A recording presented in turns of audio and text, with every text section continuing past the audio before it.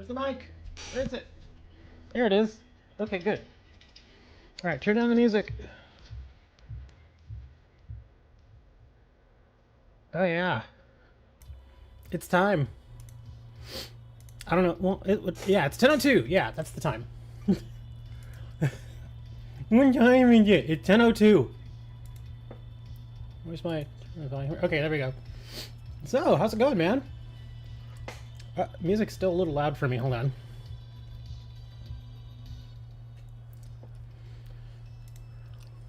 A little bit loud still. Oh, it's too low. Okay, there we go. So yeah. Oh. Let's rock it to full screen. There we go. What's going on, man? How are you all doing? Really? Sorry, I couldn't come for stream. No, you're here. Apparently you're here. You're here, man.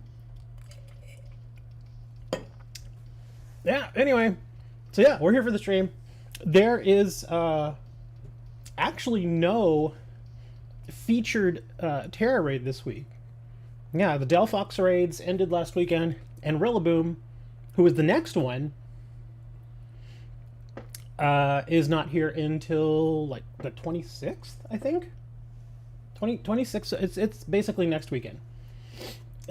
Be heading out for lunch soon? Be heading out for lunch? Well, you know what that means, Hammer. If you're going out to lunch, that means you got to get all of us lunch.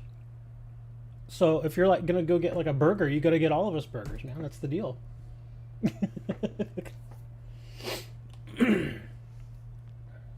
What have I missed the past couple of weeks? Some pretty interesting times. I mean, we had the Delphox raids, in case you missed the Delphox stuff. Those were actually pretty fun. You're getting fish. I don't mind fish. Fish is all right. Yeah, fish is pretty good. I'm not a fillet of fish kind of person, but like fresh like fish, I'm into. Grilled catfish is tasty. Or heck, even Long John Silver's, man. Seriously, Long John Silver's, it feels is like how can I put it? It's like the guilty pleasure fast food. I mean, they're not as great as they were back, in the 80s and 90s, but the food is still. I mean, it's KFC. It's KFC with fish. Yeah. I haven't been here since Pokemon Home came out. Man, you've been gone a long time, huh? Well, if you have not been here since Pokemon Home came out, we moved a bunch of Pokemon over to Scarlet and Violet. You're getting salmon at a local restaurant. Man, look at you. You're all planned out. Why are you all planned out? You're like, yeah, we're going to a local restaurant. We're going to go get some salmon. I remember when I was a kid, I used to call it Solomon. Because that's how it's spelled. Only as an adult, people are like, it's salmon. I'm like, why is there an L in there? It's pronounced salmon. You should take the L out. Chestnut raids? Oh, you've missed... Yeah, you missed the Delphox raid for sure. What was before Delphox? I don't even remember, man. It's like these weeks go by. Wasn't it like Intellion or something? I don't remember. But if you actually need any of the past Pokemon, we did catch them all. I gotta get some stuff for my hands here. Yes, that is my hands. I've actually got a container of what is it called? Well, it's basically the store brand hand sanitizer, because I go through a lot of it, and I'm not like a germaphobe or anything. It's just that whenever I get ready to handle cards, which is very often, I always want to make sure I get all the oils, like the excess oil and stuff, off of my hands. And my hands felt a little oily there, so that's actually much better. Okay, excellent. Why does it say Rillaboom breeding even though it's not out? Oh, is it? So you're saying that Rillaboom is not out? Are you sure about that? Are you sure that you can't get Rillaboom? Because I'm pretty sure you can. As I look for my Rillaboom. Oh, is that him? No, that's not him. Yeah, you can already get Rillaboom, in case you don't know.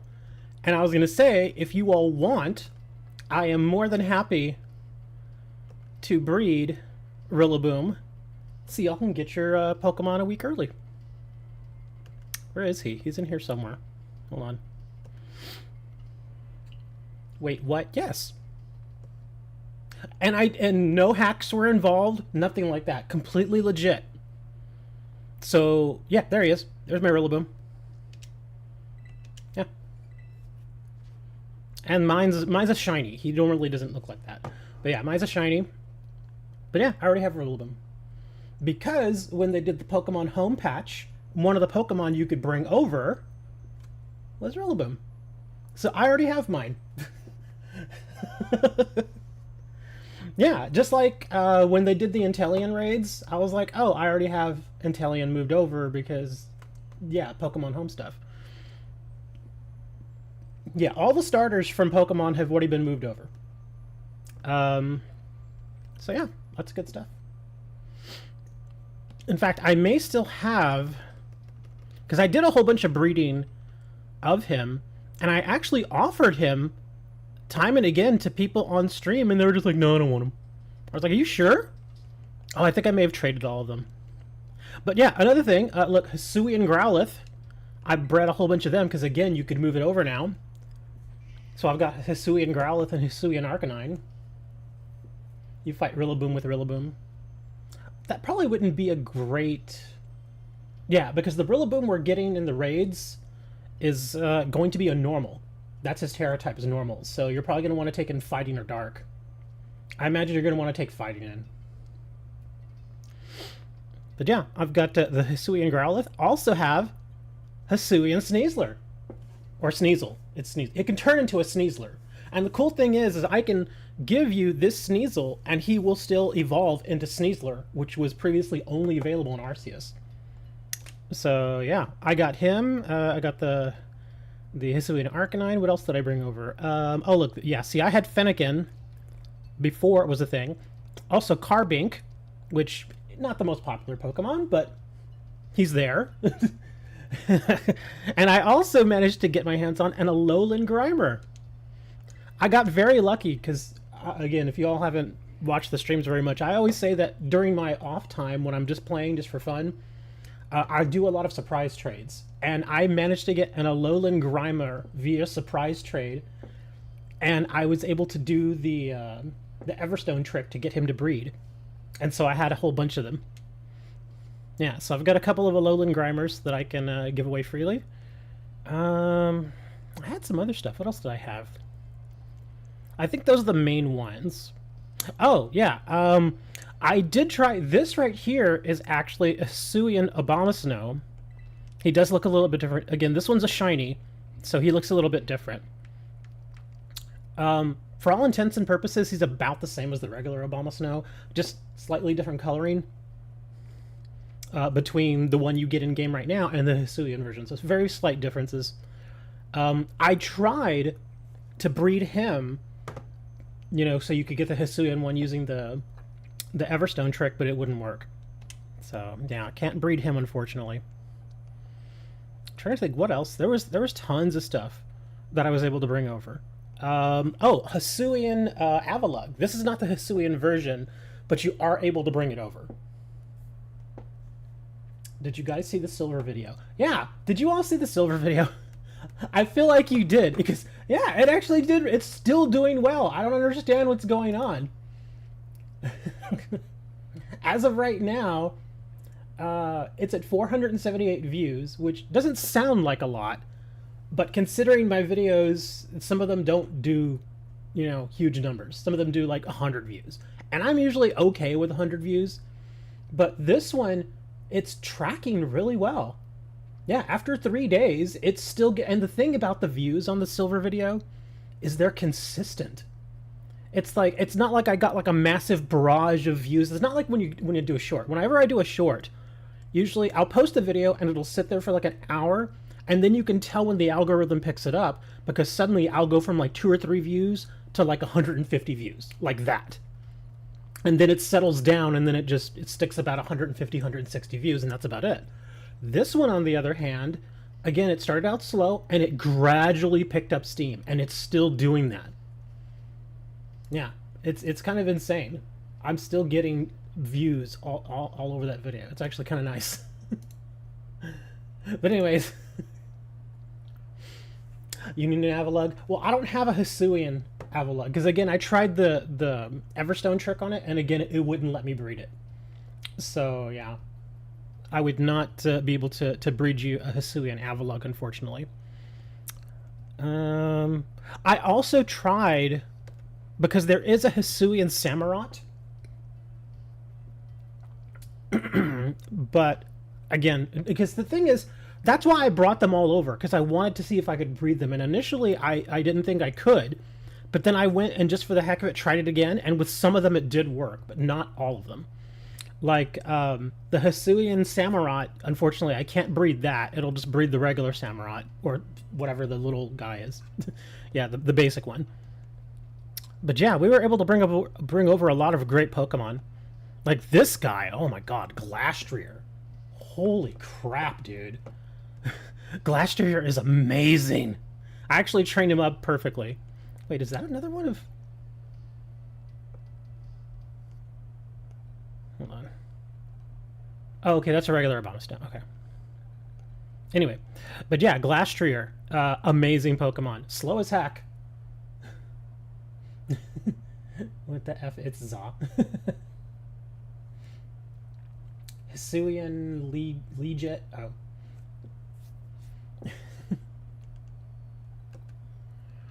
Let me see. There were a few others. Of course, you can still breed the Hisuian Zorora. I tried breeding this guy, the Hisuian Deucidai, but it wouldn't work for me. I'm willing to try it again. I don't remember really putting that much effort into it. But yeah, I'll try that one, because again, for all intents and purposes, it's the same thing, I think. Isn't it? Isn't the Deucidai from here and the Deucidai from Hisui the same? Other than the coloring? I think that's the only difference. I don't remember. Oh, but yeah, another one we could bring over. Groudon. Legendary. And, of course, we also brought over... Well, I didn't bring over Kyogre, but you could. Somebody actually gave me this Kyogre. In fact, wasn't it... I think it was Lola. Lola's not here right now, but they gave me this Kyogre. Yeah, lots of good stuff that you could bring over. Oh, a Rayquaza. They actually gave me this Rayquaza, too, because I thought I didn't have one, but I was messing around in Pokemon Home earlier this week, and I found him in there.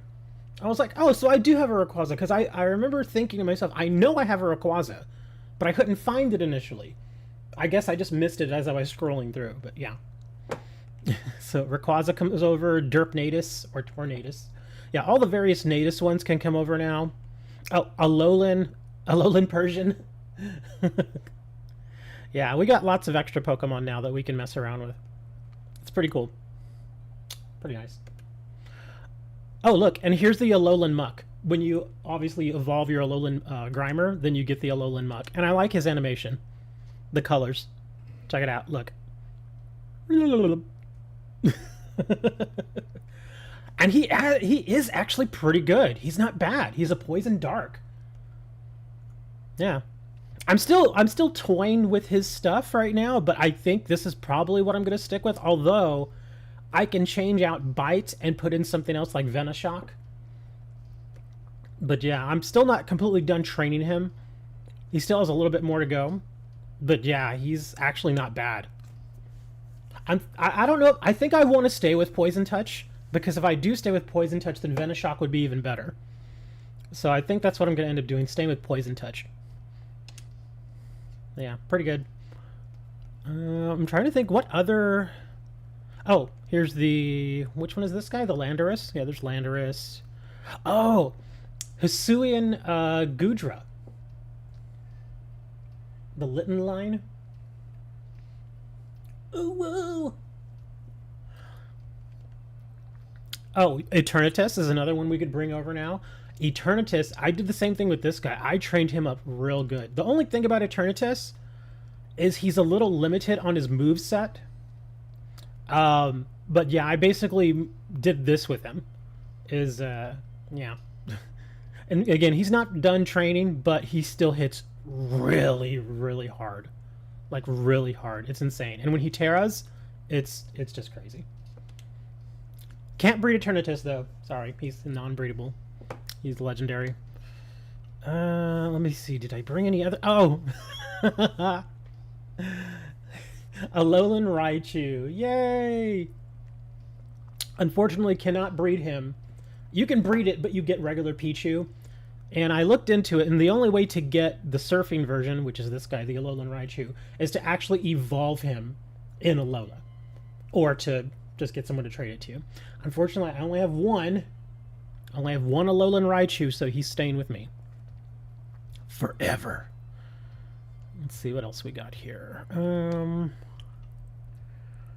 Giratina. I named mine Tiny Tina. Oh, here's the Hisuian Samurott. In fact, look, there's both of them right there. You'll see the subtle differences. It's basically just coloring. Yeah. That's water dark, and that's just water. So yeah, the Hisuian version is also dark. Why is there a level 96 named Sparkles? Oh! Somebody traded this to me. It's a shiny. It's a shiny Oshawott, which obviously would turn into Samurott. Somebody traded it to me, and they had already renamed it. But I was like, it's a shiny, I'll keep it. And pay no attention, really, to this team right here. The only reason they're in the team is I'm just leveling them up. And I've gotten to the point where I have all the Terra Raid ready Pokemon that I really need. So you'll see stuff like this in my team now, where it's just a basic Pokemon, but I'm just leveling it up to 100 because it gives me something to do. Same thing with Sneasel. I have Sneaslers, but I just wanted to have one at level 100, so there you go. And the Houndstone, he just hit level 100 last night, so I haven't had a chance to move him out yet. Let's see, what's another... Oh, Regieleki. That's another one we could bring over. He's actually okay. He's not super overpowering, but it's still kind of cool to see him. Let's see... Oh, Zapdos. Oh, here's another one. This guy's actually very useful. He's the only water ghost Pokemon that you could have in this game, I found. And that's Basculegion. Again, he's from Hisui. And unfortunately, you can only evolve him because he comes from Basculin, but you can only evolve him in the Arceus game, unfortunately. Can you have a Sneasel? Sure. I have extra Sneasels. I have a couple of extra Sneasels. Oh, here's another one. Arceus, of course. I named mine Simon Pegg. Because why not? You need Basculegion? Sorry, this is the only one I have. And he's staying with me. Yeah, like I said, you can only evolve him in the Arceus game. So, I mean, technically I could go and just, you know, get another Basculin over there and then evolve it, but it actually does take effort to get the Basculegion. Yeah, it takes time to make it evolve. It's not hard, but it's just time consuming. And of course we got Zacian, good old Zacian, with his little sword. Found something for you. Uh-oh. He's gonna send another silver bar with Pikachu on it. There's Chestnut again. What else we got here? Oh, here's Thundurus. I don't really use him, but there he is. What else we got here? Oh, Articuno. I have both Articunos. Again, I haven't finished leveling him up, so he's just kind of there right now. I think that's most of them. Yeah, these guys. Oh, there we have Dialga. Oh, right, and then there's Palkia. Palkia and Dialga. Here's Dialga. Palkia, I think, is on the next page. Yeah, here he is. In fact, I discovered that I actually have a second Palkia. I will say this. I know there's only a few of you here, but I will say this. If you actually need a Palkia, I am willing to trade the other one, but I want a Zarude for it. Because I do not have a Zarude. So if you have a Zarude, yes, the weird green monkey guy, if you have a Zarude, I will trade the Palkia for it. But that's the only thing. That's the only thing I will take for my second Palkia. And I still have the second Palkia over in Pokemon Home. So yeah. Hey, it's Chloe. You're so funny and I enjoy playing with you. Thank you. Oh, Mewtwo. We also had Mewtwo. Yep, he's here. Mewtwo is the man, and he's here. And so is Galarian Zapdos. There's the Delphox. Oh, and Galarian Slowking. Yeah, you can bring this guy over now too. Again, same thing. Chloe has become a sponsor. Thank you. I appreciate it.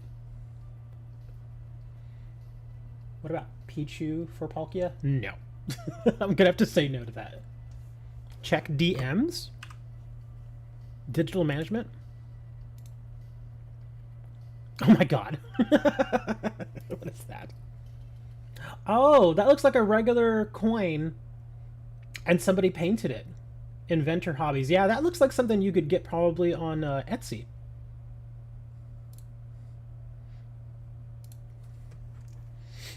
Look at the summary at Oshawott. Look at the summary.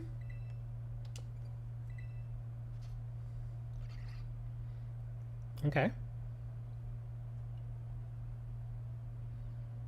I'm looking at it. What am I looking at? He's in a Beast Ball. He's a shiny.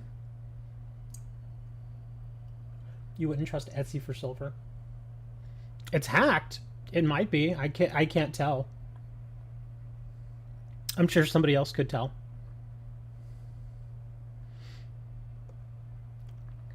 Let's see. Oh yeah, it might be. But I mean, it looks normal other than that. He doesn't have any ribbons though.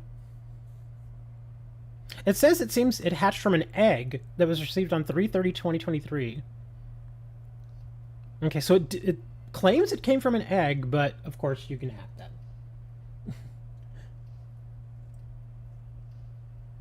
You got the same user in surprise trades? Oh, okay. Well, either way, I mean, it still seems fine. I mean, there's nothing really all that special about him other than the fact that he's a shiny. He's still pretty basic.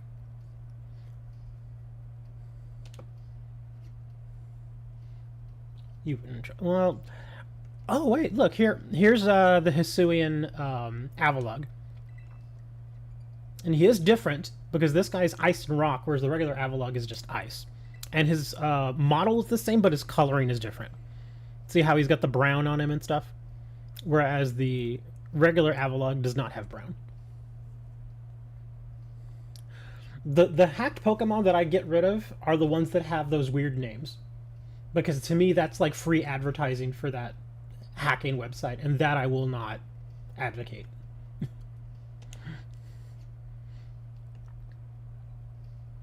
see, where were we? Oh yeah, that's right. The Hisuian Typhlosion. Yeah, this is Dude Love. This is the one that became popular because he looks like he's stoned out of his mind. Look at him, he's like, bruh, you got any? I got Doritos. His eyes, I love his eyes. That's why I named him Dude Love, because he looks like he's been smoking a bowl, man.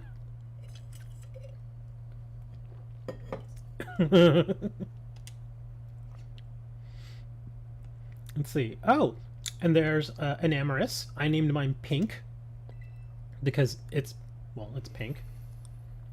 Yeah. Again, you can only get him from Arceus. And he is a legendary, or at least a semi-legendary, so can't breed him. What else do we have? Oh, yeah, this guy. Sting! I remember specifically, I tried breeding this one, because this one you get, oh gosh, what's it called? The little, you can tell what this comes from. You can tell. Hello, Theo. But yeah, you can tell, this comes from the little pokey guy, for his name. What is the name? I can't remember. But anyways, yeah, the reason why you actually cannot get Overquill, that's the regular guy's name. You can't get well, actually, you can have it, but you cannot evolve Overquill in Scarlet Violet. Because the mechanic that you need to do it simply isn't in the game. If I remember correctly, to get the basic version of this guy to evolve into this, you have to use, I think it's 20 strong style moves, I think. And that whole strong style, agile style thing is only in Arceus. So yeah, there's no way to evolve him. But if you have him, you can bring him over. And then you've got Urshifu, who is very useful. You just got a shiny iron bundle that's hacked. I keep getting shiny iron bundles just like out in the wild. I think I've gotten like 4 now. This guy's actually pretty handy. He's pretty strong. He's not like peak overpowered, but he's definitely strong enough. He could definitely cause some problems for other Pokemon.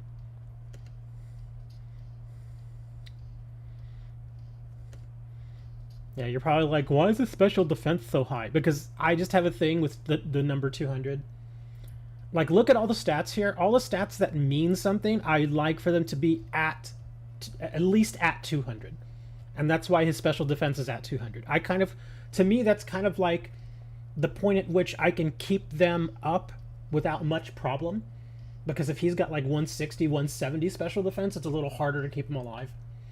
And the special attack, it's at 145 because I don't even use that stat. So, yeah. He's pretty good. Oh, look, we've got Uxie. I don't really use Uxie, but it's kind of cool to have it. And a Zelf. Again, kind of nice to have it. Oh, here's another one. Weirdeer.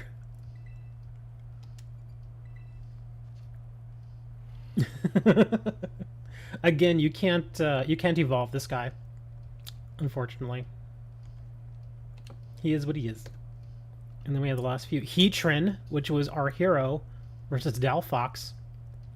Oh, Hisuian Braviary. Again, can't breed him. Sorry. What do we got here? Oh, I brought this one over because it's a shiny Sylveon. Yeah, I found that I had a shiny Sylveon. And look, it's from Oak's Lab. But look at how old this thing is. Look at what game is that? See the little club there in the corner? What game is that? Do you all know? I'm not familiar with that symbol. I imagine it's an older game, or sort of older. But yeah, there it is. See right there next to the shiny thing? Where's that from? Because obviously I've seen the Scarlet Violet, I've seen the Arceus, I've seen the Sword and Shield, and I've seen Pokemon Go, but I've not seen that symbol. I don't know what symbol that is. I guess I could look it up. Let me see. Game symbols.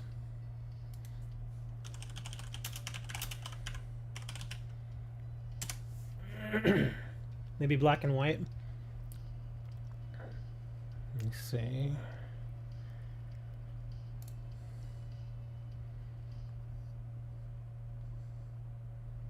Origin mark. Oh, here we go. Black Clover, also known as Alolan symbol. Oh, okay, so he's from Alola. So that's where he came from. Okay. Is a origin mark that Pokemon obtained in Pokemon Sun and Moon and Pokemon Ultra Sun and Ultra Moon. Okay, so he's a Sun and Moon. Okay. What's that? That looks like Etsy. And I'm not saying anything negative about Etsy. There are some very talented people on Etsy. Very talented people. They make some insane stuff. I've actually ordered stuff from Etsy. And it was legit. It was only some molds that I bought when I was doing the whole resin thing for a little bit. But yeah, it was legit. It's poured silver? Oh, okay. That's the reason why it looks kind of rough.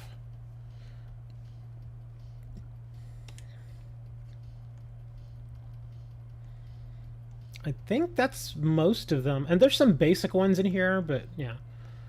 Lycanroc. Oh, that's right. I got another shiny Lycanroc. I didn't even realize it. Oh, and a shiny Venomoth.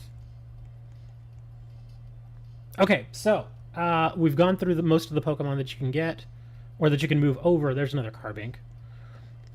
Yeah, I can't think of really any others off the top of my head that you could not originally get in Scarlet. Oh yeah, right. We already saw this one though, the Galarian Meowth. But anyways, who wanted? Somebody was saying they wanted a Sneasler, or not a Sneasler, a Sneasel. I do. Yeah, I have one Sneasel left, and again, I can breed more. Going put for lunch. Oh, going out for lunch. Oh, okay. We'll see you in a bit, dude. But who is asking me for a Sneasel? I will get to the Sneasel right now. Same thing with the Hisuian and Growlithe. I have 2 of those available right now. So if you want if you want either of them, let me know.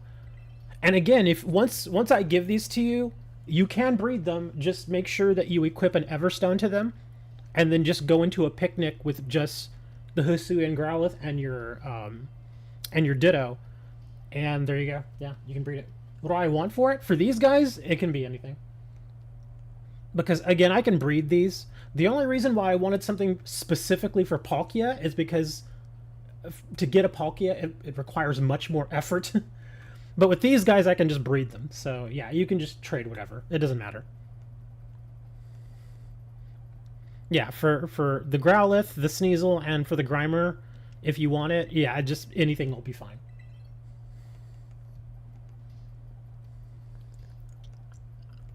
I feel bad for Carbink. Nobody wants Carbink.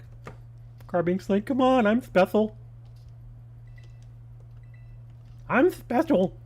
He is special. Because you can't get Carbink in this game. Unless you breed it. And that's kind of why I did all the breeding. Like, when I was able to get Fennekin before the Delphox raids came out, I just bred the crap out of them. I bred like 40 of them. And then just put them all on surprise trade. So people were like, oh, hey, look, I got it early. Oh, anyway, let me go over here. Let me log online. And then we'll do some trading.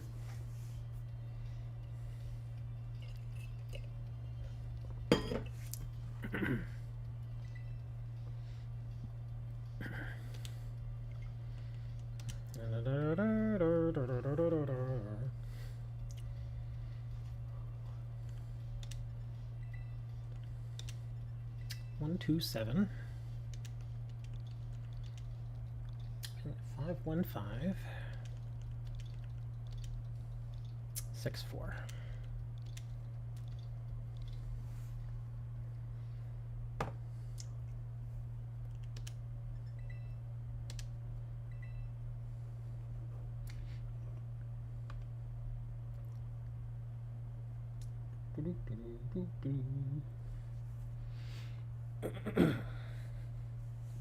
What is that? Oh. Completely forgot I put that on the box. Sorry, I was looking at one of the boxes that I have for my card store, and I saw something hanging off of it. I was like, what the heck is that? And I was like, oh, it's a card divider. Alright, let's see. You wanted good old Growlithe, and you wanted Sneasel. We'll start with Sneasel.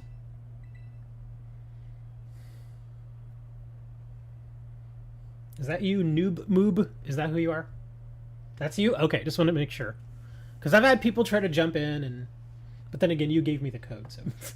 But still, every now and then... Oh, what am I taking? Oh, a Charcadet? Okay. No! Well, let's try it again.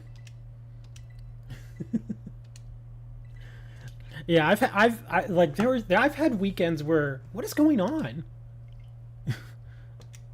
Why is the server broken? Stop being broken, just work. There we go. It looks like it's working now. I had that problem the other night too, where I was trying to do surprise trades and it kept failing and failing and failing. I was like, ugh.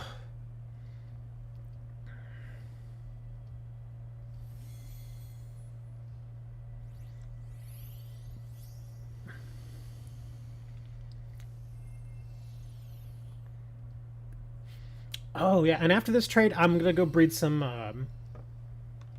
Rillaboom basics. What is it called? I can never remember what Rillaboom's basic is called. Oh, it's Thwacky is the stage 1, What is before? It starts with a C, doesn't it? I can never remember what it is. Anyway, yeah, we'll go breed some of those. So we can get some more eggs and I'll hatch them.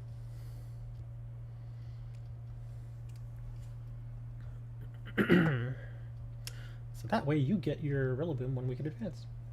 You want one of my 4 shiny Charizards? I have plenty of shiny Charizards. Like I said, it can be anything. Yeah, in my Pokemon home, I've got like 3 or 4 shiny Charizards, and I don't even use them. Okay, that's fine. Maybe I can give this to somebody else that doesn't have it. So that'll work. Oh, come on! Just work! It's not looking good so far today, man.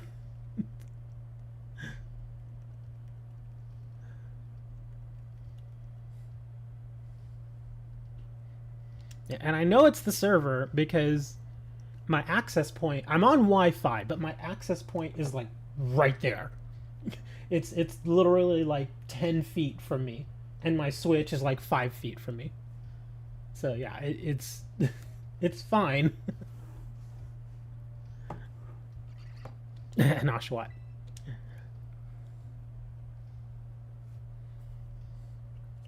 Come on, just work.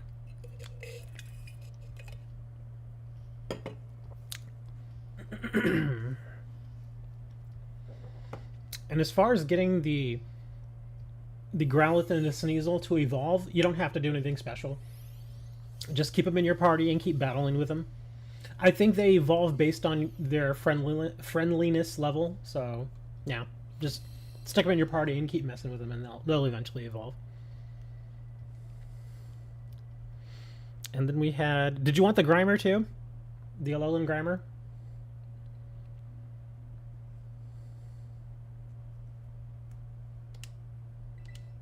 I'll assume you do. If not, then... no. I said, you don't want to trade that right back.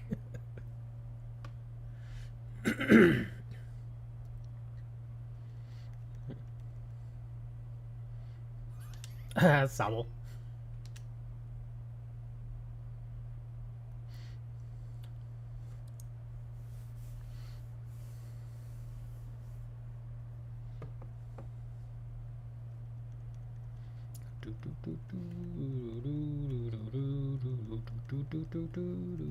After I do the Rillaboom breeding, we can go do some Terra raids if y'all want.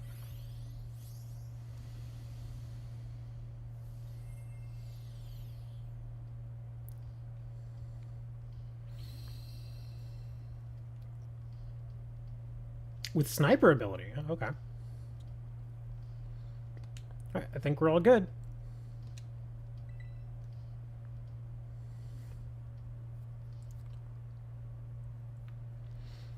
Alright, let me set my party up real quick, and I'm gonna go and breed some of these. Alright, let's see. So I need my Super Ditto.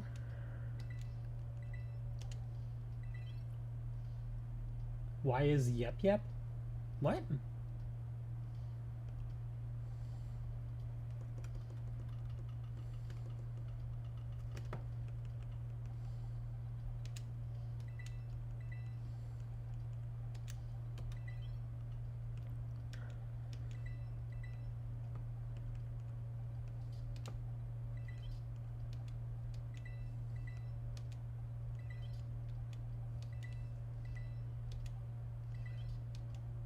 Oh, and some of them might be holding Pokemon balls. I just do that when I have way too many Pokemon balls and I'm trying to get rid of them. I know I could sell them, but it just feels better just to kind of give them away. Be like, here, have a Pokemon ball with it.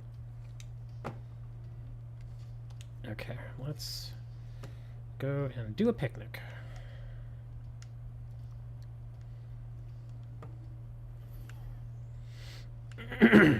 Yeah, they're usually, you know, just, like I said, excess Pokemon balls. Like the regular Pokemon balls or the Premier balls, that kind of thing. Every now and then I'll throw in a ball that has a little more to it, like a net ball or a dive ball, but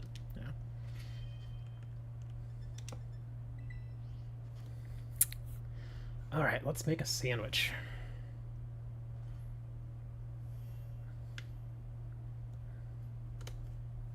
Hey, Raymond. You know, you have the exact same name as one of my uncles.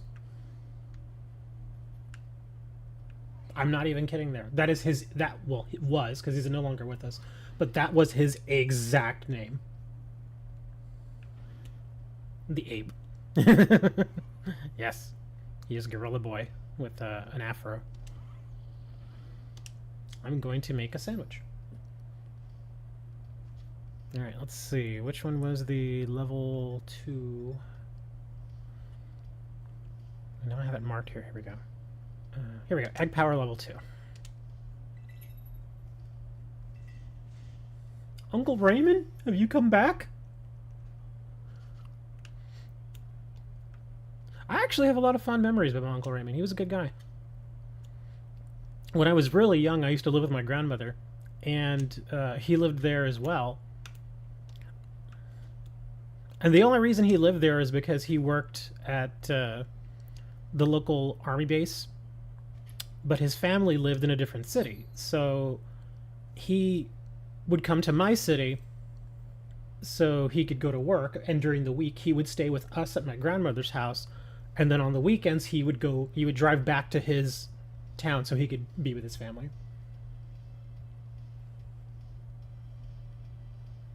When the raid comes, I fight with my own ape. Okay.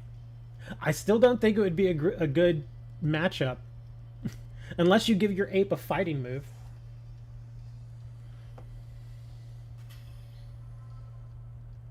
Yeah, ape with a fighting move might be good.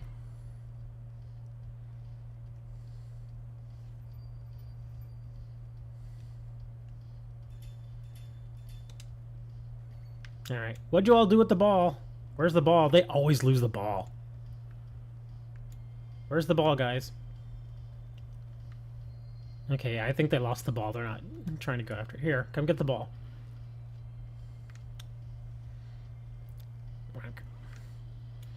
Yeah, put him right, and he's not very good at soccer. I like when Rillaboom hits it, he brings out his drum and everything. The ghost fighting ape? Oh, Annihilate.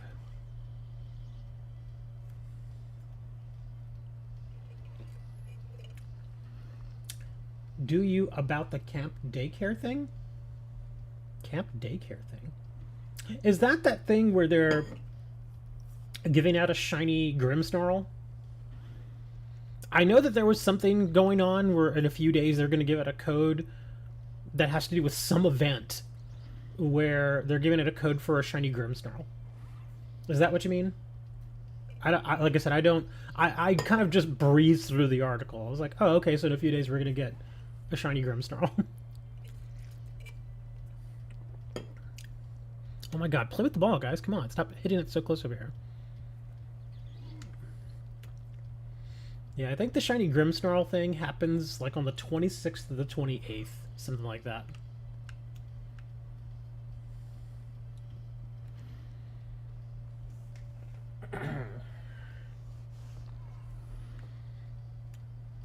Trying to think, what are all the apes in the game? Are there only like 2 of them? Can't really think of, because Zarude is a monkey. Well, I guess in that particular form, he's a monkey. I know Zarude can do different forms, but I think that's really it, right? Just Rillaboom and Annihilate. Those are the only apes.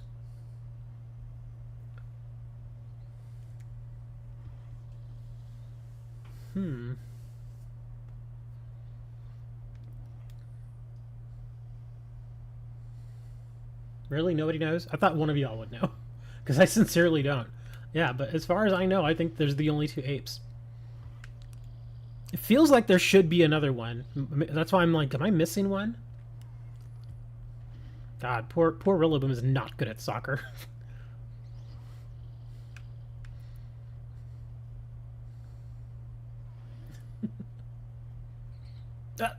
Ditto, did you hit it under the table?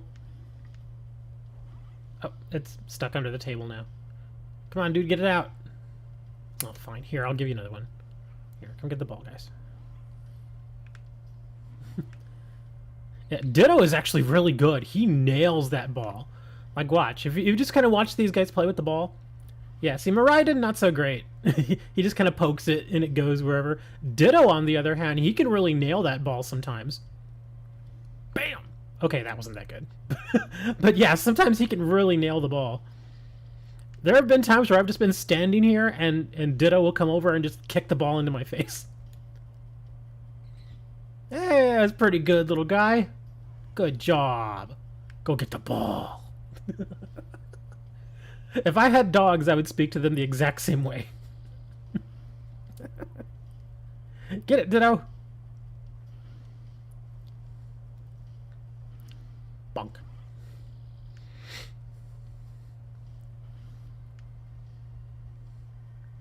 Bam! Oh! See, he just kicked the ball into my head. He does that way too often. Oh, that was a good shot. You camp with someone who has the other game your Pokemon would have an egg. Yeah, I don't know about the camp daycare. I've never heard of that. I'm sure it's a thing. I mean, there's so many Pokemon things out there. But yeah, I'd never heard of that. The thing is, though, if there are different Pokemon in the daycare thing, I mean, does that mean that they are technically already in Scarlet and Violet? You just have to find a way to kind of get them, you know, to force them into the game via like an egg or something. That would be pretty cool. Because there are plenty of Pokemon that I don't have that I would love to get. Zarude, like I'd mentioned earlier, I don't have. I would love to get one of those. And the thing that bugs me is you can get Zarude in Sword and Shield. But I've just, like, when I tried to do those Dynamax raids, the one where you go into, like, that cave, and you have to beat, like, 4 or 5 Pokemon in a row, I've always struggled with those. Because by the time I get to the very last raid, my poor Pokemon is, like, half dead, and half my moves are gone, and, you know, I've won a few of them, but they can actually be kind of challenging. In fact, I think one that I remember I went back and did like 3 times because I just couldn't get it was, I think, to get an Articuno. And I was just so mad because I got so close to killing that thing like every time. Like I would get it down to like 5% and then we'd lose. And I'd be like, no! It was just annoying. Okay, let's see how many eggs we got. Should have probably about a good 8 eggs by now.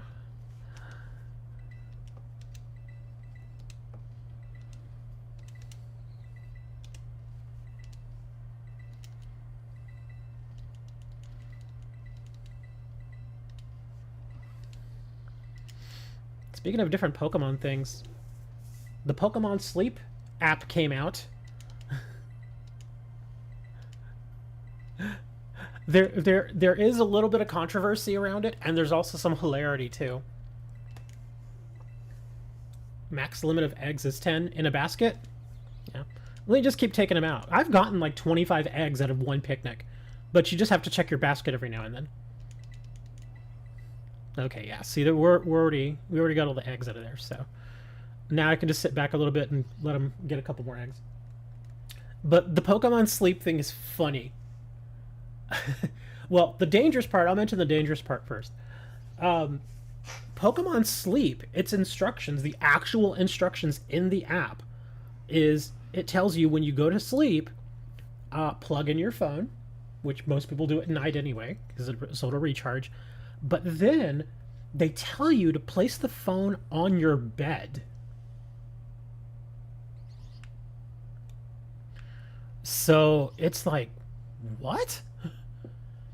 And if you don't know, I wouldn't say it's a hard and fast rule, but it is very much discouraged to place your phone on something like a mattress or a pillow while it's charging.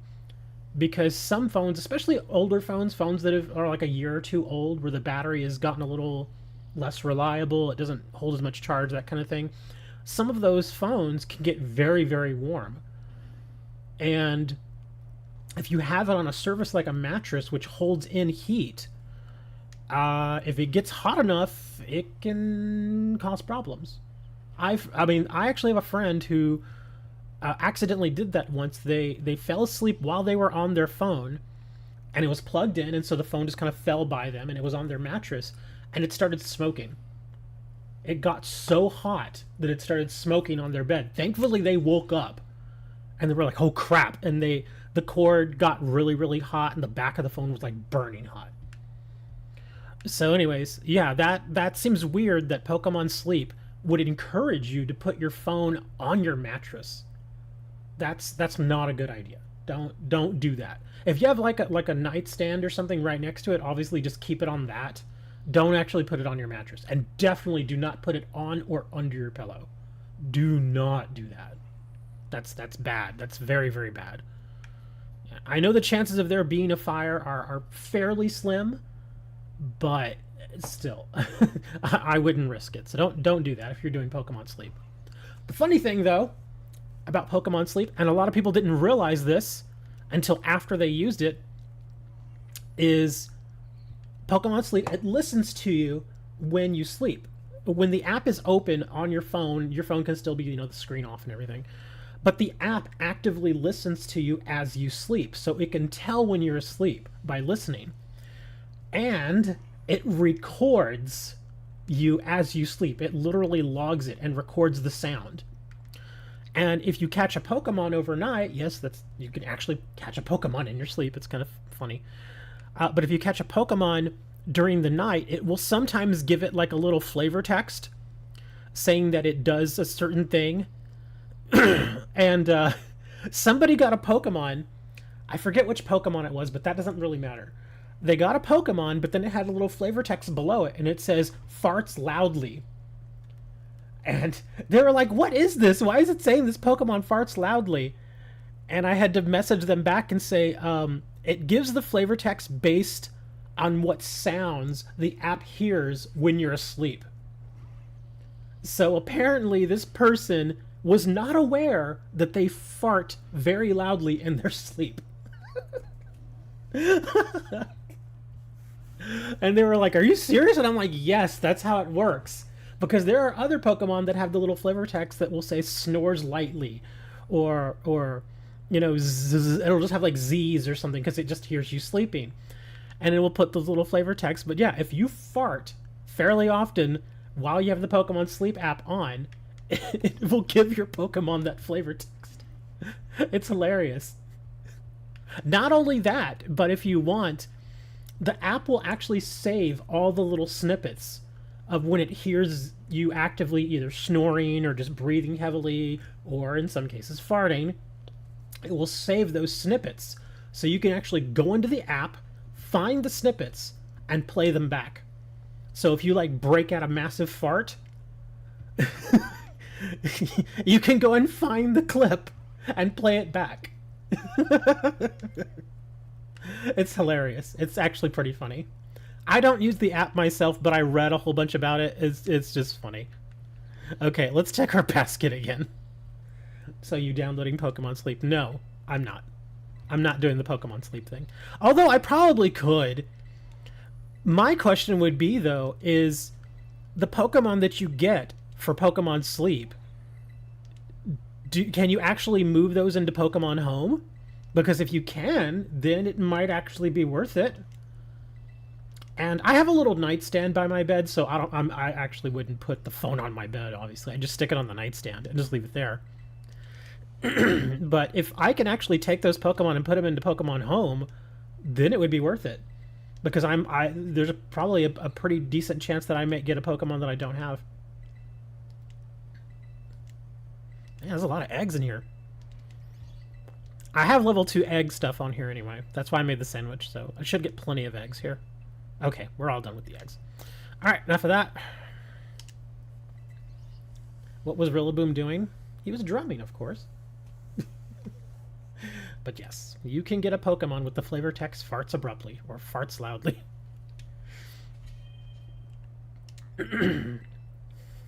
I think that's the funniest Pokemon news I've heard in a while. Let's see. Oh man, I put them in the... Oh wow, okay, so it spilled over.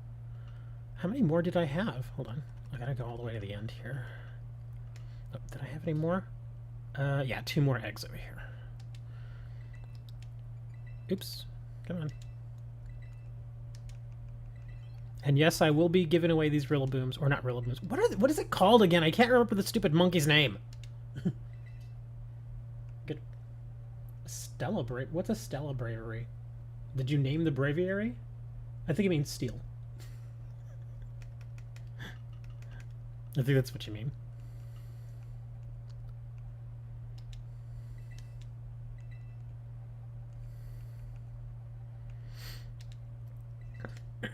Grookey, thank you. I can never remember his name. I'm so bad with some of these starters. Like, same thing with Cinderace. I can never remember his basic Pokemon's name. I just can't. I don't know why.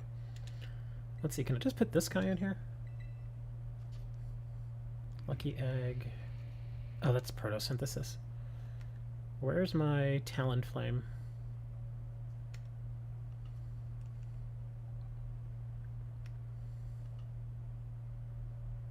Now I remember it now.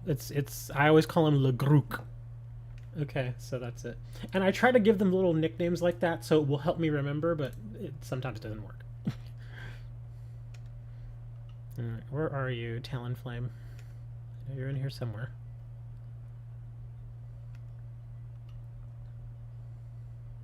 There you are. Is this the right one, though? I think I have two of these. Flame Body. Okay, excellent.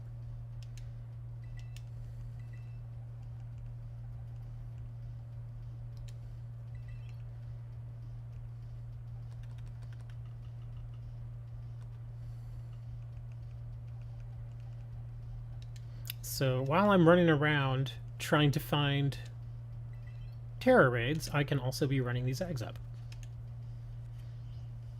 So Braviary 5-star Steel. I mean, if you really want to do that, we can. It's fine. If you want to share the code. Here, I'll actually start going in there. Let me see. So Braviary is usually flying and normal.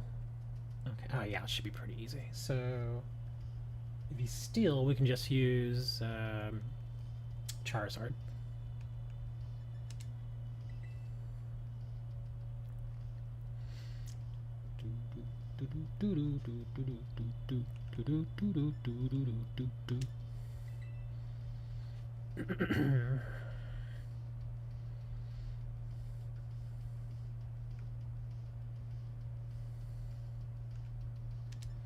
I totally seeded my title too. I put the title as Rillaboom Breeding, so people will probably look at it and be like, wait a minute, that doesn't come out till next week. And so they'll come in and look and be like, wait, are you actually breeding him? But some people may realize that you can already move him from Pokemon Home, and so they'll be like, oh, okay. That makes sense.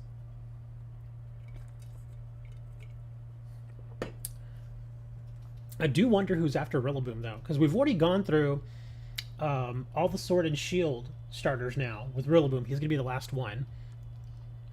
I mean, who do we move to next after that? Because it seems like they've been doing just a bunch of the starters from previous games, which is fine, because some of those I don't have, so I wouldn't mind having them. Yeah, I don't really know who else would be next. I imagine you guys probably know more than I do. Okay, that code is too short. Yeah, it looks like you're missing a few. Or actually, you're missing one letter or number. Yeah, that one, it's one character too short. There we go. R2 C4 W. Come on, no errors, no errors, no errors. There we go. Excellent. I could technically use this Talonflame. I'm gonna go with Charizard. I'm much more comfortable with Charizard.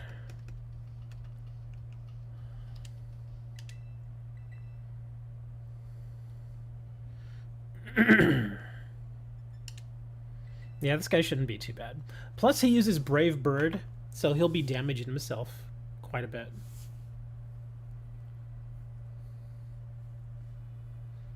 The code is yeah. Come on, anybody else? I know there's only a few of you watching, but feel free to join in. Like I said, this particular raid should not be hard. In fact, most of the 5 stars are pretty simple.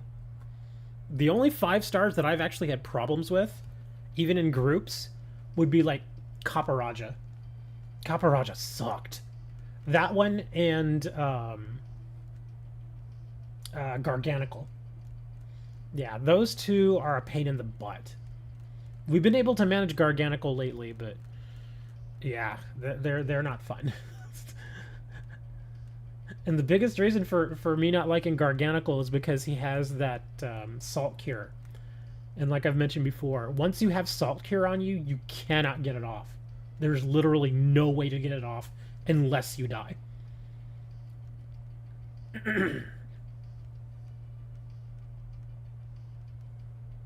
I watched your reaction to the camp, and the NPC tells you that your Pokemon had eggs, so they breeded at camp. Yeah, Raymond, you're welcome to join us if you want to jump in for some of these raids. We're already out of time, so we're going to start. But yeah, any of the future raids, you're more than welcome to join us. I will go around and look for my 6-star too, to see what my 6-star raid is.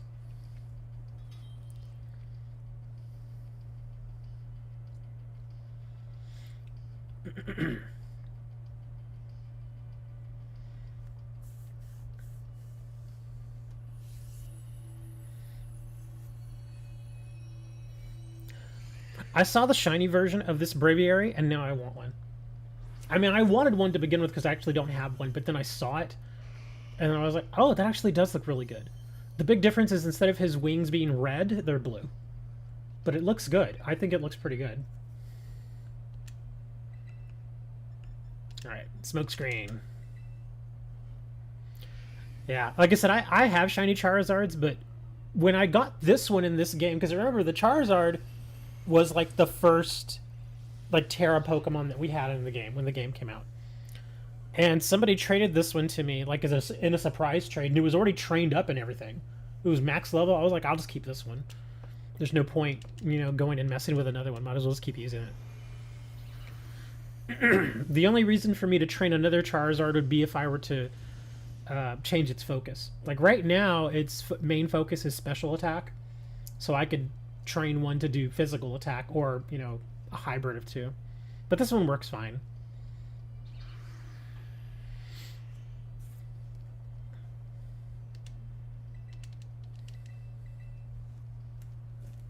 Breed, sorry. I know you meant breed. I do that sometimes whenever there's like a typo. I'll specifically call out or pronounce the typo. Oh, you don't have Scarlet and Violet. Oh man. Do you have like Sword and Shield or Arceus? Any of those? Or either of those, I should say. Or maybe BDSP. I always forget about BDSP.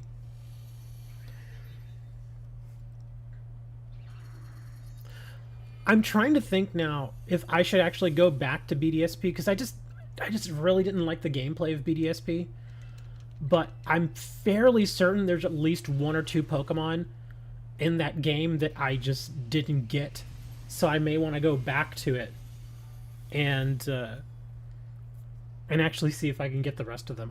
But that's the thing, is I disliked that game so much that once I got a good majority of the Pokemon, I was like, I really don't want to do this anymore.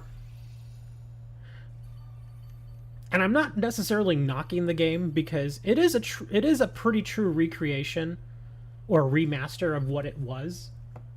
You know, back in the day, it was more of a tile-based sort of thing. But yeah, I couldn't get into it. Like the quality of life features in the more recent Pokemon games, like Sword and Shield and on to current, just so much better, so much better. But like I said, that's why I'm not hating on BDSP, because it's just a remaster. So it's like, okay, I get it. And then when I remember when we go into the caves and you do the digging and stuff, I'm like, that's kind of annoying. It's such a goofy little mini game that you do over and over and over again. I know you have your little base and everything, and you put the little statues and stuff in it. I just couldn't get into it. I just couldn't, and that's because I built the base and I completely filled it with all the various little statues and stuff. And I just remember thinking to myself, I'm not really having fun here. It just feels like a bunch of work. So I just turned it off. I don't regret buying it because I still got a lot of Pokemon from it, but yeah.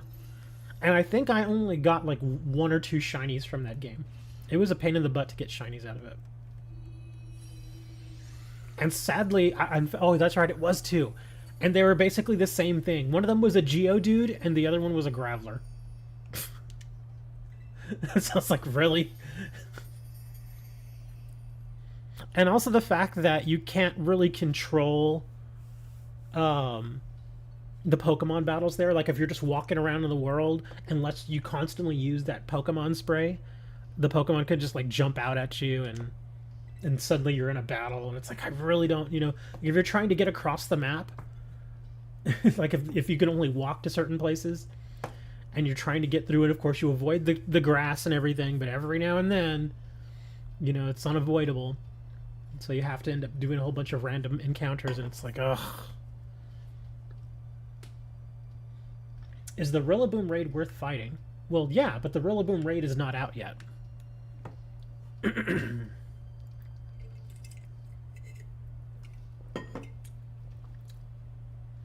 Rillaboom raid is next week. Or next weekend. You realized something funny. What would that be? Let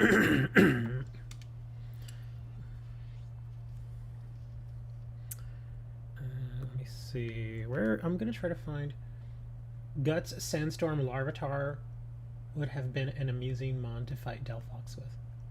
Huh. Oh wow, my 6-star is just right here. I'll just drive over there because I have to hatch eggs anyway.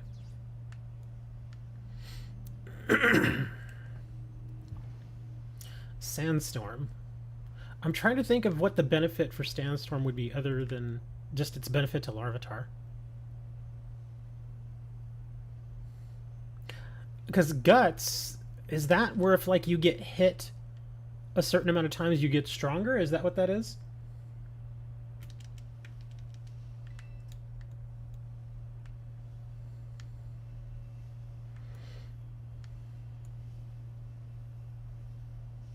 Oh, egg's already hatching. Sensor is basically a light screen that damages raid boss for rock types. Typhlosion in this game. I have both Typhlosions. The Hisuian one and the regular one. Da da da da! It's a little monkey. His animation is different from Sword and Shield. I did realize that pretty early on. All the eggs are going to start hatching now. Ignores attack drop from burn. Oh, there's another one.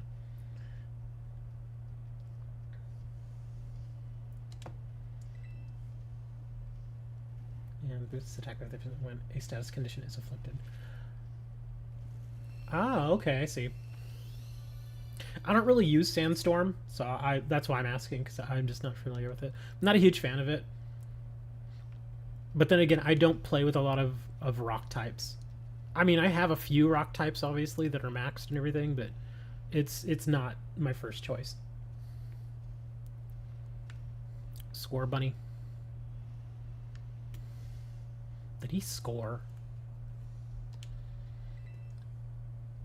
It's a Cacturne that has Terra-type Fire and has ability Water Absorb.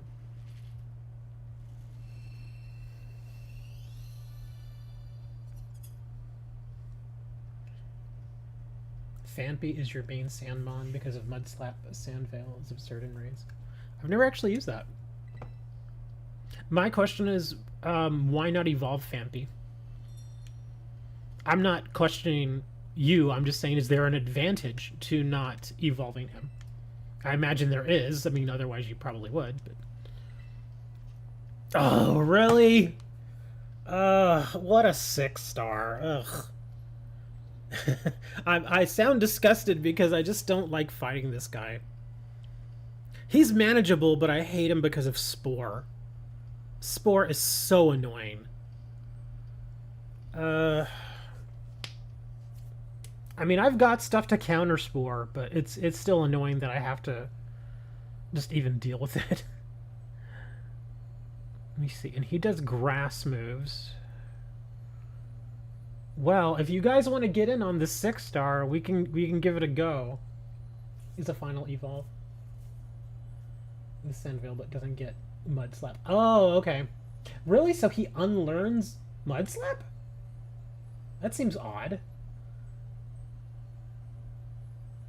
Donphan doesn't get Sandvale.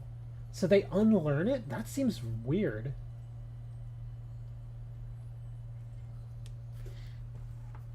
Let me see.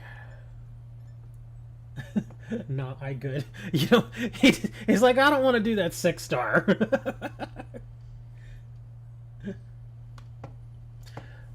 Can they not learn Mud Slap via one of those little leaves? Because I know with that leaf, there's like that special leaf or something that you can get the Pokemon to learn a move that's actually on another Pokemon or something like that. Somebody showed it to me once, and I've already forgotten exactly how it works. But we used a leaf or something. Sandvale changes to a different ability upon Evo. Oh, okay. Like Pickup. It changes to Sturdy for Fanfi Donphan. Okay. You don't like him? Yeah, nobody likes this guy. I don't even like fighting this guy. I'm gonna go look for a 5-star. Here, let's go see what this ghost is. Here, I can actually just fly over there. Yeah, I'll leave that thing behind. If anybody really wants to do a 6-star, we can go do it later. But yeah, I don't want to mess with that guy. Because, again, minus Spore, he's completely soloable, actually. But just the fact that you have to constantly deal with it is just annoying. I mean, you can take in a Pokemon that has, like, Insomnia. But it's just a pain in the butt. Breloom is easy if you re. Yeah, he can be managed, but yeah, I would just rather not deal with him. Uproar Rotom or Uproar Kilowattrel. Well, no, I mean there are plenty of ways to counter Spore. Like I have a Cresselia that her whole thing is just countering. She puts up like light screens and safeguards and stuff like that, so you can counter it. I mean, heck, you could go in there and just use Electric Terrain, and nobody falls asleep. Yeah, just keep Electric Terrain up and you're fine. So there are ways to manage it, but it's just a pain in the butt.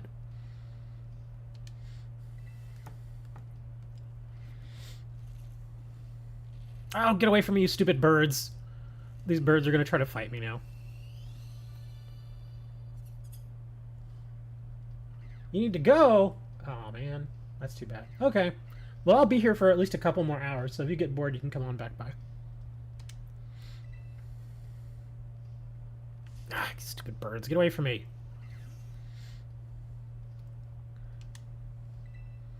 Here, I need some aerial ace.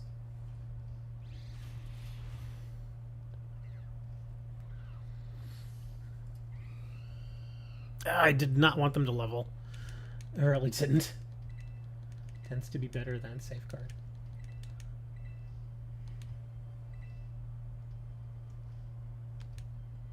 Oh, that's the thing though, is I've actually done it. That's why I know Cresselia works for me in this situation, because I've used Safeguard. God dang it. I've used Safeguard versus Pokemon that try to put you to sleep, and they still try to do their move. They still do it. So they waste a move that time. And they do it over and over and over again. That's again, that's like I said, that's why I'm... God, will you stop encountering me?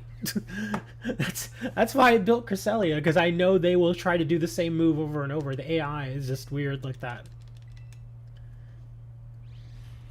It's Sweet Veil niche, but without the burden of being weak to aerial ace.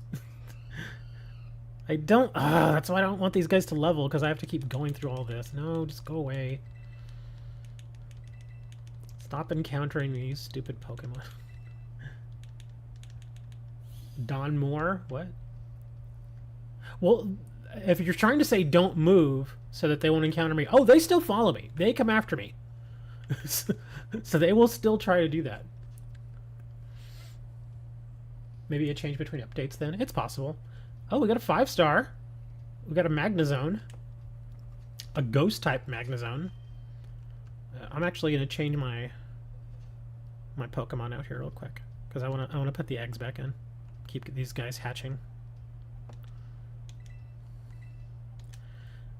And again, if anybody actually wants a Grookey for free, I'll just trade it to you. You don't have to trade me anything special. So if you want to get it a week early, I will get you a Grookey. That's really the only reason why I'm breeding him right now, in case anybody actually wants them. Even the ones I don't trade today during the show, I'm just going to put them on surprise trade.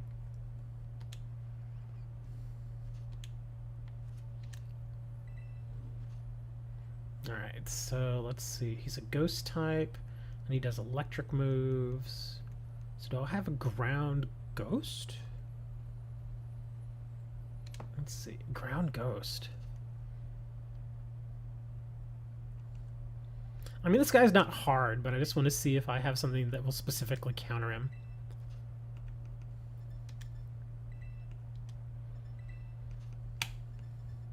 I could just go in with Annihilate. I'm sure Annihilate will be fine. The only thing is that I would rather not have to deal with being... Oh, Sandygast and Palisand. Which one of these two Palisand is ready, though? He tears into grass. I don't think I actually... Yeah, I didn't get either of these guys ready. so there is a counter to it, but... let's just use Annihilate.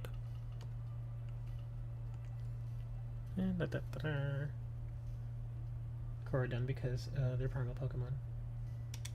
So you prefer Koraidon over Miraidon? I mean, each of them has their benefits. I just prefer Miraidon myself. Both of them, if you train them up right, can hit really, really hard. Like one-shot power hard.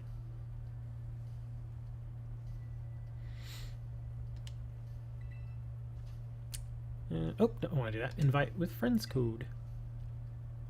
There we go. So if anybody wants to get in here and get some candies and stuff, you are welcome to join me. If nobody jumps in like within the first minute, I'll just solo it. I guess in this minute, I might as well plug my card store. If you actually want or use or need actual physical Pokemon cards, I sell Pokemon cards on my store. And where is my link? Hold on. I'll get my link here in a minute. Here it is. It's also down in the description. But here is the link to the card store. I sell Pokemon cards, Magic the Gathering, Yu-Gi-Oh! Weiss Schwartz. I sell all kinds of stuff. Tons and tons of trading cards. Force of Will cards. Flesh and Blood. What else? World of Warcraft. I actually just purchased a very tiny amount of My Hero Academia trading cards. So, yeah. What's up with the sports card channel? It's there. I've made it. I'm not filling it right now with anything. Although I do have a couple of videos made. Because between the time that I established the card channel, the sports card channel, and now, we had the Lord of the Rings release, which was massive. And every time I purchased more Lord of the Rings cards to resell in the store, they flew out the door. I wouldn't say I made a massive amount of I wouldn't really. You're taking Sprig in there? Okay, I imagine there's something to it. But every time I got more Lord of the Rings Magic the Gathering cards, they would sell. And so I spent a ton of money just accumulating the cards and then reselling them.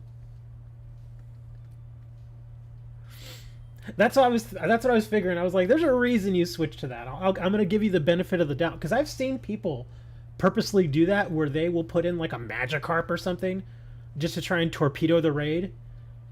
But given what we've been discussing here, Black, I'm gonna give you the benefit of the doubt. And I'm be like, he did that for a reason. There's a good reason that you did that. I will taunt it first so you won't get paralyzed. Ah, okay. So you're bringing it as like a supporter. Okay, that's fine. That's cool.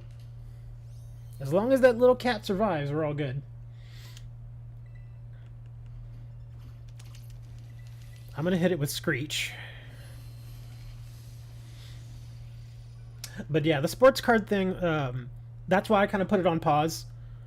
Because the Lord of the Rings came out.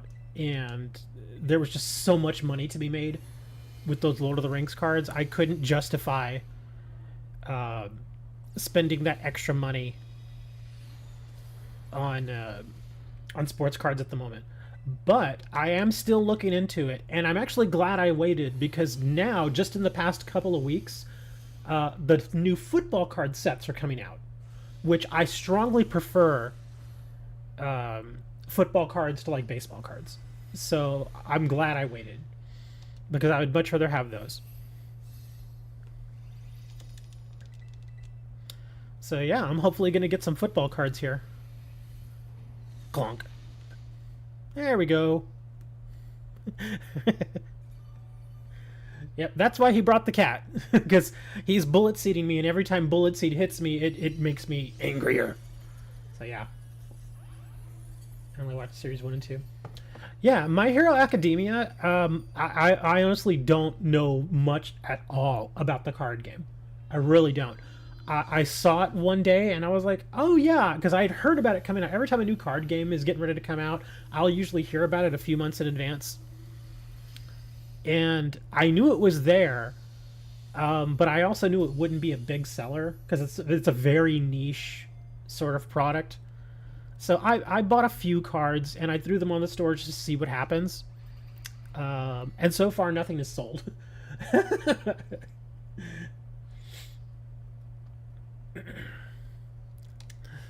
But yeah, I'll probably, I don't think I'm gonna really get into the My Hero Academia card game much, because there's so many card games out there now. I have to really kind of pick and choose which ones I really want to get into or not. And unfortunately, Yu-Gi-Oh, Pokemon, and Magic are still the kings. Every time I buy product with those card games, it always sells, always. There are some others that I buy and they do occasionally sell, like Weiss Schwarz and Force of Will. In fact, this past week, I've had like 4 or 5 sales for Force of Will trading card game, which is a little unusual, because they move, but pretty slowly. Like, I'll get maybe 1 sale for Force of Will a week. And then this past week, I've had, like I said, like 3 or 4. So, yeah, something changed. Chonker Cat works generally as support. Yes, he does. Works very well. What do we got here? We got, I guess we'll go get this guy. Some groundies. Weiss Schwarz is another one of those niche card games, but I really enjoy it because the card quality is amazing. I don't know if you guys are really into trading card games or anything like that, but card quality, at least for me, is a big selling point. Because if you've ever had like a Yu-Gi-Oh card in your hand and you kind of feel it and you feel the surface and you bend it a little bit just to kind of see how it feels, it's fine, but it's nothing special.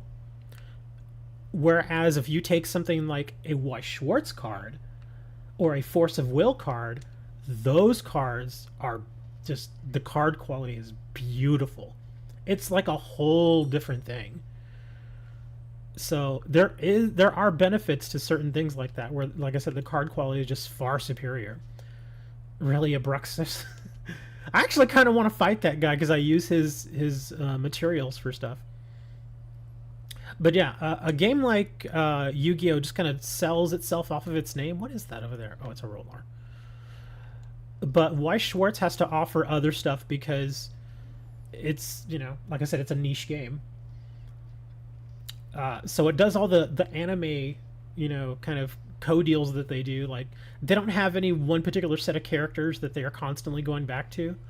So whenever a new Weiss Schwarz set comes out, it's based on an anime. Or a TV show. Really, Pikachu? But yeah, some of those TV shows or anime, they have a very dedicated fan base. Like, part of the reason why I bought some of the Weiss Schwarz cards is because I just like the anime. Like, The Melancholy of Haruhi Suzumiya. Love that show. I love that show so much. It's so funny. So when I found that you could actually buy cards that reference the show directly and that have a lot of the original art and everything, I was like, okay, we're buying some of these. So I bought a bunch of them. And they sell. There are other people out there that love the anime. One of the more recent ones that I bought was What is that one about the bunny girl senpai? I forget I mean, it's a long name anime, but you all probably know what I'm talking about. It's the one where it's that guy. It's like something doesn't dream of bunny girl senpai, something like that. So I bought a few of those packs just because I know that anime is fairly popular, and it was fun opening the packs. And I've sold a few of the cards already, so that's nice. Surprisingly, though, some sets just do not sell. Like what was it, Attack on Titan? You would think Attack on Titan, because it's one of those more really popular anime that tons of people watch. Cards do not sell from it. They just don't. Yu-Gi-Oh! Sells itself off the frog, the slime. And Toad the Jam. Remember Toad the Jam? There are a lot of meme cards in Yu-Gi-Oh! There are so many meme cards. In fact, some of the meme cards, I'm not going to even knock them because of the fact that they've become memes. They sell really well, and some of them sell for a lot of money, considering what they are. Like, I recently sold an Acrobat Monkey. Acrobat Monkey in the card game is just a regular, normal monster. Nothing special about him. He doesn't have any special abilities or anything like that. He's not exceptionally powerful. He's a monkey. That's it. He's like this robot monkey, and that's it. Like I said, not even strong or anything, but he's a meme. And so people pay like $1 per card for him. And I'm like, sure, I'll sell these to you for $1 a card. And they sell. They sell really well. Another one is, oh, what happened? Oh, my egg is trying to, oh, really? My egg is trying to hatch as I'm jumping off the cliff, so it's going to teleport me back, I think. But another one is Space Mambo. Remember that? Have you seen the card Space Mambo? It's basically a giant fish in space. And again, nothing exceptional about the card other than the fact that it just looks stupid. But people buy it. People buy it. It's just funny. Man, I can't find any other 5 stars now, huh? Let's see, what do we got down here? Lots of rocks. Let's fly over here. I'm trying to think of some other meme cards in Yu-Gi-Oh! There's quite a few. They know their audience. Timidity, for a little bit, was kind of a meme just because the artwork is goofy.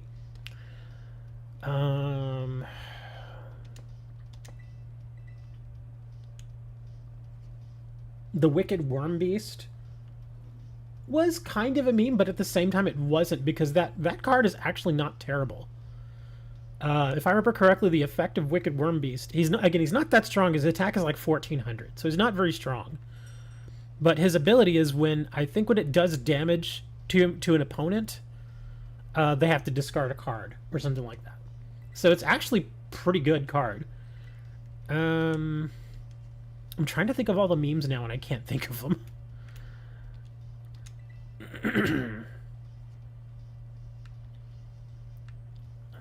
Battle Warrior was kind of a meme, but not one of the more popular ones.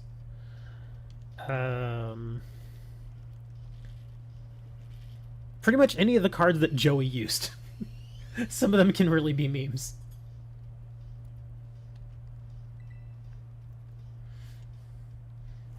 Pot of Greed, I mean, that's a meme, but it's actually a very usable card, even though it's banned. Hold on, I'm going to check something. Mirror Force Wall, Power Crept has always kept in meme status in its own right. It's still a good card, it's just there's so many ways to, you know, kill what it does. Let me see. Yu-Gi-Oh! Meme cards. Excuse me.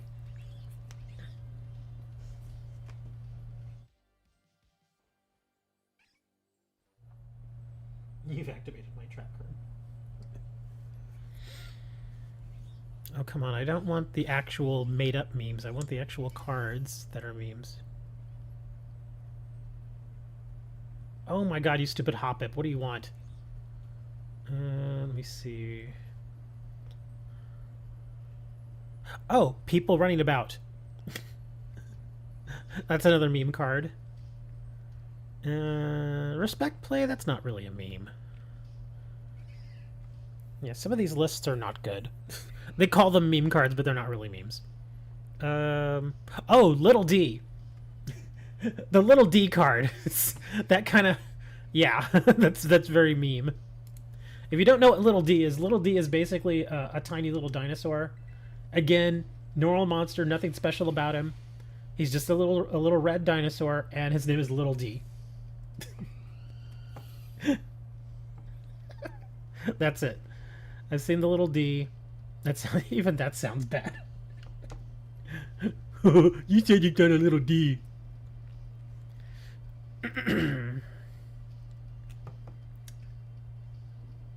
Hoppip wants to see the memes. Hoppip can bite my butt. I did find a use for Hoppip though. He's good for farming EV for special defense.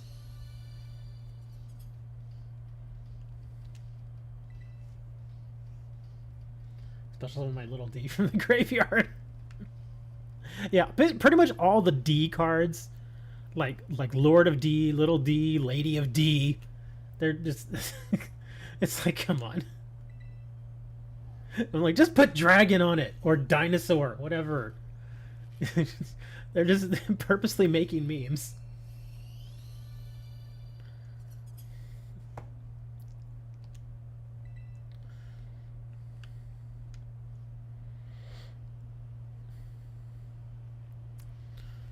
Oh gosh, what's another one? I kind of want to say the Unhappy Girl, but she again is a useful card.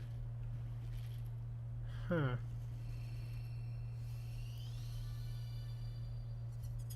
Oh my god, Hoppip, go away! Look, see, they're chasing me! Go away! And the Hoppips usually don't engage, but if they get close enough, sometimes they accidentally do.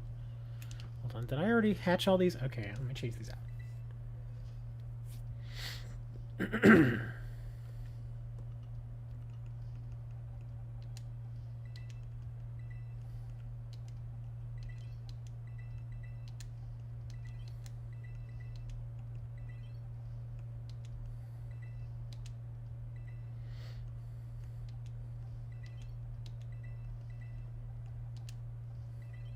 It is kind of weird, though, at least for me. I remember people that I've known since, like, 2002, 2003, when Yu-Gi-Oh! First came out. And when you think about it, it's been over 20 years. So it's been a while. And most of those people, I met them when they were kids. Because I used to be a Yu-Gi-Oh! Judge. And I also used to be a tournament organizer. Like an official tournament organizer. And so a lot of the kids would come to the tournaments and stuff. And so that's how I got to know them, because they would always come around and their parents would drop them off or whatever. And so that's how I got to know them. And I met them again when they were like 12, 13 years old. They were children.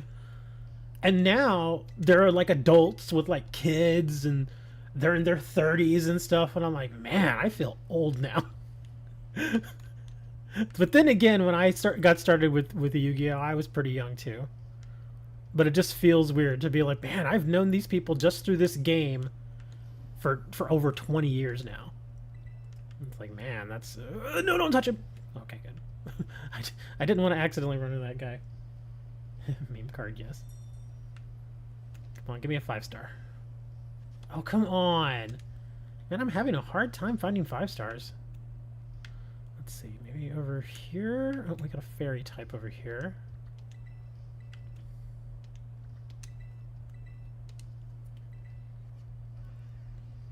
Yeah, I think I've kind of run out of meme cards. Because even some of the cards that become memes nowadays, a lot of them are useful. They really are. Like the danger cards. Like I remember Danger Nessie. And I was like, okay, that's actually pretty funny. It's a little bit of I mean, because Nessie is a cryptid, so it's a little bit of a meme. But again, at the time when it came out, it was actually not bad.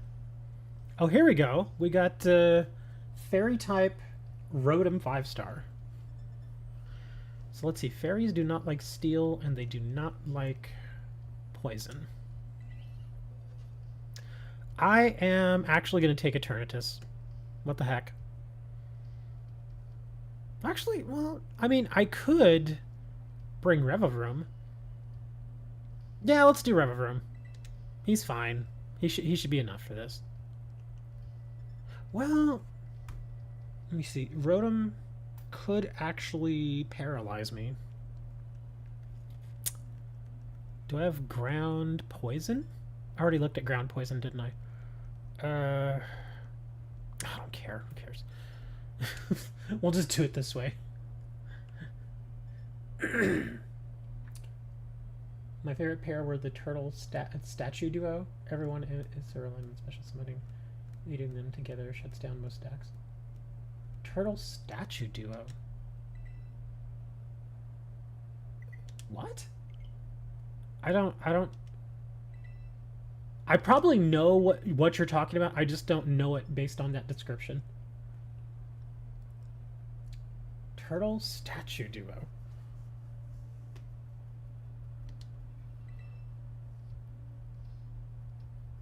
Oh crap, I pricked the wrong one. Sorry. Picked the wrong one. Names, but they stop special summoning of monsters based on their attack stats. Were they like a... were they like a Zyzzy card or something? I don't remember what they are. Yu-Gi-Oh! Turtle Duo. I wonder if I could actually get any results off of that.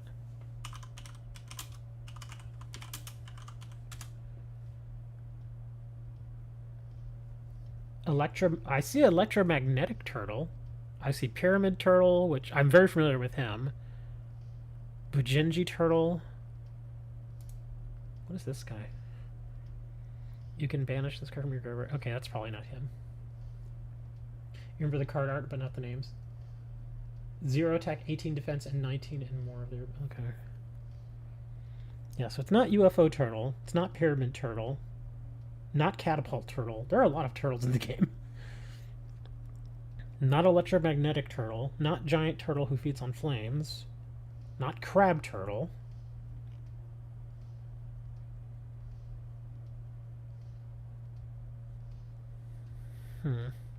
So I imagine the little character is a turtle, but that's not part of his name. That's probably what that is. It has a turtle stat. Oh, I think... Is it the Statue of Disaster? Statue of Heaven? I think I know which one you're talking about.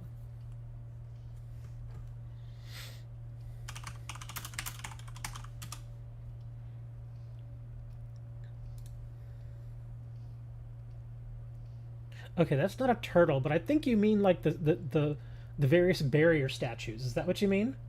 Because I know there's like barrier statue of Torrent, barrier statue of Heavens, and a lot of those basically kill special summons. So I think that might be what you're talking about. The various barrier statues. It's possible. Because there are like 5 of them. Yeah, there's Torrent, there's Heavens... Storm Winds, Inferno, and I think there's one more. Oh, of the Abyss. That could be what they are. But the art's not... Those don't look like turtles. I don't know. Oh well, we'll worry about that later. But anyways, here, let's do some Rotom. And you got here just in time, Lola. We're doing Rotom.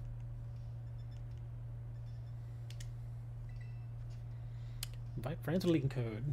We're talking about Yu-Gi-Oh! Meme cards.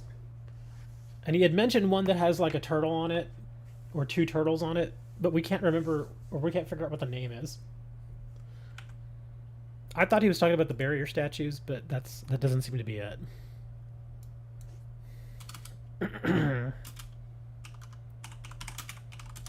Yu-Gi-Oh! Turtle art. I'm just doing that now.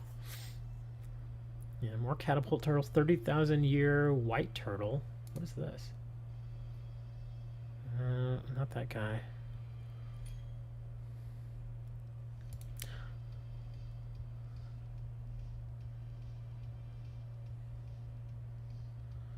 Not the Bujinji turtle. Dawn turtle. No, that's not him. Toon electromagnetic turtle. No. Sea turtle kaiju. Green turtle summoner. Gore turtle of illusion. fucking Messiel that... Okay, that's not real. I was like, what is that? That is not a real card.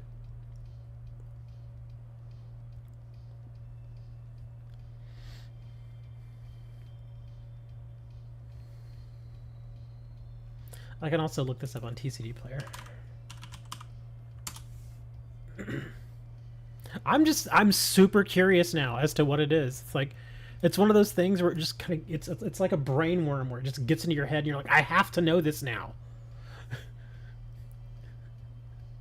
I have to know, man. All right, I guess we're going with 2. Oh, wait, hold on. We got a 3rd. Okay, I'll give you a moment to make sure you bring the right Pokemon. Obviously, I have to. But yeah, I'm going to be thinking about that card now. Seriously, in like an hour from now, I'm going to think of it again and be like, oh, I can't remember it. I have that happen way too often where I'll think of something, but I can't remember exactly what it is, and so I just have to keep thinking and thinking and thinking and thinking, and I know that all I really need is like a little trigger to make myself remember, but I just can't find the trigger.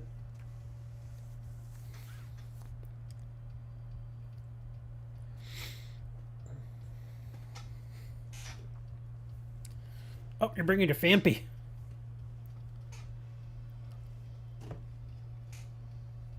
A shiny Fletchling yesterday.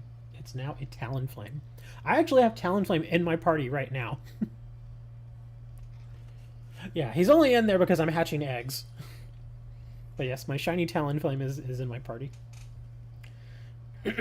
Yeah, we're hatching a bunch of Grookey's.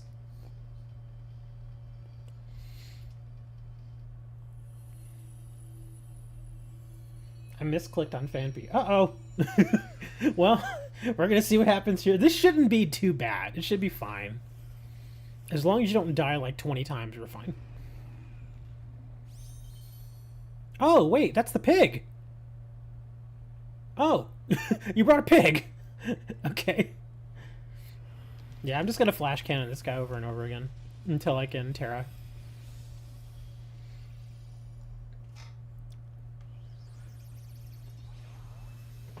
I know the deck I made using those cards involved the 1 to special summon the lower level.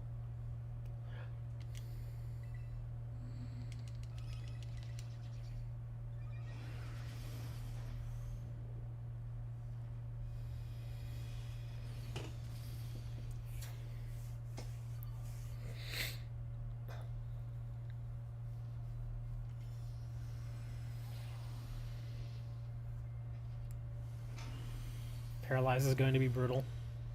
We can manage. I mean, look how much damage he's already taken. I think it's fine. We can manage it. Even if we stay paralyzed a couple of moves, I think we're fine. It's just a 5-star. If this were a 7-star, I'd be a little worried. Yeah, in fact, how much you want to bet I lose the coin flip here?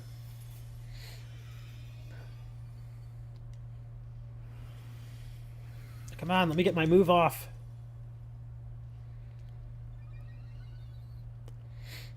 Of course, you know, you could always just do a heal.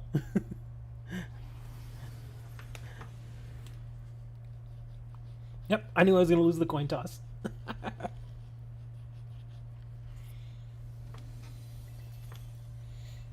Oh, you're going for stored power. Okay, we actually have to do a heal now, because one of us is going to die.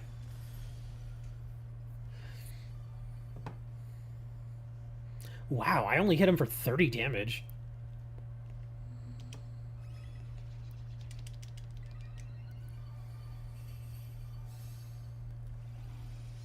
There we go. We got a couple of heals coming in. Well, I mean, Rotom is a ghost. Did you not think he wouldn't have a ghost move?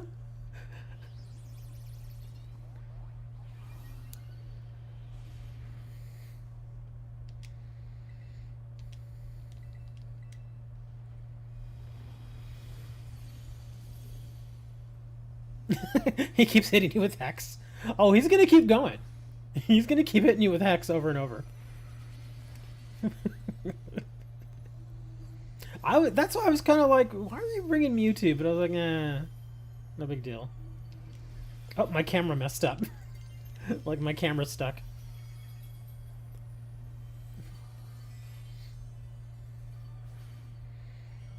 Oh man, it's really messing up now. What is going on? My camera is stuck. Come on, reset. There we go. It brought the Rotom back, but...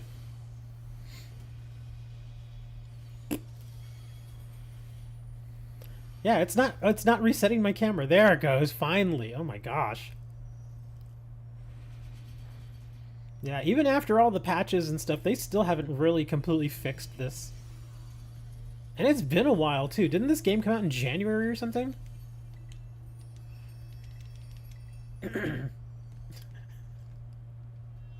Oh, I figured out a bug.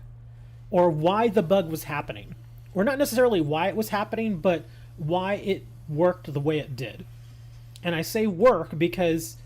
there was a bug, but there was a reason kind of behind the bug. Do you remember a few months ago when we would get into these Terra raids, and every now and then, right there in front of the Terra Pokemon that we were facing, there would be another Pokemon? Do you remember that? It didn't happen that often, but it did happen a few times, I know for me, and I know it happened on stream, where... it would be our team, the four of us in our team. It would be the Terra Pokemon, and right in front of that Terra Pokemon, there'd be just another random Pokemon there. And people were like, what is this? What's going on? You know? I figured out what the deal was. Is what it does is for whenever you do certain actions that cause an animation to happen from your Pokemon, it doesn't actually target... and I'm talking within the program itself. It doesn't actually target the Terra Pokemon. It will target a position directly in front of that Terra Pokemon. And the bug that was happening is that little extra Pokemon that would just kind of populate, within the programming, it's not supposed to actually populate, but it's there mostly as a target so that the animations work correctly.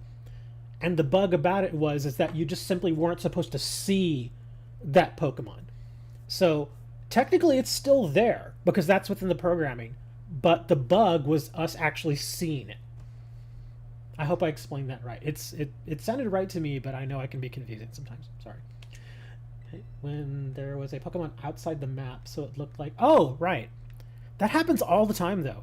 Out in Area Zero... I always have Pokemon spawn inside rocks and stuff. That's actually very common. It's at this point, it's like, it's not even a bug. It's like, I just think they live in the rocks, man. It's a bug. I think they live in the rocks. They're rock people. Waiting to be picked up. Oh, you still haven't gone to lunch?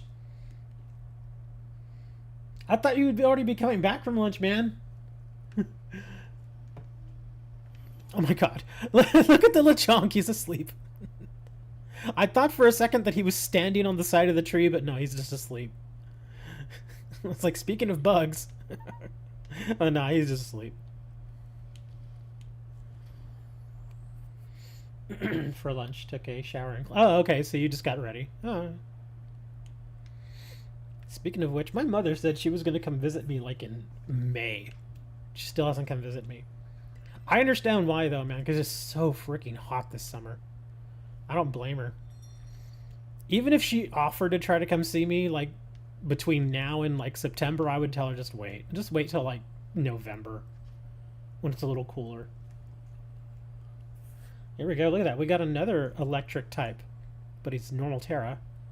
This should actually be pretty easy. He says, so he doesn't like fighting in dark. Let me think. Do I have one that has lightning rod?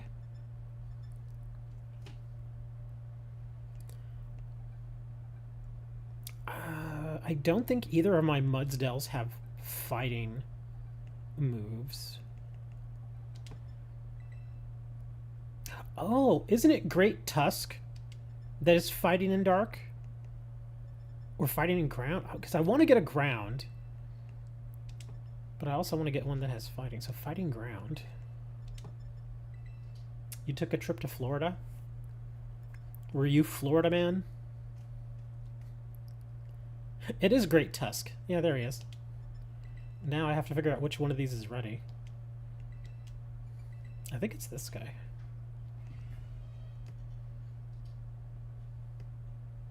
It is this guy. Again, you see, look at my special defense. It's kind of insane. Okay, so we got Brick Break. Really, just Brick Break? And Knockoff. Huh.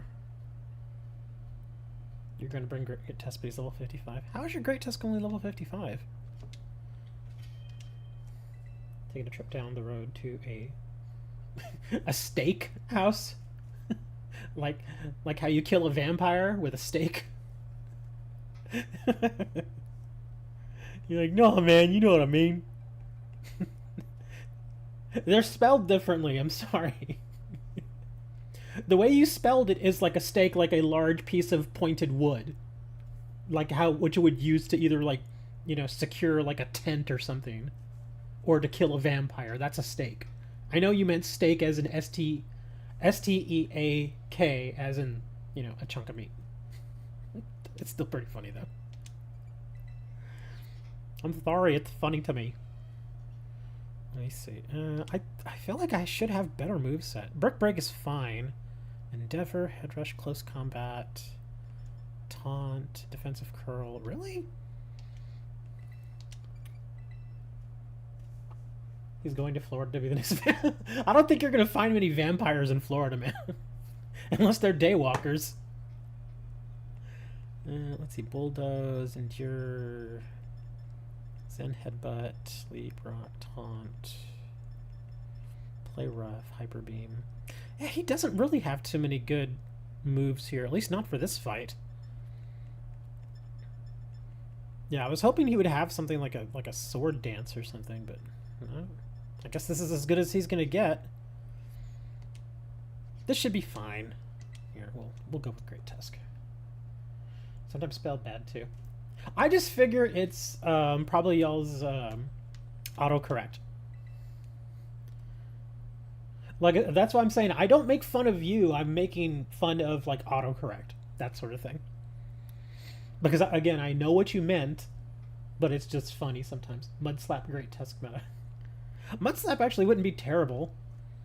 But I figure with something as strong as what I'm about to use, it's kind of a pain to waste something like Mudslap on it. Because the whole idea of Mudslap really is just to lower the accuracy, not necessarily to cause damage. So I would use something like that more on a support Pokemon. I passed high school with middle school math, so I'm bad at spelling and math. I don't believe, seriously, I don't look down on anybody that can't spell well. I have problems spelling words too.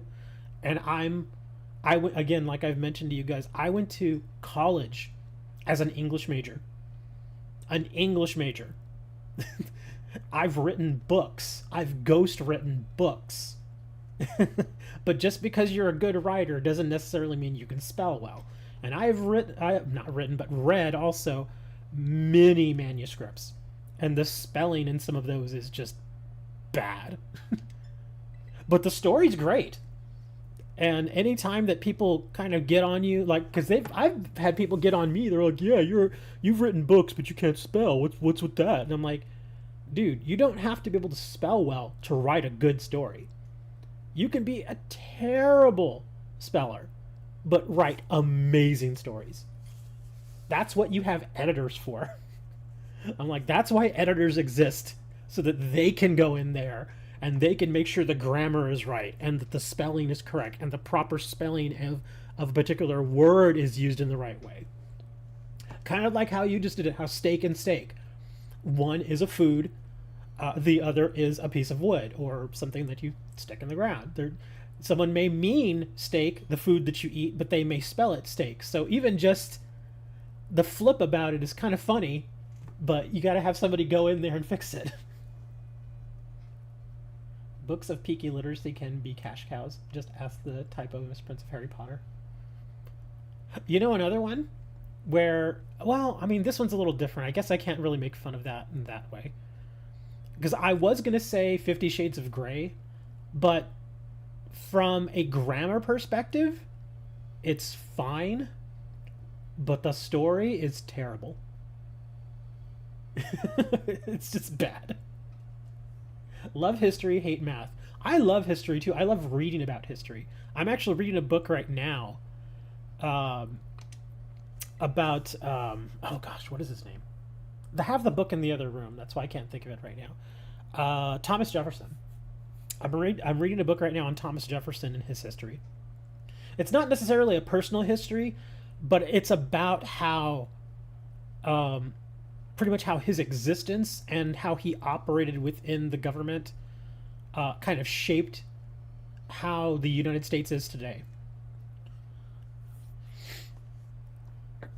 Recess sucks. I wasn't crazy about recess, but I was actually pretty good at sports. Yeah. Like, I was that kid that was always big enough and strong enough to be like in football, but I just didn't really enjoy football. I didn't enjoy playing it. At least not in an organized way. Like, I could go out with like a group of friends, you know, in like the playground or something and play football out there. That I was perfectly fine with. But like, I played Little League, you know, the little Pop Warner leagues that you can, you know, get your kids into and play football. I played one season, and I was going to play a second season, but like within the first 2 weeks of the second season, I was like, I really don't want to do this. And I told my mom, I'm like, I really just don't want to play this. Not like this. Not in this organized way. It's not fun. There was too much. I think that was the main thing. It was too stringent. There was too much rigidity there, and I just didn't like that. I played college football. I'm benched due to a concussion. I'm sure you do. What position did you play, and how many catches did you have? And what school? And were they 5A, 4A, 3A, what? Did you go full ride, or? And who was your offensive coordinator? I have to ask you these questions now, man. Because you have given yourself a reputation for not being honest with me. You did this to yourself, man. You really did, and you have to admit that you did. If you hadn't started out with, I'm 11, and then I had to figure out on my own that you're actually in your 20s, now I can't trust you. Now, anytime you say something, I'm just like, yeah, I don't believe you. And like I said, you did that to yourself, man. You did it to yourself. 9. In your brain, maybe.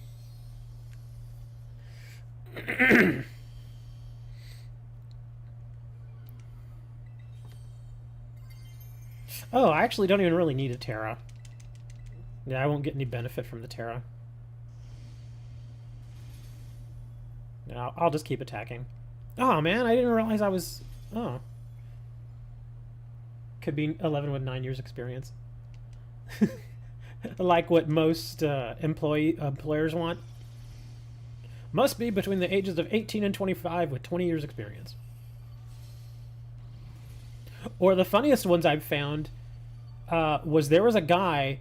This made it even funnier. There was a guy, no joke, I think like 2 or 3 years ago. He invented... No joke. This guy invented a new programming language. And already certain businesses were taking advantage of that programming language, which is fine. That's what it's for. And so they were looking for people because they wanted somebody to program in that language. And he saw the job posting for it. And again, the guy had literally, like within the past year, invented this programming language. But when they posted the job posting, it required 5 years experience programming in that language. The language had not even been around for that long. So they were basically asking the impossible. They wanted somebody with 5 years experience in a language that had been invented within the past year. just stupid. It's just like, are you even trying? What I think actually happened there is the person responsible for putting up job postings and stuff, it was maybe like a cut and paste job, where they're just like, okay, 5 years experience sounds good. We're gonna, you know, just put that out there and see what happens. The kicker, here's the kicker. As a joke, the guy who invented the programming language applied for the job and didn't get it. Can't make it up, man. It's so ridiculous that you can't make that kind of stuff up. It's just so stupid. The dude literally invented the language, and they're just like, yeah, sorry, you don't have the required experience. It's like, what are you talking about, man? And again, the reason we know all this is because everything was so ridiculous that he wrote about it. All of us basically took no damage because it couldn't hit. Yeah, the only thing it really did to me was it just paralyzed me. I think that's all it did to any of us. That's pig Latin. Yes, it is. Hey, look at that. We got a little Mystica. Wasn't even going for Mystica. It just happened.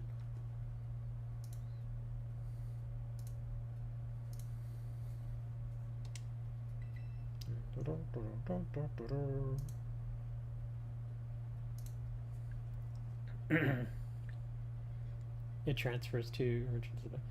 I don't know, man. It looks like you're saying eBay.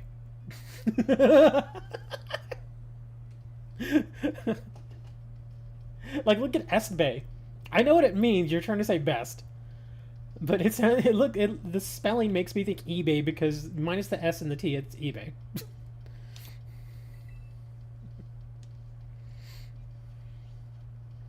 All right, which one? Steel or ice? I think we're gonna go ice.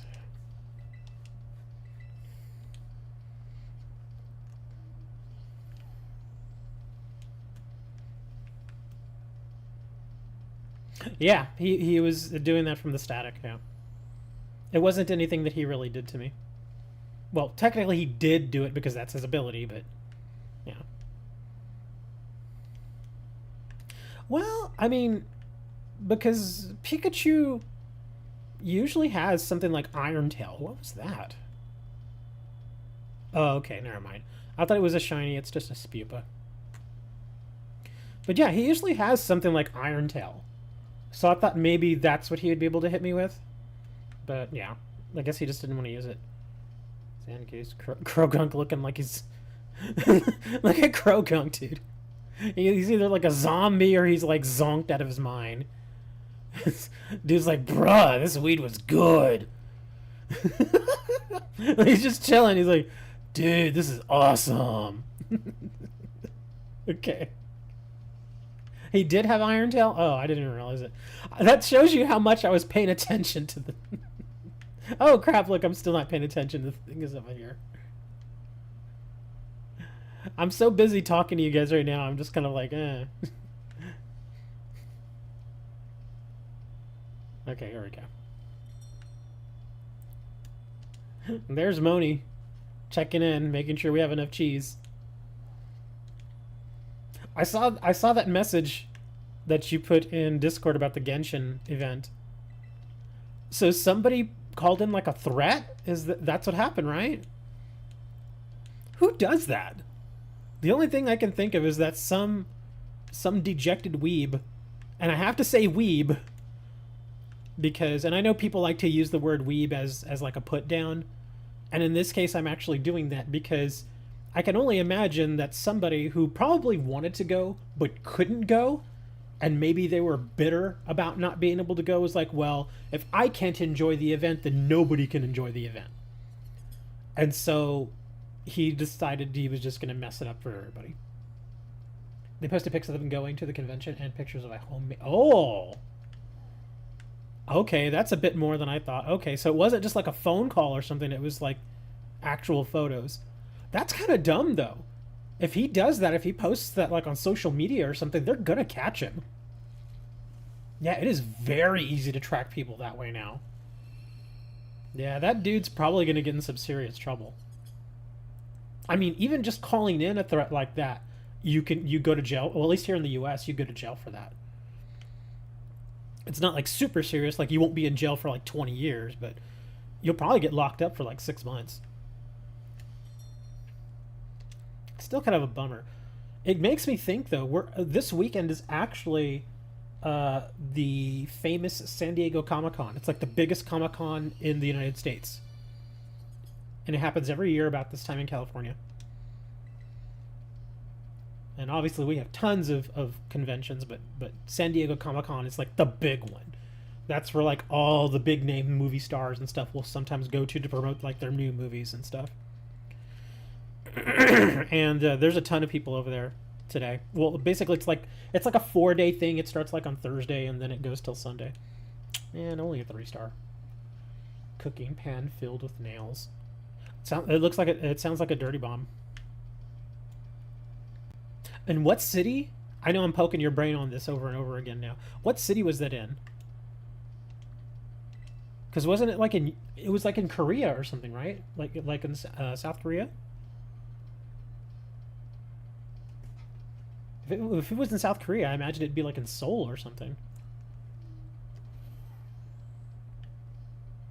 Not sure. It was somewhere in Korea. Okay, so somewhere in Korea. So probably Seoul. And again, I say Seoul because that's like their biggest city.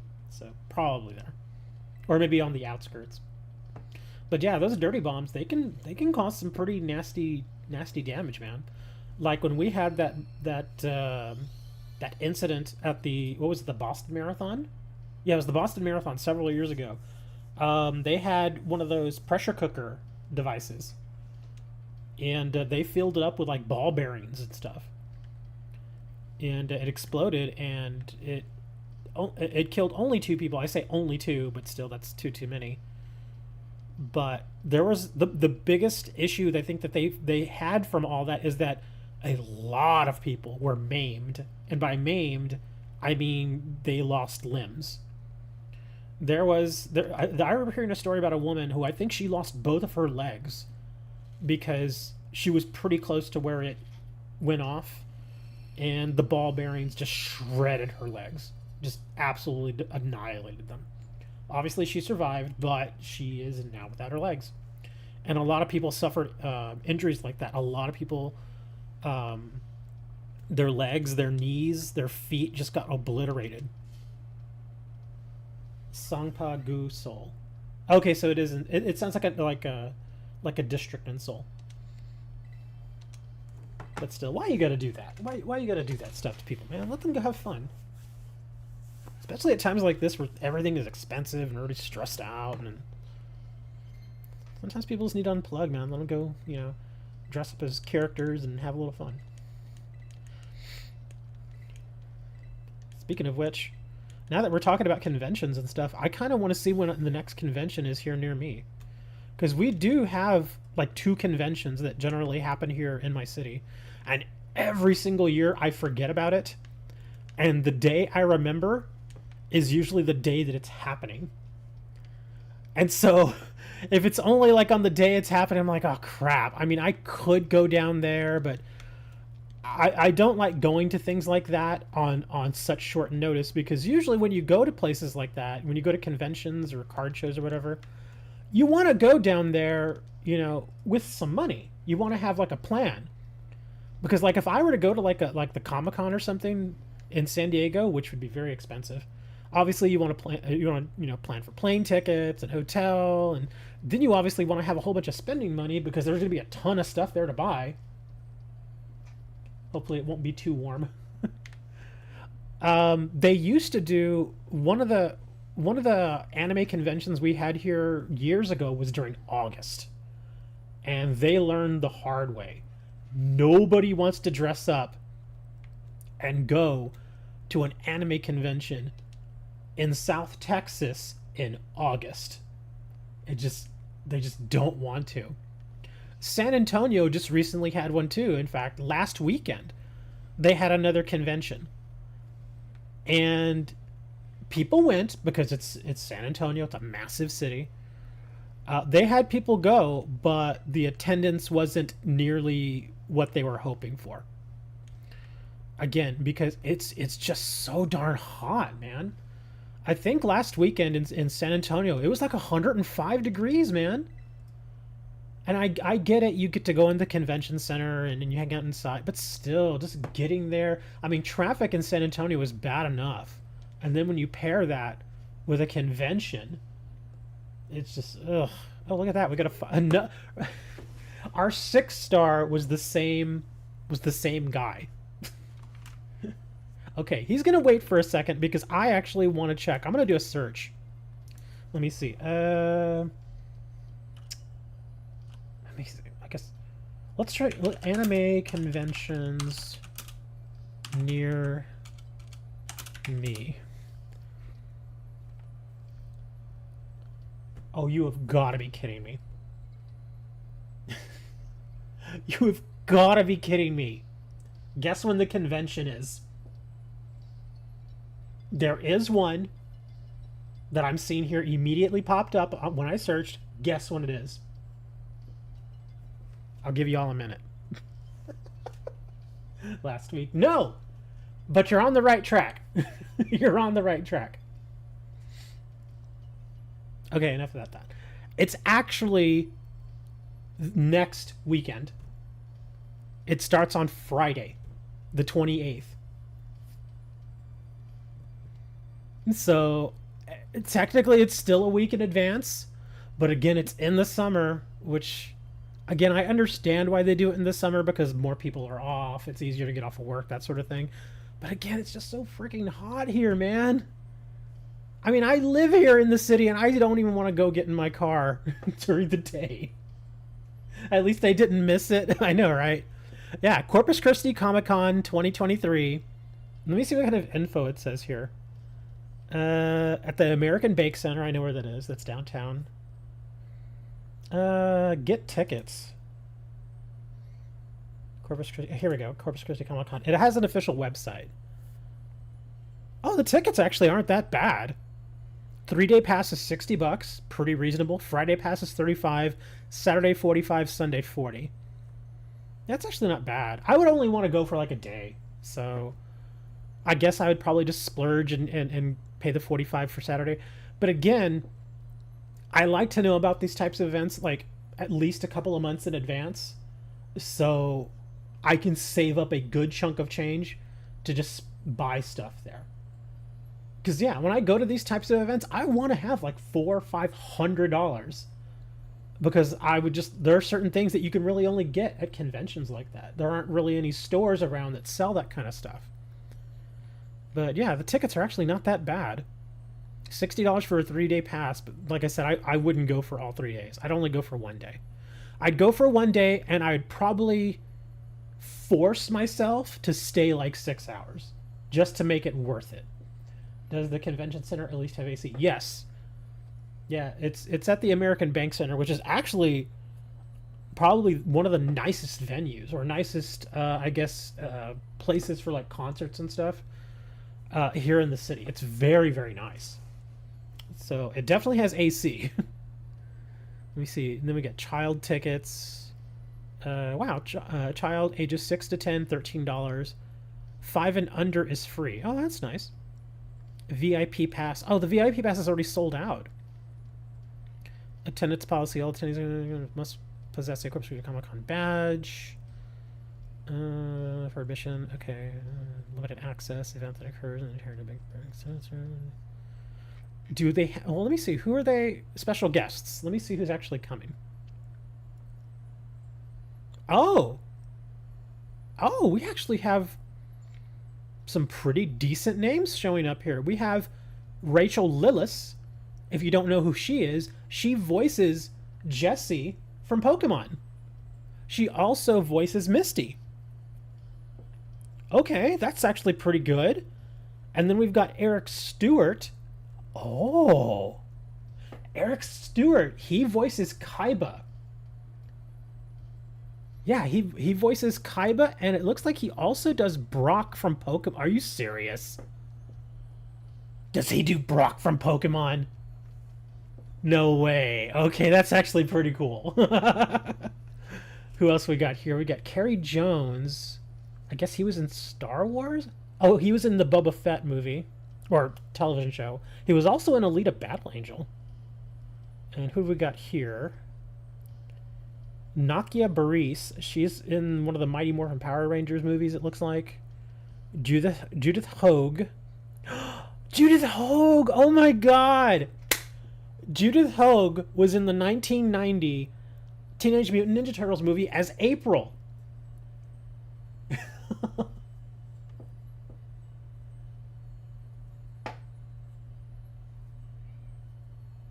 What is the name of that one Yu-Gi-Oh! Online dueling website? Oh, I have no idea.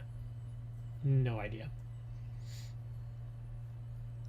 Let me see, who else do we have here? Scott Innes, who voices Scooby-Doo. Michael Rooker! Dude, Michael Rooker! That dude is awesome! He played the Mary Poppins guy, or the guy that, I'm Mary Poppins, y'all, from Guardians of the Galaxy.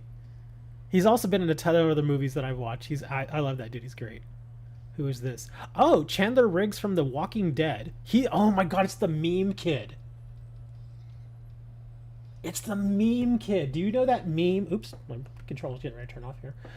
Do you know the meme from The Walking Dead where it has the dad like talking to his kid? It's just stupid. But anyways, he's the kid in the meme. Okay, that's really goofy. The coral meme, yes, that's him. He's the kid. Who else do we got here? Johnny Young Bosch. Oh, he voiced some characters in Bleach, Demon Slayer. He was also in the Mighty Morphin Power Rangers movie. We actually have some pretty... oh my god. Sean Astin. Dude. Sean Astin from Lord of the Rings, from the Goonies, from Rudy, from Stranger Things. Sean Astin's going to be there. Oh, man, and he's going to be there Saturday and Sunday. Oh, that's so cool. Okay, that's awesome. Yeah, we actually have some pretty good people coming to this thing. Let's see, who do we got? Dorian Kingy, apparently he was in... is that Spawn? Book of Boba Fett. Oh, he was in Venom. Let me see. Emily Swallow from The Mandalorian and The Mentalist. Steve Cardenas, he was the Red Power Ranger. Yannick Truesdell from Gilmore Girls. God's favorite idiot. Okay. We have artists showing up too. Let's see. James Farr. Oh, Clinton Hobart, who does Batman. Oh, that's pretty cool. Brittany Jackson. Matthew Weldon. Logan Pack. Mary Cagle. Wes Hartman. Handful of pretty good artists. It's showing some of their work with them, too. In case you're... I mean, I know this would actually drive people away from here, but in case you're wondering what I'm looking at, this is the website that I'm looking at. Just if you want to just go and get a quick glance at all the guests. I mean... seriously, the guest list for this place or for this event is actually pretty solid. It just tops it off with Sean Astin. That's awesome. If I had oh, do I have one of his cards? I wonder. I imagine people have probably asked him to sign some of the Magic the Gathering cards. Yeah, that's okay. Yeah, all the I don't think I have any Samwise cards though. Yeah, that's who he played in Lord of the Rings. He played Samwise. He was Frodo's bestie. And who else we have here? Rockstar DJ Trey? I've never heard of that person. But yeah, I mean, it's not a ton of people as far as guests, but it's very solid. Yeah, let me see. How many we got? 6, 9, 12. Yeah, 15 special guests, actors, and that sort of stuff. So 15 of them. Again, very solid. Some people from Pokemon, from Yu-Gi-Oh!, from Mandalorian, Power Rangers. Yeah, Michael Rooker and Sean Astin are probably the biggest names here. Because they are legit movie stars. Like, they've been in a ton of really great films. And I'm not knocking anybody else on the list here, but let's face it, if there are two names that stick out, it's going to be those two. But yeah, that's pretty cool. No voice actors. Well, actually, what am I saying? No voice actors. Not as many voice actors as I had hoped. I was hoping there would be more voice actors, but there's only, let me see, 1, 2, 3, for... Yeah, only 4 voice actors. That's a little disappointing. I was hoping there would be more. Well, I mean, technically Carrie Jones, I guess, is also a voice actor. But he does on-screen, he also does voiceover. Not bad. Cool, okay. So that's the one main convention that's coming up next week. So obviously I'm not going to make it. But still, that's pretty cool. What is this? KendabraCon 2023 in Portland, just right across the bridge from me. So not it's right there. What is this? I've never heard of this. Portland Community Center. Oh, this looks like a much smaller event.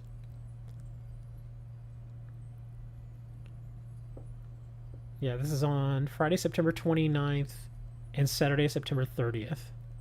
So it's just a 2-day event. KendabraCon. What is this? Eric Newman? What?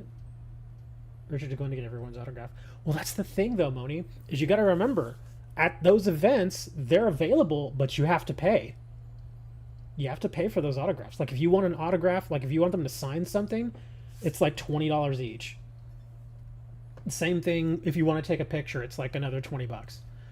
In fact, I think what most of them do is they'll usually charge, like, say, like $30 for a signature and $30 for a photo. But if you want both, like if you get both, they'll give you a little discount and say, okay, 50 for both.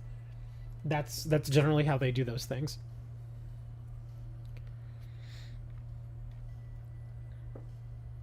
So KendabraCon is happening in Portland at the end of September. So September 29th, that's a good ways out. That's not bad. So that's a couple months. Let me see. Who do they have lined up for their guests? This does not look very big, so I don't think they're going to have a ton of people. Let's see. Tamaki, voice actor.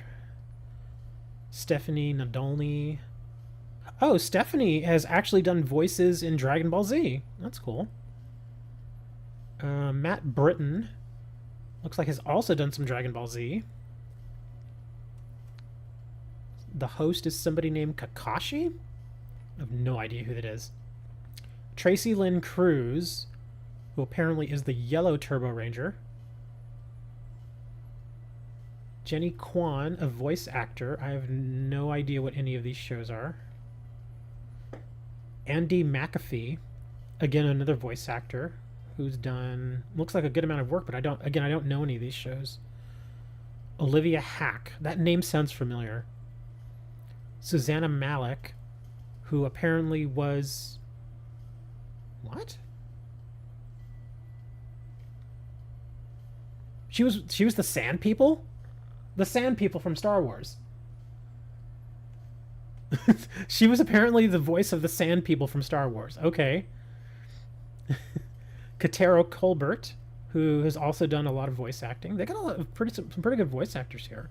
Christine Gailey, who is a little person, and apparently she now works on the Star Wars shows as R2-D2 and also as a little alien. I don't know what that alien is.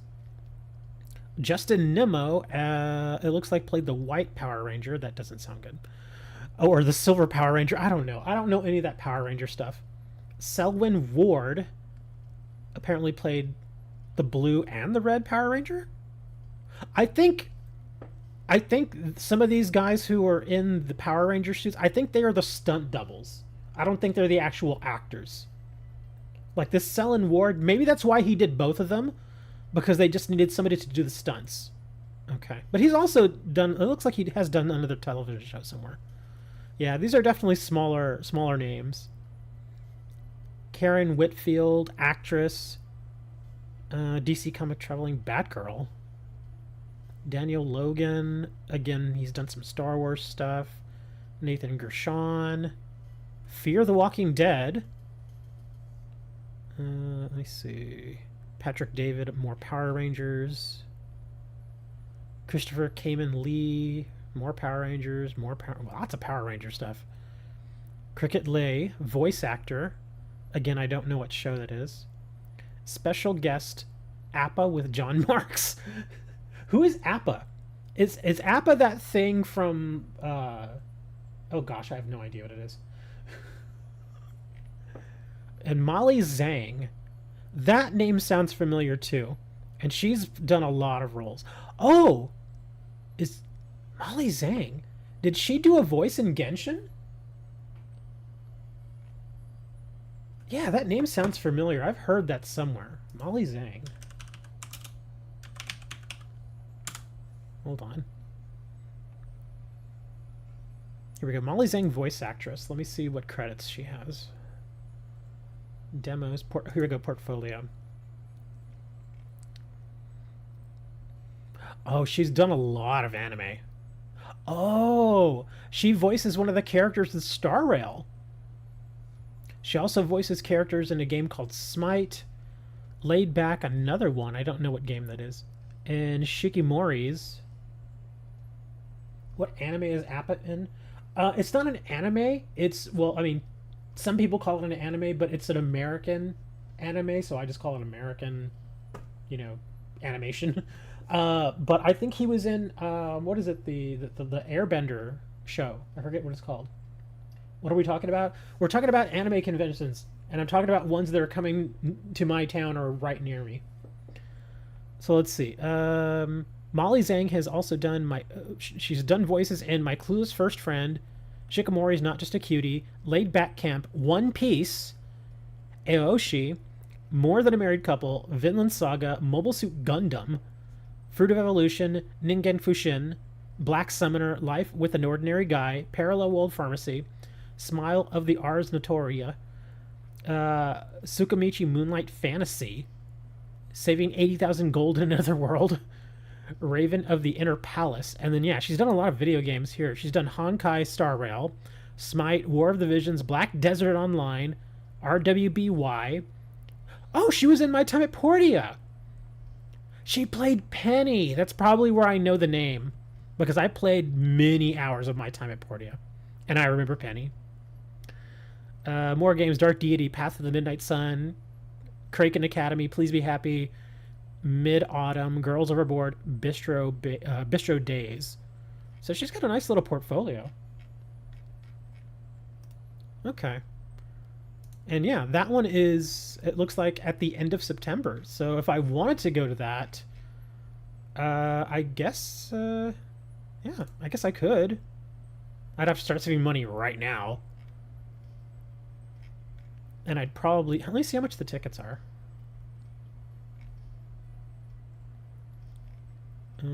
Oh, these are packages. Some of these are special packages. CadabraCon VIP package, $150. Ooh. Power Rangers VIP package, $450. I imagine that probably comes with like autographs and all sorts of stuff. Power Rangers in Space VIP package includes weekend badge, early access, front row seating to panels, and cosplay contest VIP line entrance, exclusive Power Rangers in Space print t-shirt badge with lanyard, a Friday rave for those who are 16 and older, all 6 Power Rangers in Space signatures. Tickets are non-refundable due to limited quantities. Get them while you can. Okay, yeah, so you get a bunch of extra stuff. Okay. Really? So you can only do these VIP packages? You can't just do like a day pass? Yeah, these are all packages. So I guess it's more of a specialized event. That's kind of goofy. Yeah, you can only do special packages. And these packages are not cheap. Like the cheapest one is the CadabraCon VIP package for $150. Which I think gives you access for all 3 days, but I don't want to go for 3 days. I want to go for just like one. Yeah, that's unfortunate. Yeah. Oh well. Let me see. Those are the only, I think these are the only 2 cons that are within the immediate future. Yeah, I don't see any others after this. Because the end of September and into October, that's when most of the cons start winding down. There are other ones out there that happen during the fall months, the autumn months. Like I think Dragon Con is like in November or something, or January. I don't remember, but yeah, okay. That's what's free events. So yeah, I'm gonna miss the one next week. Sorry. That happens here on this show. We just kind of go off on a tangent and Start talking about anime conventions. There's Big Texas Comic Con, but that's apparently in 2 weeks. And it's not in my city. Remember, I was searching specifically for events that were going to be happening right near me. And the reason why I looked at the Portland one is Portland is like one of our suburbs. It's like literally, there's like a big bridge called the Harbor Bridge, duh, because it's by the harbor. And you just cross that and you're in Portland. So it's right there. It's like maybe a 20-minute drive. It's not that far. But any other conventions, I imagine, are probably going to be like in Houston or Dallas or San Antonio. I mean, I could technically go to San Antonio. I really don't like driving unless I absolutely have to. Especially for long periods of time, I just really don't like it. Alright, so we're going to do this one. Let's see, water. Oh, I've got the perfect Pokemon for this. Let me see. Where is my... I trained up a second Iron Hands. I just don't remember where I put him. Oh crap, I don't remember where he is. You stay at the hotel, so they ask you to stay too. Well, that's actually part of how they do it is, and I know this because I used to work at a higher end hotel, like a really nice hotel, for several years, so I know how it all works. What they'll do is when they have conventions and gatherings like that, or larger gatherings at hotels, is they will charge you a certain amount for the space. But if you are able to guarantee that a certain number of people will also stay at the hotel, then they usually give you a discount on the cost of that space. So like, say for instance, if you're renting at the convention center at a hotel for the weekend, that's actually very expensive. It can cost anywhere from, like $15,000, $20,000, $25,000, depends on the hotel. But if you are able to, they'll usually work out a deal where you will fill so many rooms, they'll sell you a block of rooms, is what we call them. Usually it's anywhere from like 100 to 200, even 500 rooms. Again, depends on the convention that you're running. So instead of paying like say 25,000 for that space, you only pay like 18,000, and you're guaranteed a block of rooms, like say 200 rooms at a set price. So they don't, not only do they get a discount on the convention space, but they're able to offer people who are coming to the convention a place to stay that is very, very convenient because it's right there. And they will also get those rooms generally at a discount.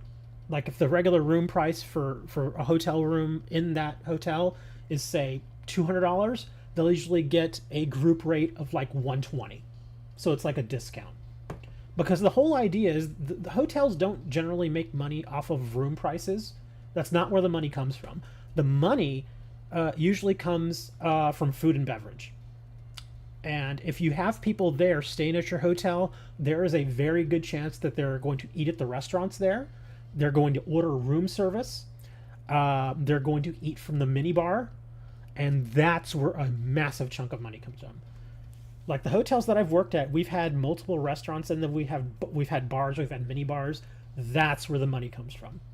That's why when you eat a candy bar from the mini bar, that sucker's like $8 for a regular candy bar. They're very expensive, but the hotel has to make its profits somewhere, and that's generally where it is. But yeah, that's what they'll do. They'll sell them in blocks and stuff like that. Oh, I think this is him.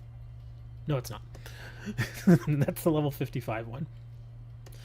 But yeah, I am intimately familiar with how the conventions at a hotel run. I think this is the one. Let me see. What is his? Okay, here we go. Thunder Punch, Electric Train, Drain Punch, Belly Jump. Okay, excellent. This is the one. Select.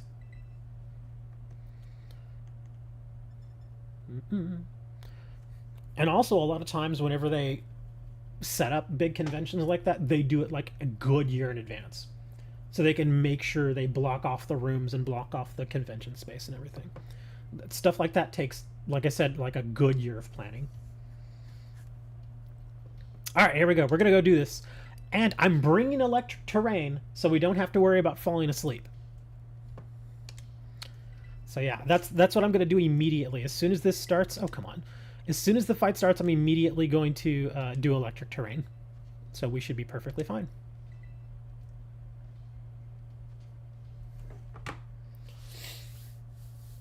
Yeah, having done... Because when I worked in hotels, I worked at the front desk. Then I was a front desk supervisor. And then I took the job as the overnight manager. And then I took the job as the night audit manager. And so doing the night audit, you get to see every single penny that goes in and out of the hotel. All of it. Because whenever you go to the end of the day, you have to make sure that you're in balance. If you're not in balance, basically being quote unquote in balance is making sure that you can account for every single in and out transaction that the hotel does in any given day. And as long as you're in balance, you're good. If you're out of balance, something's wrong and you gotta fix it. And that's where that job can actually be a pain in the butt. But most of the time that didn't happen. So yeah, I many times I got to see every single transaction in the hotel. From somebody buying a movie, from somebody eating at the restaurant, from somebody, just kind of showing up off the street and getting a room, all kinds of stuff. Everything that happens there. The only stuff I didn't see was stuff like tips, like cash tips that were given to like the wait staff or to the bellman, doorman, that kind of thing. I don't know if the comments showed, but I found the names of the turtle statue monsters. What are they called? What are they called? Well, you must tell us now. I guess there's only 2 of us here. Okay, let's go. We're going. I'm going with 2.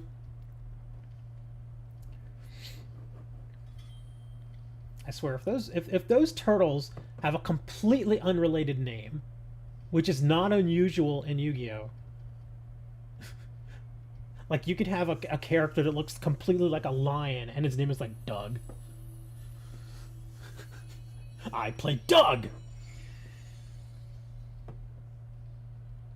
Tetsudo erat Numen, and Numen erat Tetsudo. Okay. And that's their English names? I have never heard of those.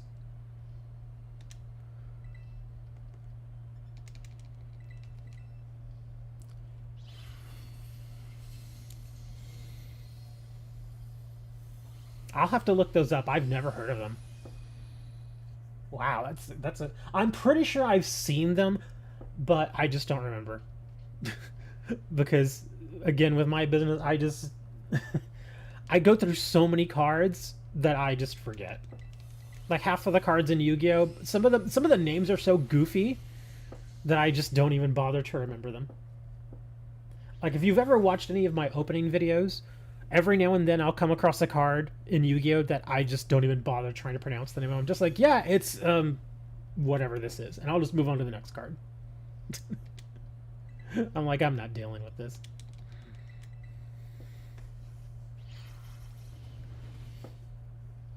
You smacked it with judgment? Wow, okay.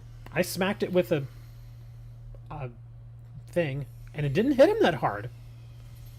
Did he reset me? I didn't even see that. Oh man, he put the terrain out there. I'm going to change the terrain back.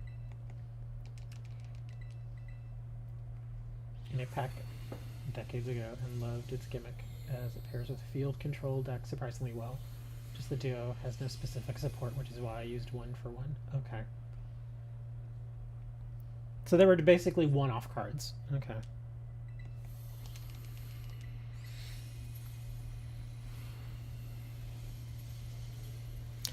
I'm actually kind of disappointed that this little guy is not hitting that hard.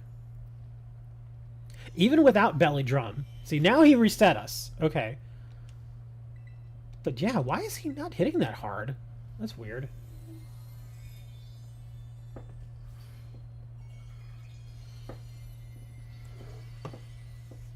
I gotta look those names up. I really do. I want to look them up because I'm sure as soon as I see the art, I'll remember them. Dragon dogs.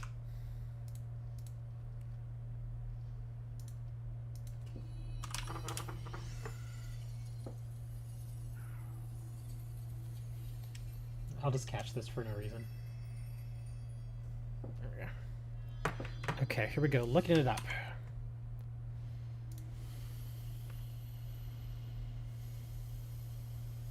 Okay, there is no result. Hold on, maybe I gotta separate the name out here. There they are. Let me see. Order of Chaos, Shining Darkness, NOTS Tournament Pack 21.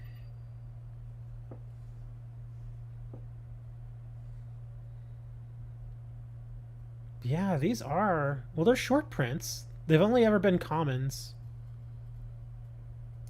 Okay, yeah, I actually do not remember seeing this card ever. But, to be fair, I did not open very much Shining Darkness or Order of Chaos. So that's probably why these don't ring a bell. Yeah, even the art doesn't ring a bell with me. Interesting. I definitely remember the set Order of Chaos. But yeah, I don't remember those specific cards. If it's a short print, there's a very good chance I just never pulled it. Again, I think I opened for Order of Chaos. I think I opened maybe 10 packs. So there is a chance I just didn't get it.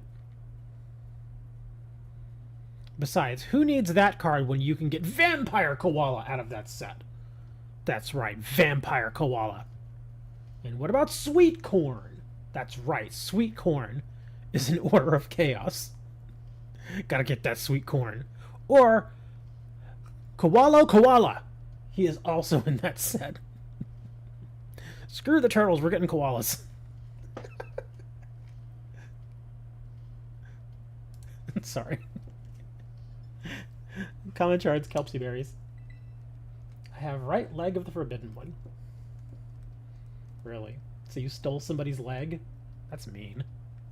Why do you want to do that? Give them their leg back. You shouldn't go around stealing people's legs. That's just wrong. How can you live with yourself, man? I don't know about you, dude.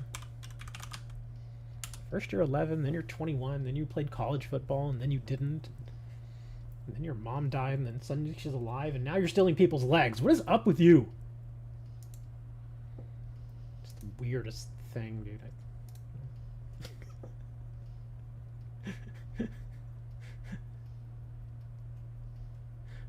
It's like every time he tells me something new, I'm like...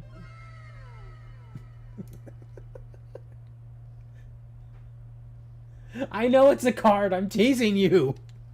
I know what the right leg is. It's Exodia.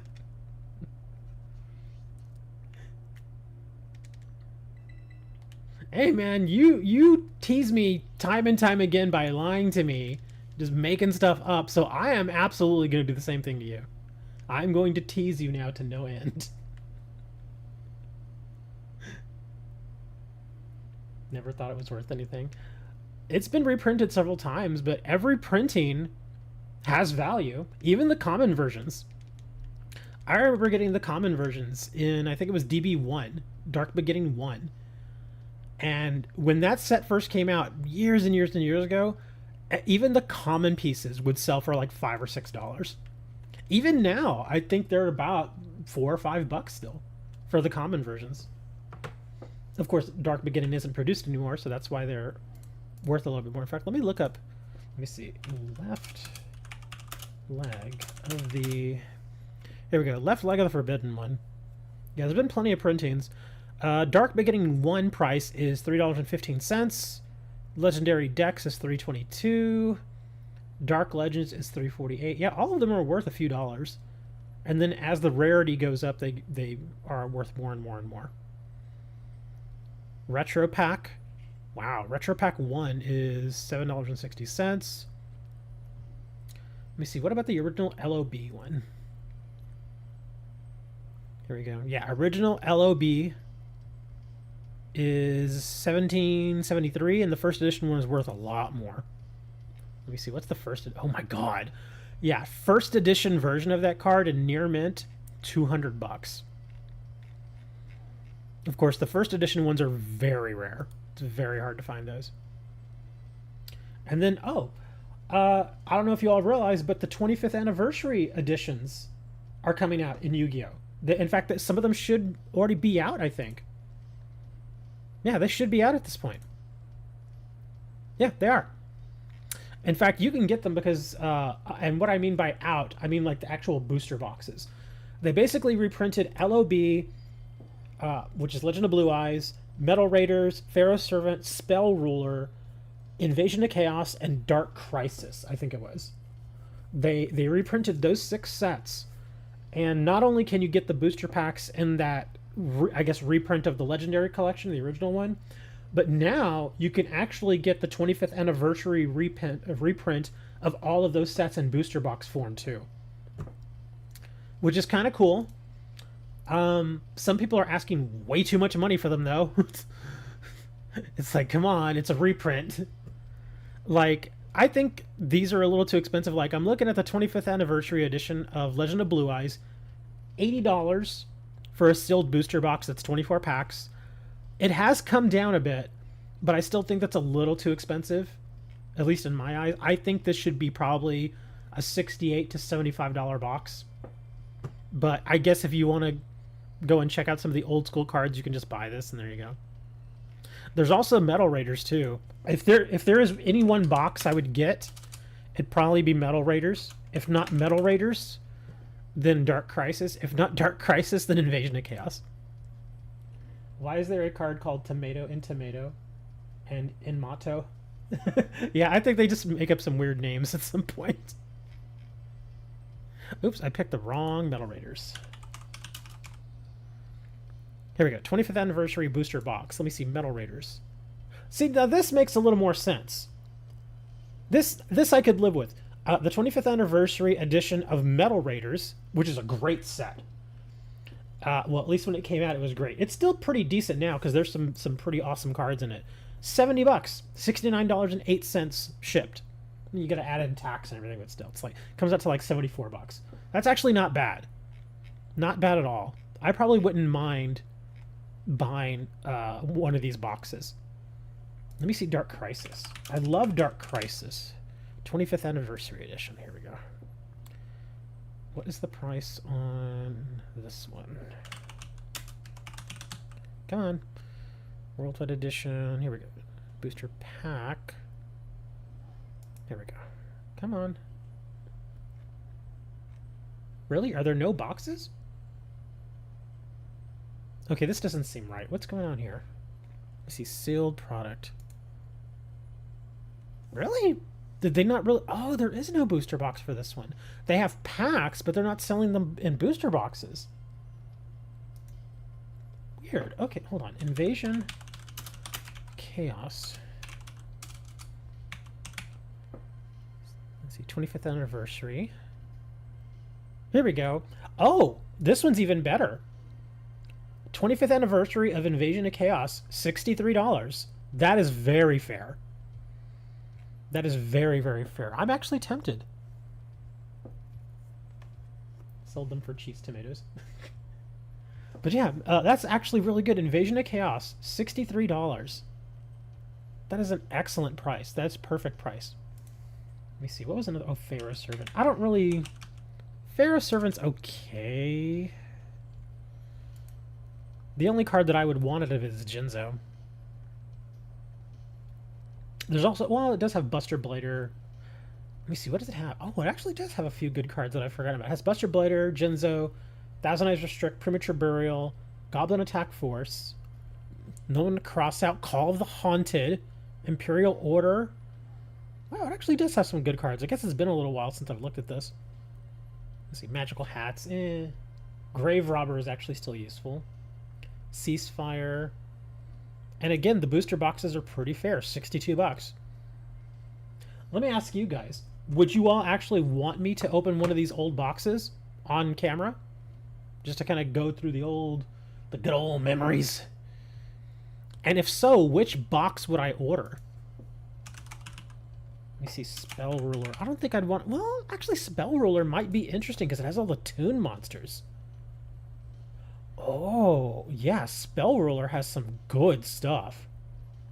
Delinquent Duo, which currently is $25. Wow. Let me see. Blue Eyes Toon Dragon, which is a secret rare.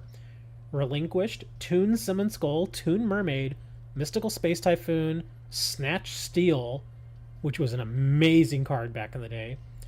Spellbinding Circle, which is surprisingly expensive at $6. Giant Trunade, Messenger of Peace, love that card. Axe of Despair, Forceful Sentry.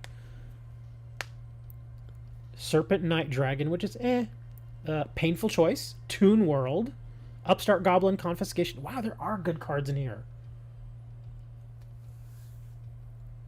Yeah, Spell Ruler has basically all the starting Toon cards. Yeah. Because like I said, just the Toon monsters and Spell Ruler, Blue Eyes Toon Dragon, Toon Summon Skull, Toon Mermaid. Let me see what else is here. Toon World, of course, is in there. Let me see. Yeah, when Toons first came out, they didn't have a ton of support. They're a bit of a gimmick. But they did get better. There's Manga Ryoran, but he is considered a Toon. Okay, yeah, Manga Ryoran. He is considered a Toon. Let me see. Oh, that's right. Spell Ruler was also known as the set where we got all of our searching cards.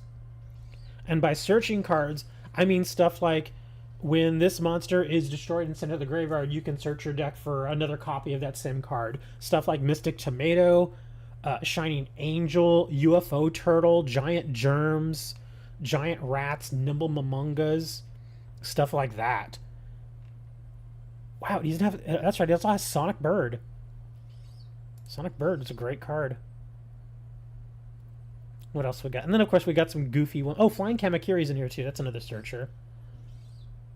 Mother Grizzly, another one. Then we've got some that are kind of goofy. Let me see. What are some of the goofier ones? Stone Ogre Grotto. That's just a basic crap card. It's just a throwaway card. Same thing with Ancient One from the Deep Forest. It has Crab Turtle. Oh, that's right. Hungry Burger. It's got burger. It's got the ultimate meme card. It's got the Hungry Burger. Twin Long Rods. Yes, it has Twin Long Rods. It has Weather Report, which is such a goofy card. House of Adhesive Tape, which is actually not bad. I'm very tempted to buy like one of like every one of these boxes. Again, just to go back. Dude, it has Griggle. Griggle! Everybody, dude, how is Spear Cretin so cheap? Spear Cretin back in the day was amazing. UFO Turtle. UFO Turtle's a searcher, but he was actually pretty good. He was a searcher for fire decks because he was a fire type. Let me see. And then we've got some goofy one. Minar. That was such a goofy card. Mechanical Snail, Psychic Kappa, Liquid Beast, High Tide Gyogen, Boar Soldier. Some of these, again, a lot of these were just kind of throwaway cards. The Gribble card is actually not terrible. It's just a little hard to pull off. Spear Cretin I thought was excellent. Spear Cretin, back in the day, you could essentially create an immovable wall with Spear Cretins. Let me read this card to you in case you're not familiar. It is an old card, but let me read this to you. Unless it's been errated, which I don't think it has. Here we go. It is a flip effect card, but it says flip. After this card is flipped, when it descends to the graveyard, both you and your opponent select one monster from your respective graveyards and special summon it on the field in face-up attack position or face-down defensive position. No tribute is required for monsters level 5 or more. And again, imagine doing that if you already have another Spear Cretin in your graveyard.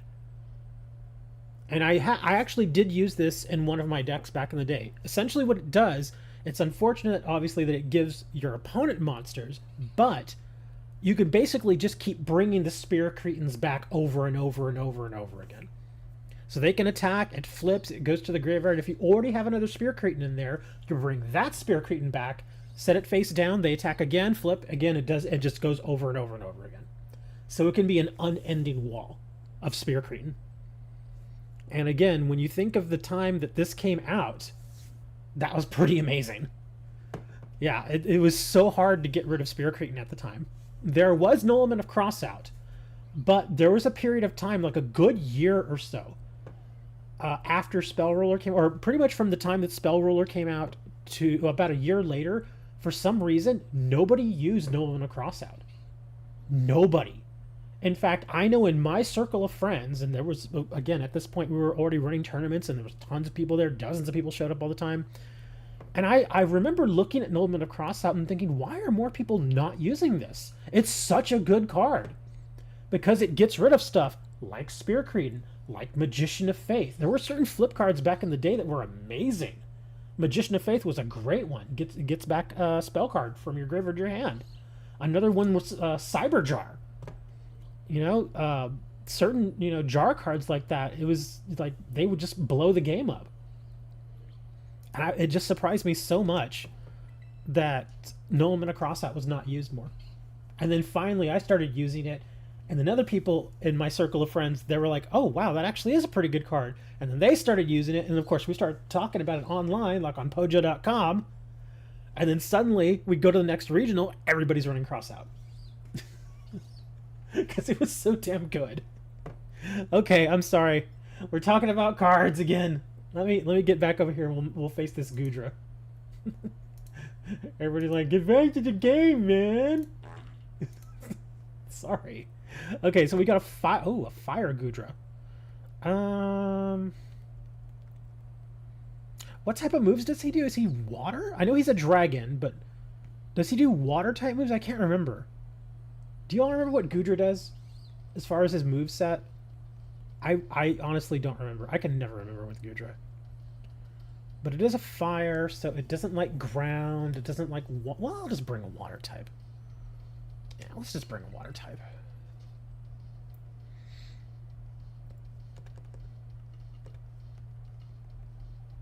Oops, go back. Raven is like, sounds OP. At the time, it was incredible with the Spear Cretin. Because like I said, there was a good year between the time that No Limit of Crossout was released to the point that people realized that it's actually a good card.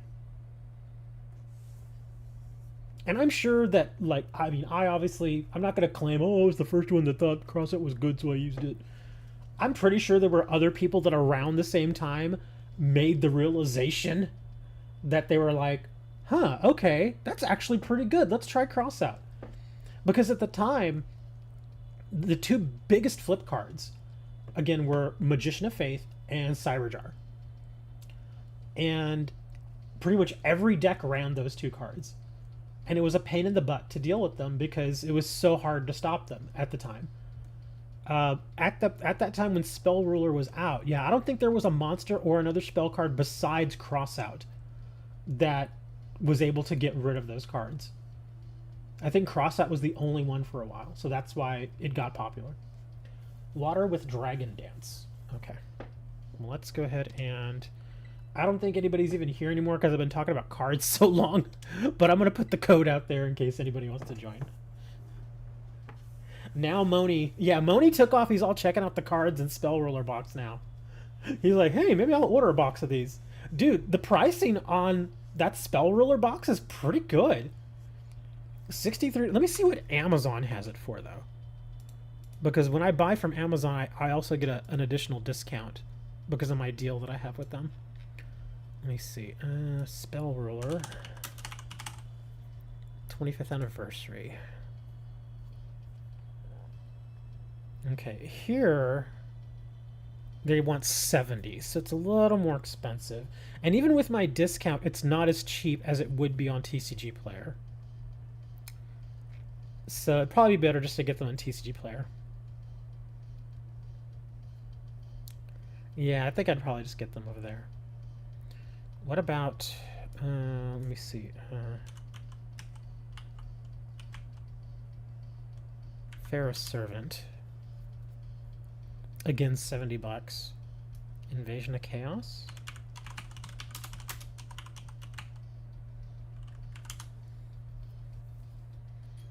$70.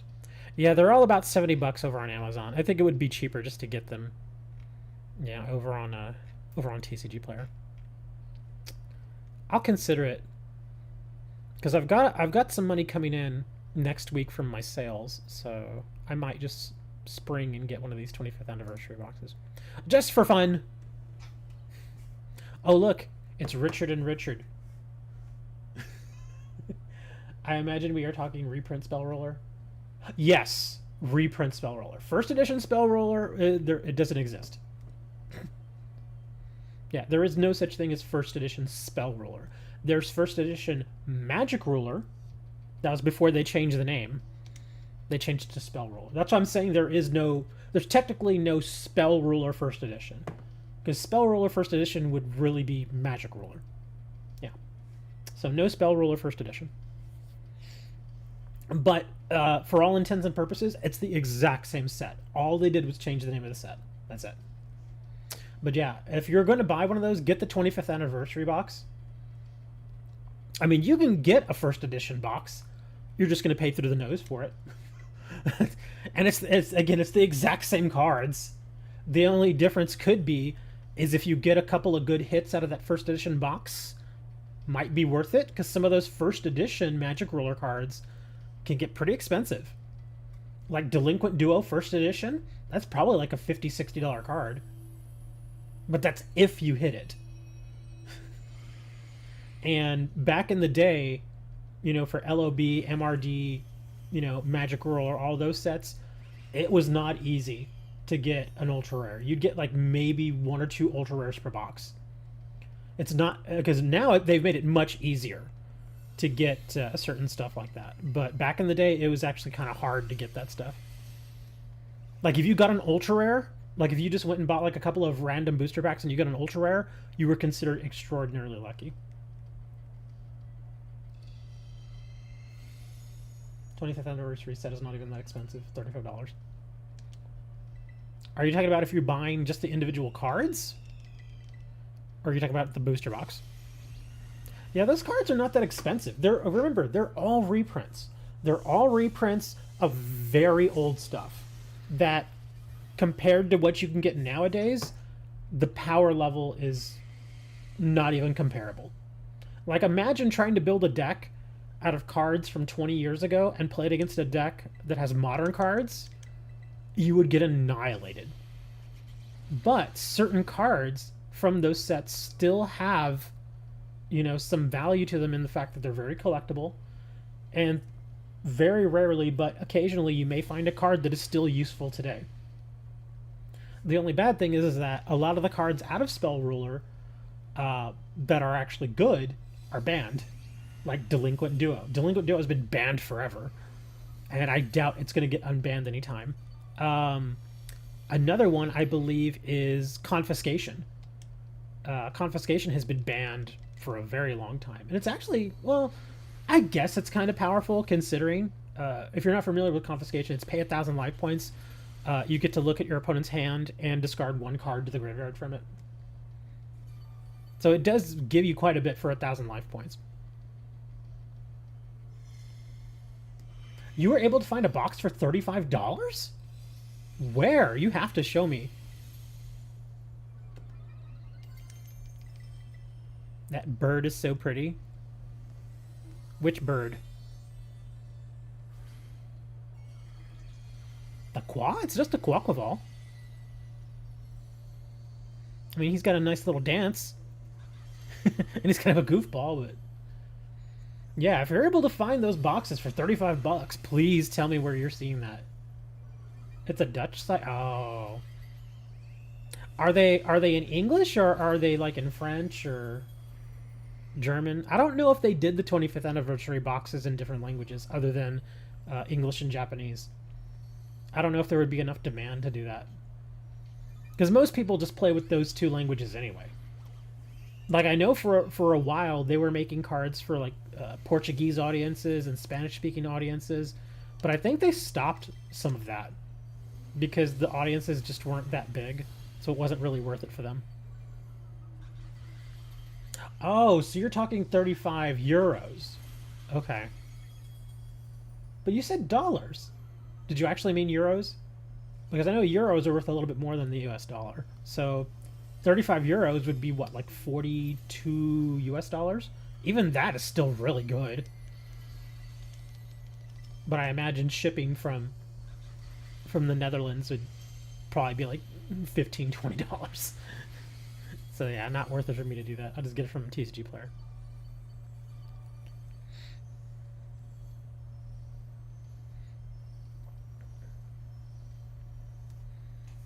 Yay, Gudra's dead. I guess I'll catch this just so I can use my last regular Pokeball. Oh no, I got another one. Oh, okay. I thought I only had one of these left.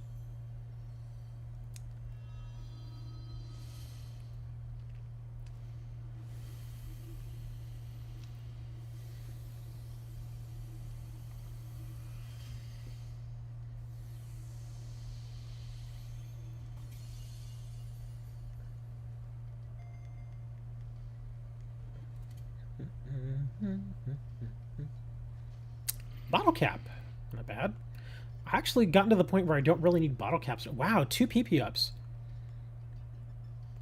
Calm mint, rare candies. Okay. Yeah, I'm at the point where I don't really need bottle caps anymore. I mean, they're still... I'm sure I'll find a use for them in the future, but yeah. These are all insanely cheap, to be honest. I'm seeing them go... Really? Dude, you have to share that. Dude, link it. Or link it in Discord. I need to see this. Yeah, I need to see what you're looking at. $25? Oh my gosh. Dude, if they were $25, I'd buy like 3 of them. I'm back from excusing myself without me excusing myself. Then you missed all the good times, man. You missed all the good stuff we were talking about. While we have a break in the action, and I know there's only a handful of you here right now, did anybody want a Grookey? Because obviously I've got Grookeys now, which turn into Rillaboom. So does anybody want a Grookey? Let me know now, and I'll just trade it for nothing. Well, I mean, you have to give me something in return. That's just how trades are, but I won't ask for anything crazy. All right, I think we're already almost done hatching all of our eggs. I think I've only got like, I think these are the last 5. So we got 15 eggs out of that whole thing. Okay.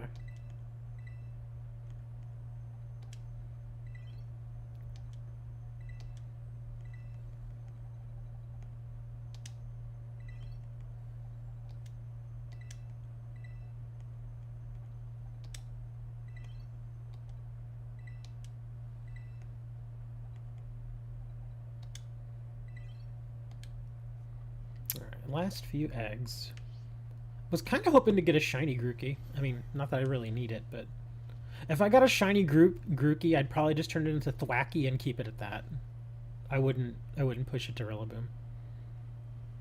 Let's see. No shinies there. Stupid Stantler.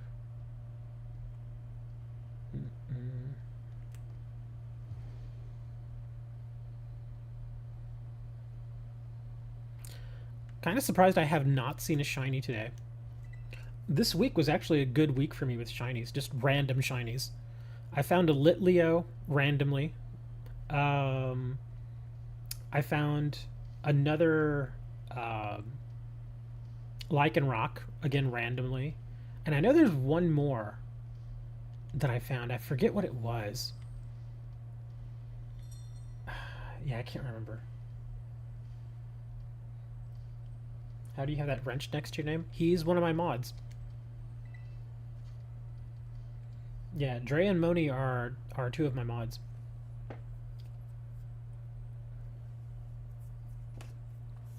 Hammer is also a mod.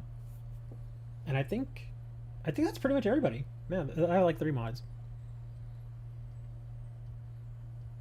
And they're mods because whenever I do streams and stuff, they generally dip by every now and then and say hello, and they'll hang around for a little bit. And in case anybody decides to freak out and chat, they'll usually take care of that for me. If they're not around, like they gotta be somewhere else or something, I'll just do it. But yeah, it is an unpaid role, but they are the few people that I actually trust to do it. Mostly because I've known them for, at this point, what, 6-7 years. Yeah, I've known you guys a while now, man. We know each other from like back in the days when we were doing Duel Links. Like when Duel Links was still the new hot thing. Linked it in Discord. Okay, I gotta see this.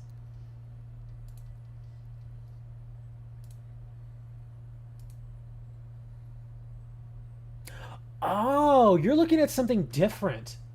That's the Legendary Collection. Yeah, that's different. The Legendary Collections, those come with the 3 God cards, and then you get 1 pack each of the first handful of sets from the game. Yeah, these are different. I'm looking at the actual sealed booster boxes. That's what I'm looking at as far as price. So you're looking at something different. In fact, that particular product, I did an opening for it, and it's on the channel. Yeah, because I went and bought it. You can get these at stores for like between 30 and 32 bucks. Those are pretty cheap. But what I was talking about are the actual sealed booster boxes. So that's why there's the price difference there. For a second, I thought you were talking about the 24 pack Spell Ruler booster boxes for like 30 bucks. I was like, are you serious? Yeah, because the 25th anniversary ones. I know that's marked as 25th anniversary also, so it's a little confusing. But yeah, that's the Legendary Collection. I'm not talking about the Legendary Collection. I'm just talking about the 25th anniversary booster box reprints. Those are different. So yeah, if you wanted 24 packs of the old Spell Ruler that is now being reprinted, you can get those for like, what was it, like 63 bucks or something we saw? Oh, I can link it for you. I have let me see. I can show you on TCG Player. Yeah, TCG Player is showing it for 64 bucks. Here, I'll just link it here. Messi or Ronaldo? I don't. That's a long link. I don't know enough about either of them to say for certain, Lolly, because I enjoy watching soccer, but I generally will only watch the World Cup, and of the World Cup, I will usually only watch the women. Yes, as you can see, that booster box is, because that's a regular booster box. That's 24 packs. So yeah, those are a bit more expensive. If you just wanted to like get a little taste of some of the old packs, then yeah, get that Legendary Collection reprint. But if you want to focus on one particular set, then you go with the booster box in this one, yeah. And the cool thing is in most cases, whenever you buy a sealed booster, but I wonder, well, how would they do this? How are these? Huh. Okay, because back in the day, you were generally guaranteed via track printing. It wasn't promised, but it was pretty much guaranteed. I would say 99% guarantee that you would get 1 secret rare per sealed booster box. The thing, though, is, again, back in the day, they had hobby versions of booster boxes or packs. They had hobby versions of those, and then they had retail versions. Now, the way they had it set up back then was the hobby version, which would normally only be available like in hobby stores, like your local game stores, that kind of stuff. Those booster boxes had a chance to give you generally the more sought after secret rare. In this case, it would be the Toon Blue Eyes White Dragon. Whereas the retail packs, the ones that usually come in those little blister packs where you see them like hung on a peg, like at a Walmart or Target, places like that, you could still get a secret rare in those, but it was usually the secondary secret rare, which in this case, for Spell Ruler, would be the Serpent Knight Dragon. So I'm guessing they did away with that at some point. I don't know when. I guess it was when they started putting multiple secret rares in the boxes. So I imagine in these reprint boxes, you probably have an equal chance to get either the secret rare Toon Blue Eyes White Dragon or the Serpent Knight Dragon. Obviously, you would want the Toon Blue Eyes first, though. But the Serpent Knight, I guess it's cool to have. I mean, the art of the Serpent Knight is actually really nice. But I imagine you, Moni, would probably want the Toon Blue Eyes White Dragon. That art looks awesome, too, though. Okay, so yeah, I was overthinking that. I'm sorry. I was just, again, I was comparing the old way that they used to do things to how they're doing it now. Okay, so yeah, it was a very different scene back then. The way that they actually ran the game, things are very different now. When it was Upper Deck that was running the game, yeah, they had a certain way of doing it. Now that Konami is doing it on their own, yeah. Were people aware of the difference between the two? Yes. Well, if you were in the know, like if you at least kept up with the hobby and kept up with the game, you would know. People talked about it all the time. There was a website that I think is still around, but I haven't gone to it in forever, called Pojo.com. Pojo.com. And at the time, they had forums that people, especially all the locals and everybody really throughout the US, we would all go there and we would discuss the different cards and decks and stuff. And so yes, we were all very aware of the difference between hobby boxes and retail boxes, or hobby packs and retail packs. We were aware of that. Basically, we all knew if you went and bought packs, like I said, at a Target or a Walmart, and you got a secret rare, you were going to get that specific secret rare, whereas compared to like the hobby boxes. So yeah, so basically, if you went to a regular hobby store, like I said, like a local card shop, and you bought booster packs, the secret rare you were going to get, if you got one, was going to be the dragon. It was going to be the Toon Blue Eyes. So yeah, everybody kind of knew. Guess you weren't watching Twitch chat. Actually, I'm not. I don't have my Twitch chat on. I didn't even think about it. Thank you for the subscribe. I'm sorry, Richard. I sometimes forget about Twitch. I stream to it, but YouTube is like my primary... Yeah, I'm sorry. I should probably turn that on, huh? Give me a second. Restream chat. Where are you? Please don't make me log in. Okay, good. Okay, now I have it up. Now I should be able to see it. Not like it matters, because Richard's like, I'm just going to go over to YouTube. Screw waiting around. Sorry about that. Is Dark Magician a good card? It can be. It has a ton of support. Back in the day when it first came out, it was kind of eh. It was a cool card, but it wasn't that good. But now, yeah, you can build entire decks for Dark Magician and Dark Magician Girl, and they can perform really well. Yeah. Sorry. Okay, let's do this Dragapult. I'm sorry. Wow. And oh wait. So this guy might actually have either Levitate or Clear Body. Which one do you think he's going to have? Because if he has Levitate, the ground moves aren't going to do anything. But if he has Clear Body, then we're okay. I guess we're going to find out. I'm actually going to bring my horse. Where's my horse? There he is.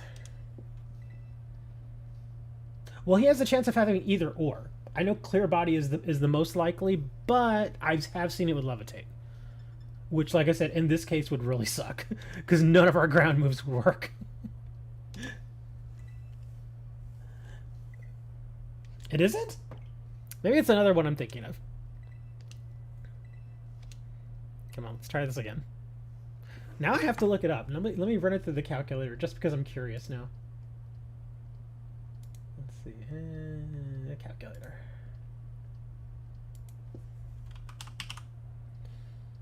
Oh, Dragapult actually has a chance of giving us Mystica as well. That's good. Let's see. Electric. What do we got here? Oh, Clear Body, Infiltrator, or Cursed Body. Cursed Body would be a pain in the butt.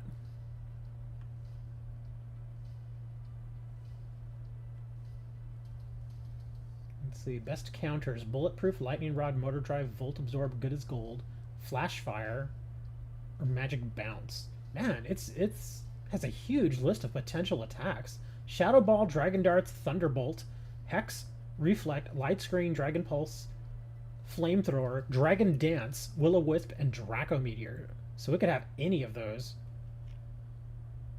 That's kind of insane. Oh, you're bringing the bear. I have the bear too, but I've been ignoring it.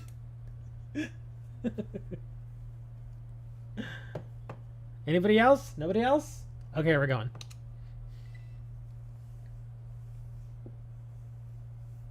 This year's tin looks pretty boring. It feels a little weird. Like the last couple of years, for like the Pharaoh tin that they do, usually like in September, October or so.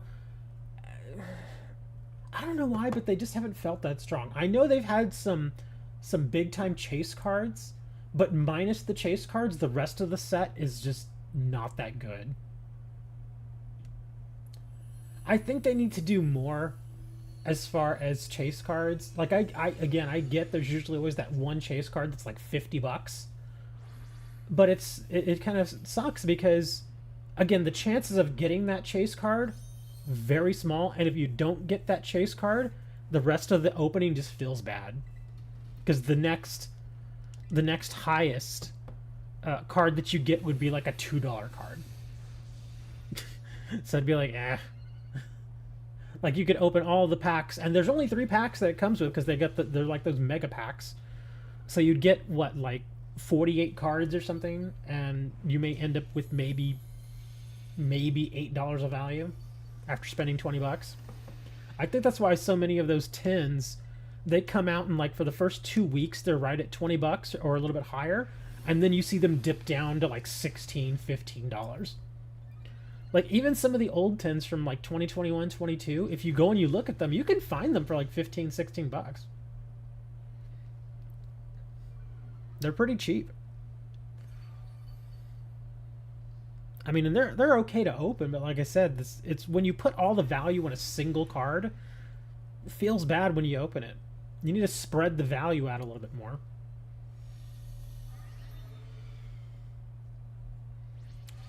Instead of having one just really hot, hardcore card that everybody wants, have like 4 or 5 various ones that, yeah, they may not be $50 cards, but they're like, you know, $10, $12.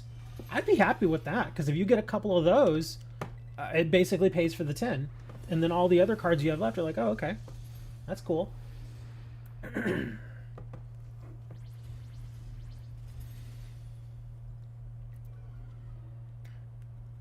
A good example of spreading the wealth out when it comes to cards, I hate to bring it up again, but the Lord of the Rings set that just came out for Magic.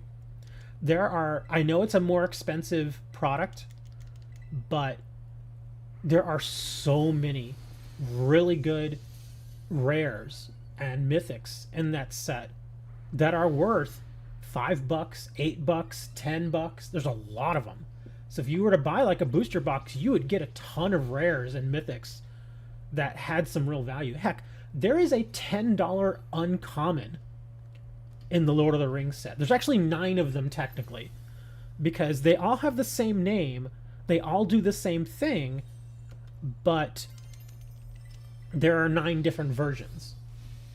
The only problem is it's an uncommon, so it actually is kind of hard to get. Like you could open a whole booster box and get maybe 1 copy, but it's a $10 card, just like that. Uncommon $10 card.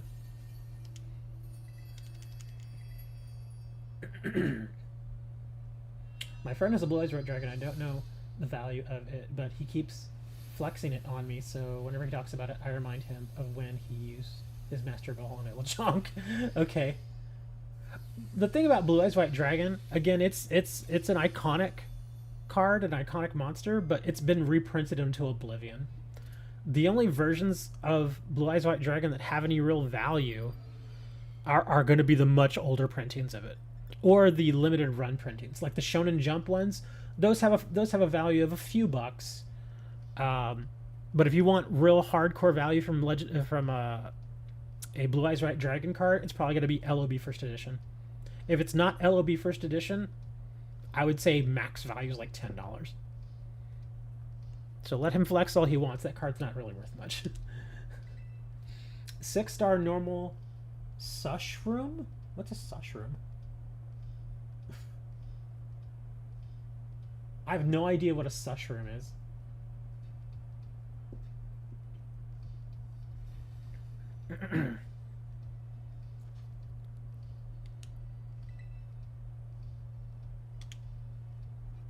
I'll join you though. An Amoongus. Okay. Hold on. Let me go over here and I'll I'll get us all set. Let's see. Pokeportal. Among Us. We're getting all the Pokemon with Spore. It's like, how many Pokemon can we find today in the Terra raids that use Spore? And it's a normal, you say? Oh, I could actually bring my other, whatchamacallit? This Sushroom. DLY.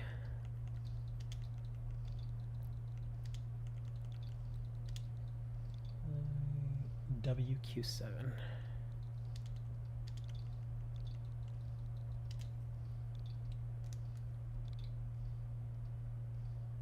There's this shiny Lechonk. Oh my god. Well, I gotta enter this code again. This stupid server doesn't like me. DLY.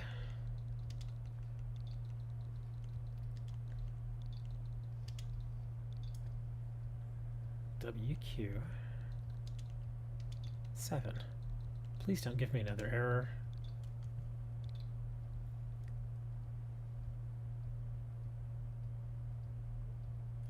There we go. Okay.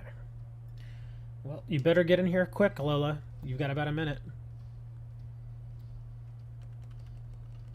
Yeah, this one, I can use this Iron Hands. I think this Iron Hands also has electric terrain, so I think we should be fine. I'm pretty sure it has electric terrain.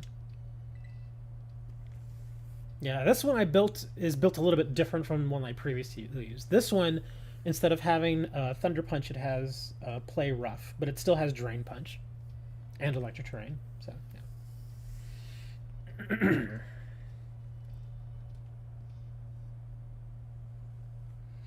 Damn. Now that I saw this 25th anniversary boxes again, I'm really wanting to get one. Really, really want to get one.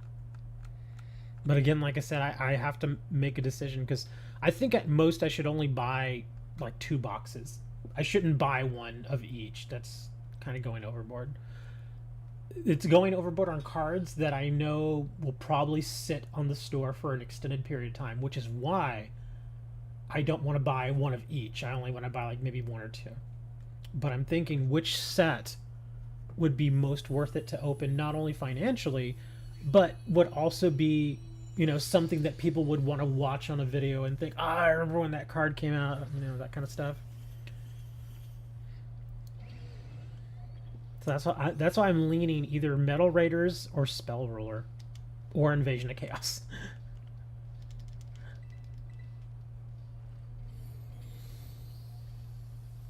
Yeah, one of those 3. Definitely not LOB. Definitely not Pharaoh's Servant. Invasion of Chaos, though, has all those Chaos cards.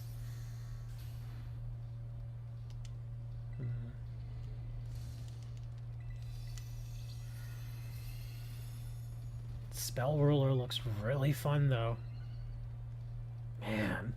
I think it's going to be between Metal Raiders and Spell Ruler. Again, though, Metal Raiders has really, really good stuff. Oh, man. And plus, Metal Raiders has Thousand Dragon. Yeah, it has Thousand Dragon in it.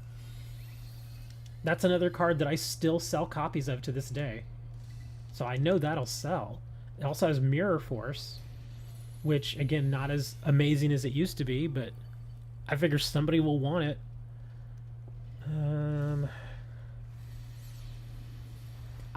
I hate to admit it, but I think I'm leaning Spell Ruler. I really am. Just because the Toon cards would just be so cool to see again.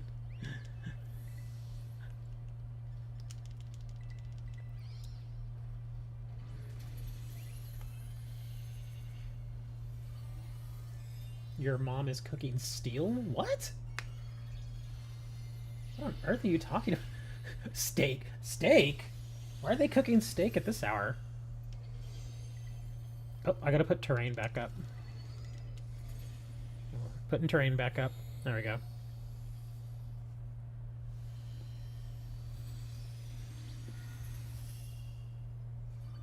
I kind of want a steak.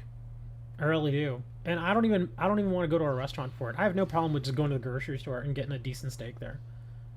Because if there's one thing I can actually do as far as cooking, I can actually cook a decent steak. And I should be able to cook, seeing as how we're in a family of cooks at this point. Well, maybe not a family of cooks, but enough cooks to where we should be good. We in Florida. So, if you're in Florida, are you like at a hotel or something? Or where are you that... Because if you're not at home, you're obviously not cooking a steak at home where you would normally prepare a meal like that. But I know some hotels or some resorts may have a full kitchen. Oh my god. You need to block that Sinan Asada. That's a bot. I gotta block him when I have a second here. Oh darn, he resetted me. Or reset it. He reset me.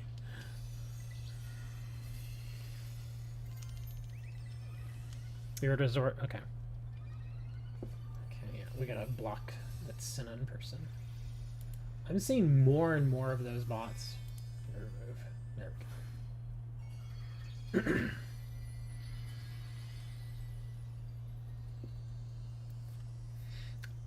I usually get those comments on my videos, though, where they'll say, yeah, I was watching such and such and such and such, and it recommended your video. Stupid bots. Extra steak from home, because we ain't paying for no room service. So you do have a room with a kitchen in it, then? Okay, well, that's not bad.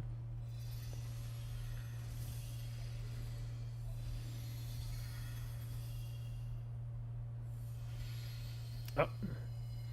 He put the grass down there again. I definitely want to keep the... I know he's almost dead, but I'm going to do terrain again anyway. Just to annoy him. Be like, no! This is my terrain!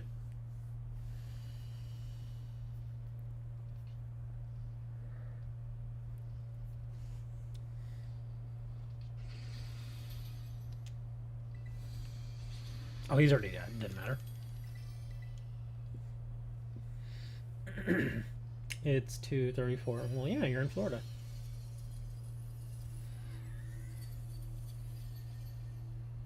Oh, he's a 5-star too, so I guess... Oh, that's right, I'm out of those balls now. So I guess we're using Premier Balls.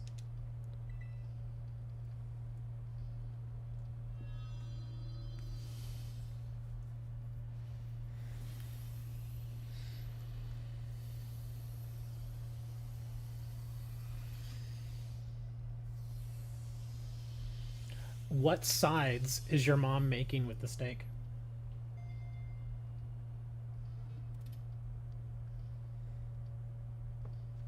Dun, da, da, da. Yay! I don't use Mystica, but there they are. I still wish I could sell those things. I can't even sell them. Or let us equip them to a Pokemon. I can trade them to somebody. Yeah. Still no use for me for Mystica. I've said it before and I'll say it again. I've had more luck just doing the encounter power sandwiches than using the Mystica sandwiches when finding shinies. Which is kind of goofy, because you would think that Mystica sandwiches should work better, but for me they don't. The encounter ones just work better. Let's see, what do we got here now? We got electric and fire over here. Sorry, I didn't hear the question. What sides is your mother preparing with the steak? Because you gotta have some sides. You can't just eat a chunk of meat. You generally want some sides. No, not size. Sides. Like other food that goes with your steak.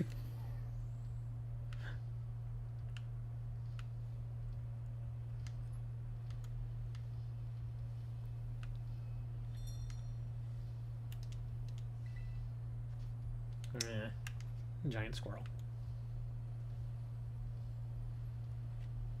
Ooh, what was this? Oh, okay.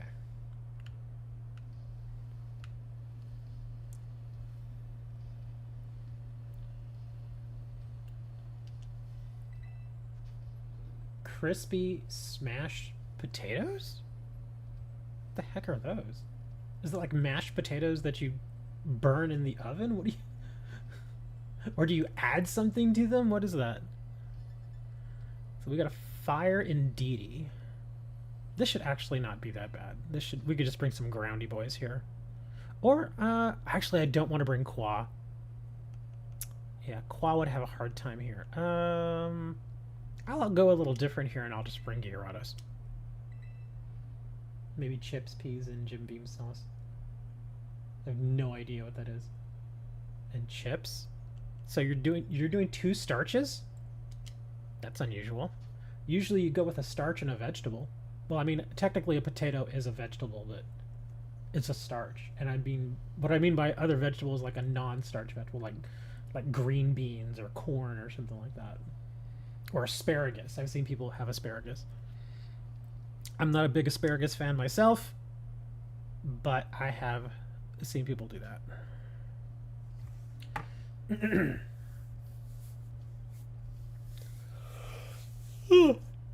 Usually with the steak, I like to have some good old mashed potatoes with the brown gravy. Very tasty. Now I'm making myself hungry. I need to stop that. Because I'm gonna get myself hungry, as I always do in these streams. We start talking about food. I actually really would like a good steak, though. It's been a while since I've had a good steak. I've been eating a lot of pasta lately, which I like pasta, but sometimes you want something that's just a little heartier, like a good piece of chicken or a good steak or something.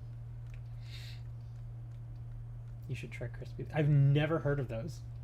I've quite literally never heard. I'll look it up here in a minute. In fact, we've got a minute right now. I'll do it right now. Hold on. Let's see. Crispy smashed potatoes. It sounds like something you just made up, but I'll give you the benefit of the doubt.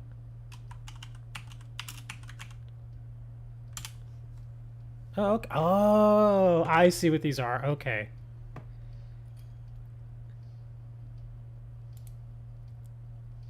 Oh, okay. Yeah, I know what these are now.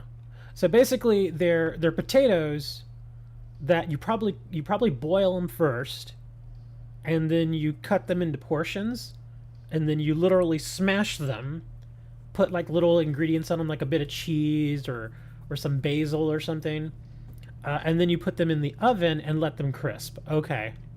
Yeah, I've seen these. I think I've had these like once. Okay. I guess those could be okay.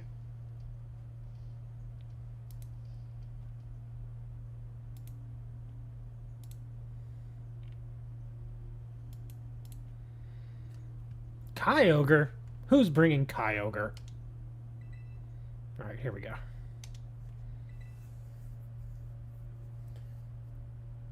If you eat Doritos with a steak, I'm going to go to Florida, look for you, and find you, and beat you over the head with a banana. Do not curse that poor steak with Doritos.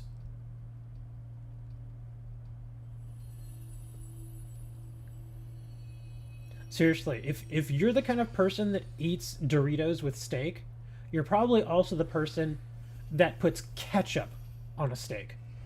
And again, if you do that, I will search for you and beat you over the head with a banana. That is like sacrilege.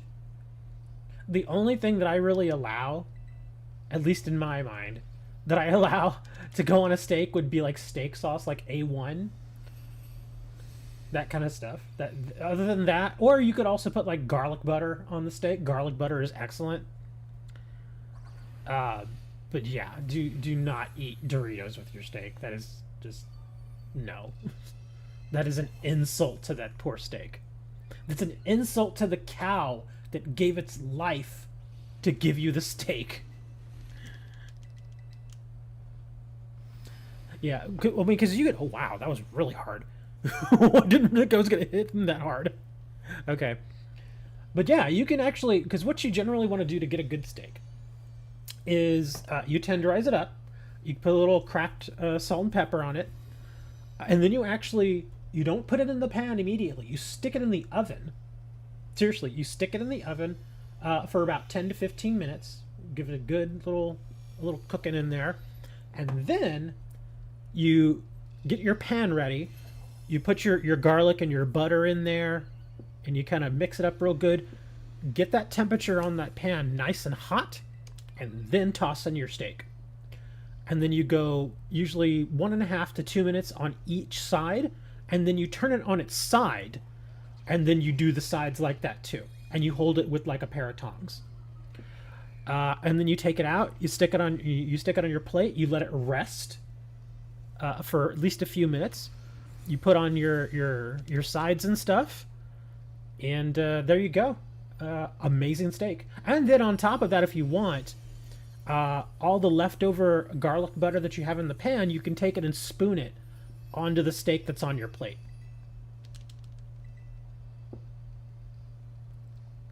And that right there, simple. And it's an excellent steak. Excellent piece of meat. As long as as long as your piece of meat is good, you will cook it really well that way. I'm sorry for making you hungry. Well, I mean, it's already getting ready to be 2 o'clock, so it's definitely lunchtime for me. The only bad thing about it is that now I want steak, but I can't have it. Wow, a bottle cap. More PP up. We're getting a ton of PP up here. Kelpsie berries, star pieces. You need more PP up. Oh, wow.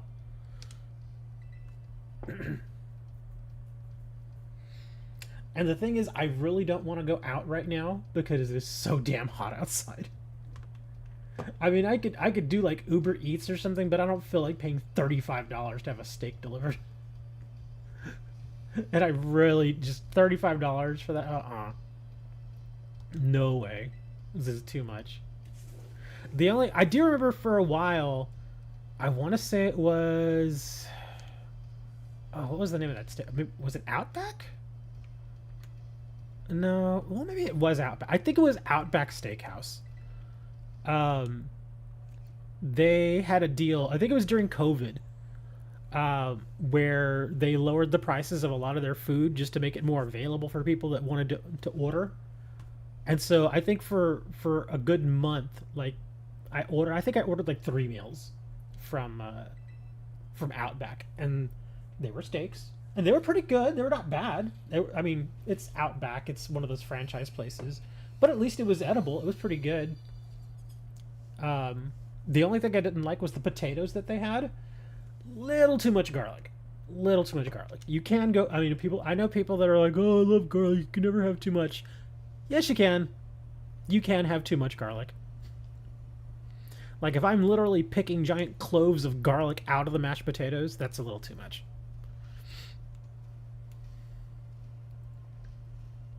Come on, go. What do you, oh, the egg. I was like, why isn't it going? It's trying to hatch the egg.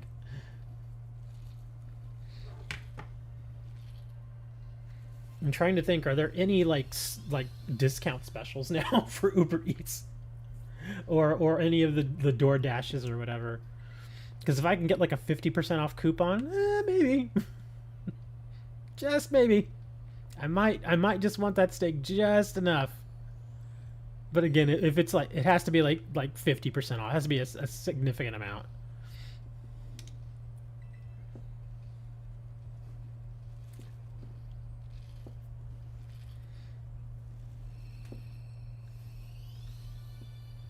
Wow, we have not gotten a shiny Grookey. I mean, I wasn't expecting one, but you figure you hatch like 15 eggs, you might get one. Get away from me, you stupid guys. How many? I have 2 more eggs, and that's it. What do we got here? It's a ditto. Let's see. Guess we'll check this guy out, and then we'll check out the bug.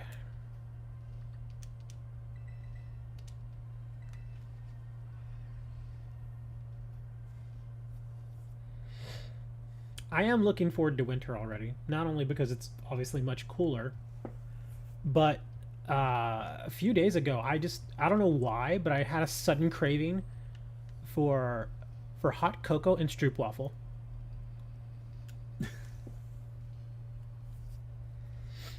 1 in 512.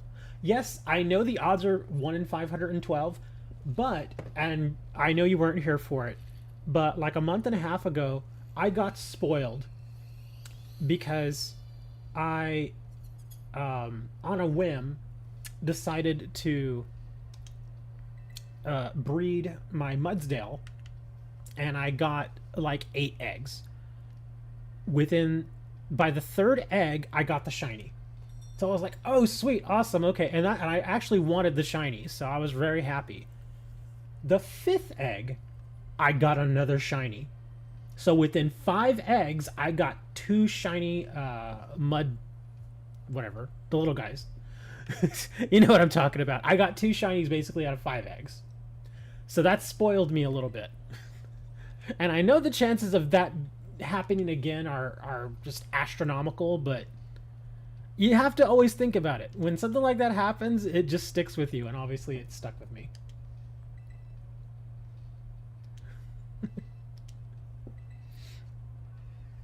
And I do use a foreign ditto whenever I do my breeding, so there is a chance, you know, or at least a higher than normal chance of getting the shiny out of the egg.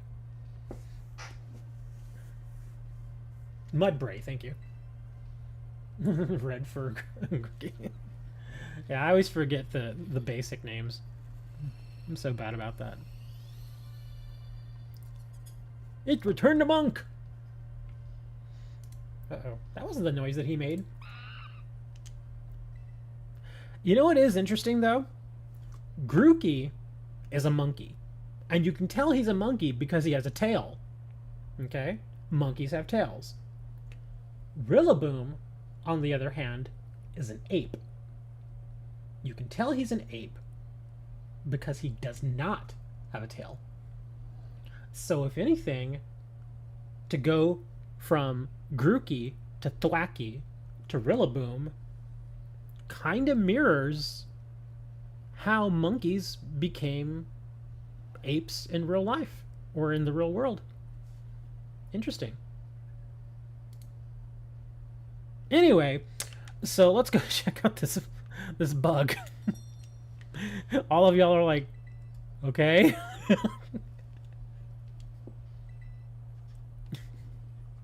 It's just a game, man. Who cares? Give me this little thing. Come on. I don't want to touch the morel. There we go.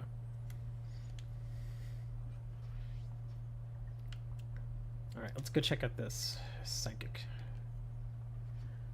Most likely the remnants of the tail, like us, a few small bones. Yeah. Well, that's actual evolution. Oops, I pressed the wrong button. There's still, I mean, heck, there are still certain parts of our body that are left over from when we were fish. Seriously. There are parts of our body that are left over from when we were fish. And some people still have them. The parts don't really do anything, but they're there. Or at least they're there in some form. I won't say that they are used. Like I said, they're not used for anything. I'm trying to remember what parts of the body are there are still, or at least the remnants of them. I want to say that, if you look at the corners of your eyes, and I mean the inside corners, the one by the bridge of your nose, if you look real closely, you'll see that there's like a little fleck of like flesh. It looks like a little fleck of skin, not skin, but it looks like flesh. With some people, it's much more noticeable than others. However, that little tiny bit of flesh that you see there is thought to have been, from millions of years ago when we possibly had a second set of eyelids. And that is something we actually see in nature.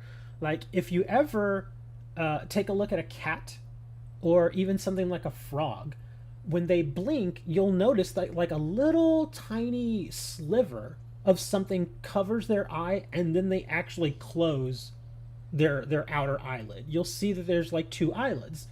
It is thought that at some point in our evolution we also had that, and so that little fleck of flesh is thought to be uh, what that was. We no longer needed it, so it just kind of went away. The appendix is not a useless organ. I understand why you think that, because I was taught the same thing when I was a child. As it turns out, and again, this is from fairly recent discoveries, the appendix is now thought to be the organ which helps with the regulation of the amount of certain types of bacteria that we keep inside our bodies, which is actually very interesting. I don't know if it's 100% true. It was an article that I read like a year ago. But yes, like I said, I grew up thinking that the appendix was just something that we didn't really need. But now like I said, there was that study that says that it is possible that the appendix helps to regulate the amount of bacteria that kind of flowed through like your bloodstream or something. Because there's always bacteria and stuff inside your body, on your skin, all that. It's constantly there. We all have our own what do they call it? They call it a bio something? I forget exactly what it's called. It's bio something. But we all have it. And apparently they think that the appendix has something to do with keeping that in check. Because obviously if certain bacteria were allowed to just, duplicate and split endlessly, then it would ravage our bodies and make us very sick. But the appendix is thought to help keep that in check. Well, clear it fails from... Yeah, that can happen with any organ, really. Yeah, if something gets into a certain organ, yeah, it can cause serious problems. I mean, that can happen with your lungs. It can happen with your heart. It can happen with your liver, your kidneys, your skin. People get infections on their skin all the time. Yeah, it can happen with any organ. Now, the good thing is that and again, it kind of reinforced the whole idea of the appendix being useless, is that obviously the removal of the appendix has been a thing that's been happening for decades at this point. And for the most part, people can live a normal life without their appendix, and it's fine. So where it may help in the regulation of that, it isn't, I wouldn't say, a necessity. Kind of like the gallbladder. You all know what the gallbladder is? I actually had my gallbladder removed back in like 2005, 2006, something like that. And my brother, oddly enough, just had the exact same surgery like 2 weeks ago. He also had his gallbladder removed. The gallbladder, I found out, helps with the regulation of the digestive juices in your stomach and in your gut. So, of course, whenever you begin to digest food, there's a certain amount of certain acids and stuff that are secreted by your stomach lining, or in your stomach basically, that help in the breaking down and the digestion of your food. And the gallbladder helps to secrete some of that. However, in my case, my gallbladder decided it wanted to make little rocks. No joke, it made gallstones. That's what they're called. Made little gallstones, and apparently mine had a whole bunch. And so the doc was like, yep, we got to take that out, man. And I was like, oh, okay, is that like a bad thing? And he goes, well, you're going to have to get used to it, because, again, if your body isn't making enough of those natural acids and stuff that break down food, for a while, you're not going to be able to eat the same kind of stuff that you generally eat. You could eat it, but your stomach will feel a little more upset, because it's having a harder time digesting the food. So when we got it done, it was actually kind of painful. The recovery time for me sucked. But yeah, I've lived successfully for almost 2 decades now without a gallbladder, and I'm fine. Yeah. Along with your liver. Well, the thing about the liver is you can actually donate like half your liver to somebody, and your liver will grow back. Yeah, it's one of the few organs in your body that you can literally take it, slice it in half, and it will grow back. Not all of your organs do that. Like, obviously your lungs cannot do that. Your skin can. That's an organ. Your skin can grow back, only to a certain extent though. Like if you take like a massive chunk of flesh out of your skin, it will heal over, but it's going to leave a big giant scar. But yeah, like if you get scratched or you get cut on your hand or something, it just give it a couple of weeks and it heals right up, and it's like it was never there. But the liver is one of the most resilient organs that you have in your body. Oh, so water. Oh, well then we could actually just take electric to this guy.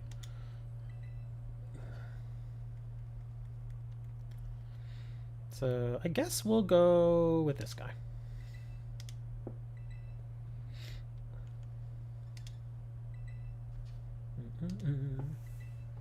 Y'all are getting educated today. Everybody's like, I did not come here for a lesson about the human body, but here we are.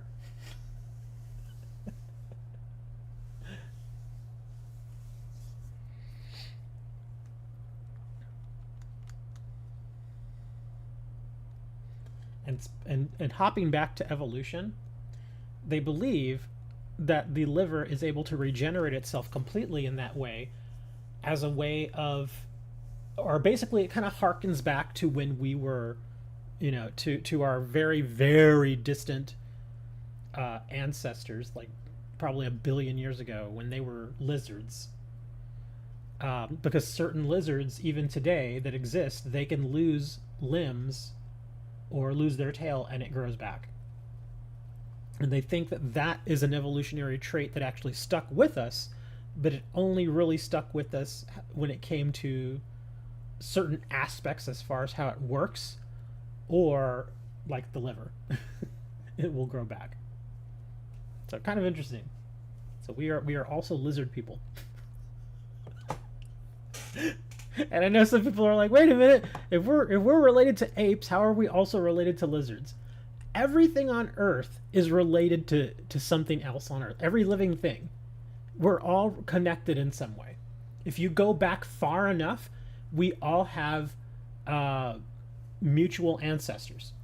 We can even go back. It's been tracked too. It's been mapped out. We can go back so far in our evolutionary chain to the point to where we are related to trees. We can go back even further to when we're related to like moss, you know, and grass and stuff like that. There are evolutionary traits that still linger within us to this day, that relate to certain things that may have been happening, you know, like I said, in trees or in flowers and stuff back in the day. That's how, you know, certain aspects of us are the same when it comes to like us versus fish, us versus apes, us versus lizards. Yeah, related to the vertebrate fish. And like I said, there are certain aspects of us that are fish-like. Oh, speaking of which, I was about to say, I was thinking about other stuff besides the eye thing. There is a little dimple in certain people's ears. I forget what they call it, but there's this tiny little hole. It's like, like imagine your ears. You've got your earlobe and everything. Ignore the earlobe. On the inside of the ear, or on the inner part of the ear, you have that little piece of like cartilage. You can actually press it, and if you press it enough, you can actually kind of cover your ears. That little piece of cartilage there. If you look around enough, there are people that have tiny little dimples right there on that little piece of cartilage, and you can see it in the skin. It's just a little dimple.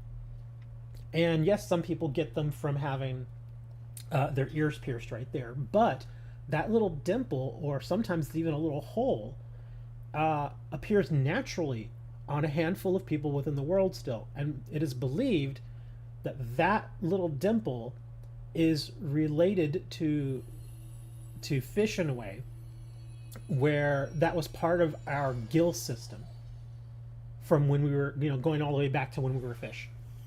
So it's basically a gill that still exists on us. It doesn't work, it doesn't do anything, but that little dimple is what it used to be, again, billions of years ago. So there you go. Another little lesson for you. So anytime you see somebody that with a little dimple, and sometimes you'll see people that have it on one ear and not the other, or you'll see that they have it on both.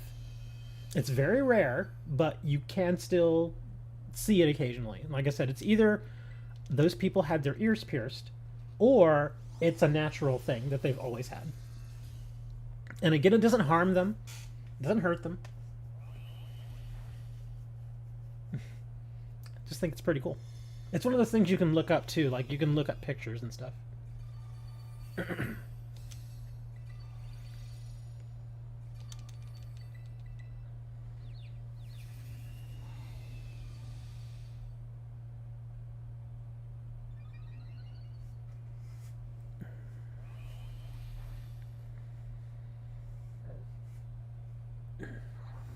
Hey, Pro. You're just in time for a science lesson. Unless you've been listening to us for the past 5 minutes. If you have, then you already know what we're talking about. We're talking about evolutionary traits while playing Pokemon. And the evolutionary traits we're talking about don't really have anything to do with Pokemon, although playing Pokemon sort of led to it. But yeah, we're talking about evolutionary traits. And about 10 minutes before that, we were talking about steak.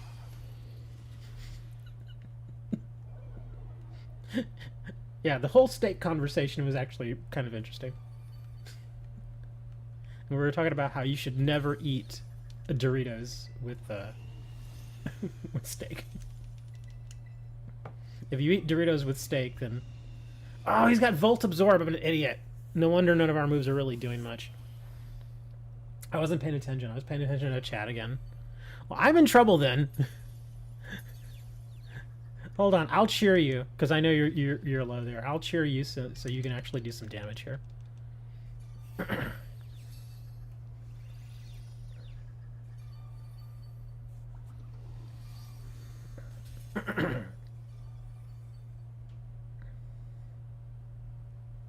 Really? That's all the heal he got? Oh, that sucks.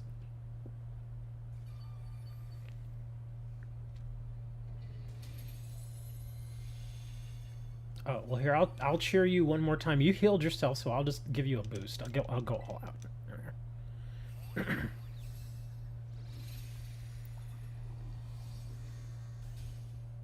Oh! The bear's dead.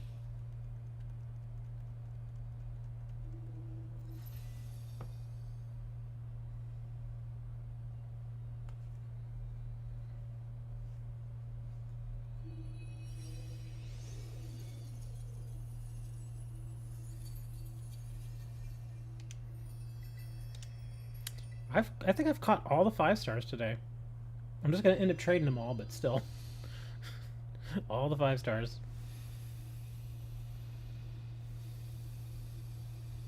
Biology anatomy class. For those of you who are relatively new, I read a lot. And I really mean that. I read a ton of stuff. Hey, look at that, another Mystica. That's why I know so much about... Well, not so much. That's why I know some about so many different subjects. I'm not really an expert in any of these fields, but I know at least a decent amount about it to where I can have a sort of discussion about it. I'm kind of like a World of Warcraft druid. Good at everything, but great at nothing.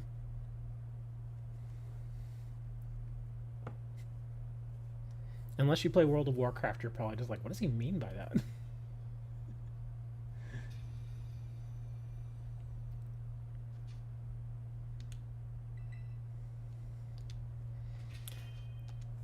Well, you know what? I have to go and show you all this photo now. I have to look for it. Because I want to look at it again now. Let me see.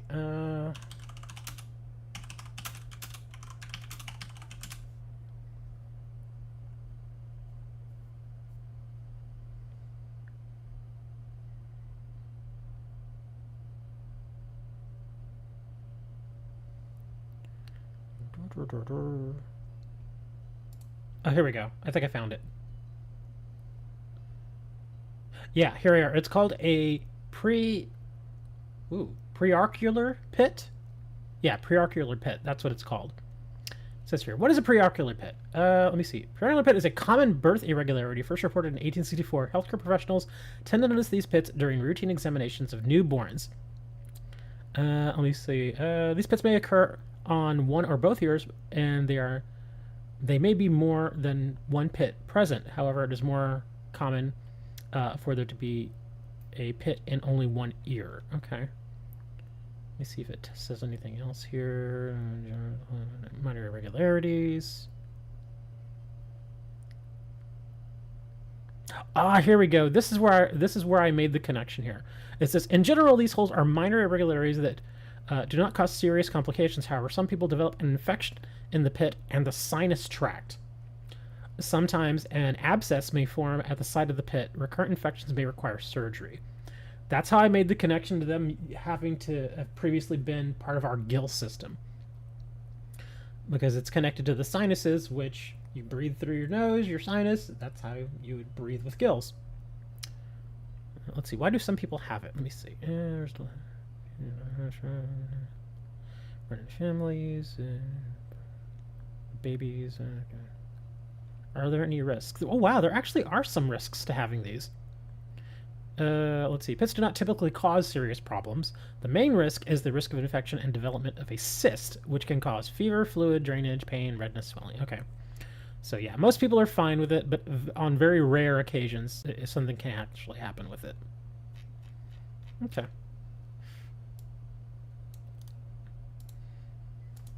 So there you go. 6-star flying mushroom. Oh, I don't want to do a 6-star again. Especially not a 6-star mushroom. I want nothing to do with the mushroom.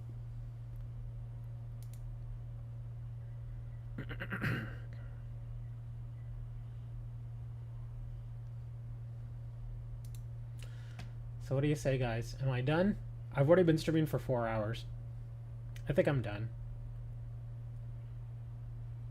Nah, it's cool, dude. I think I'm done. Yeah, I'm already getting a little tired. I need to get up and walk around. And apparently the term "they cloned Tyrone" is trending on Twitter. So I have to go see what that's about.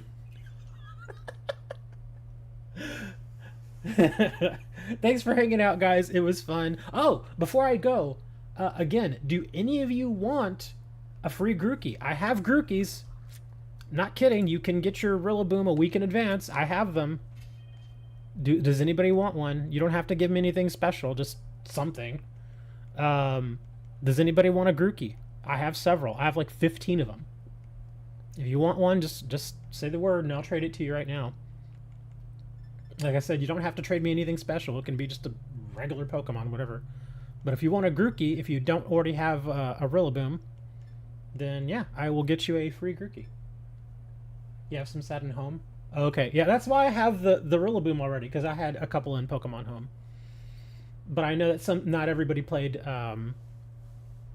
Sword and Shield, so I figured let me breed some. If anybody wants any, give them to you. I traded a bunch of my other stuff earlier.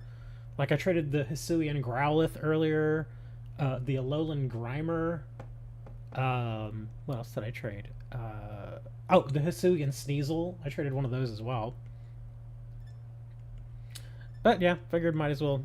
I'll probably just throw these on surprise trade.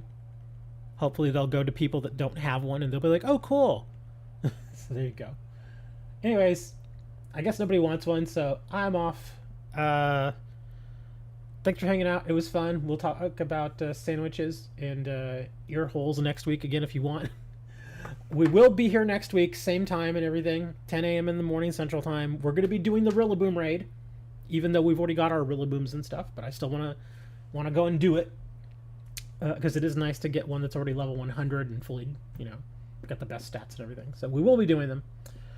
Until then, be nice to each other, eat tacos, join our Discord if you have not already.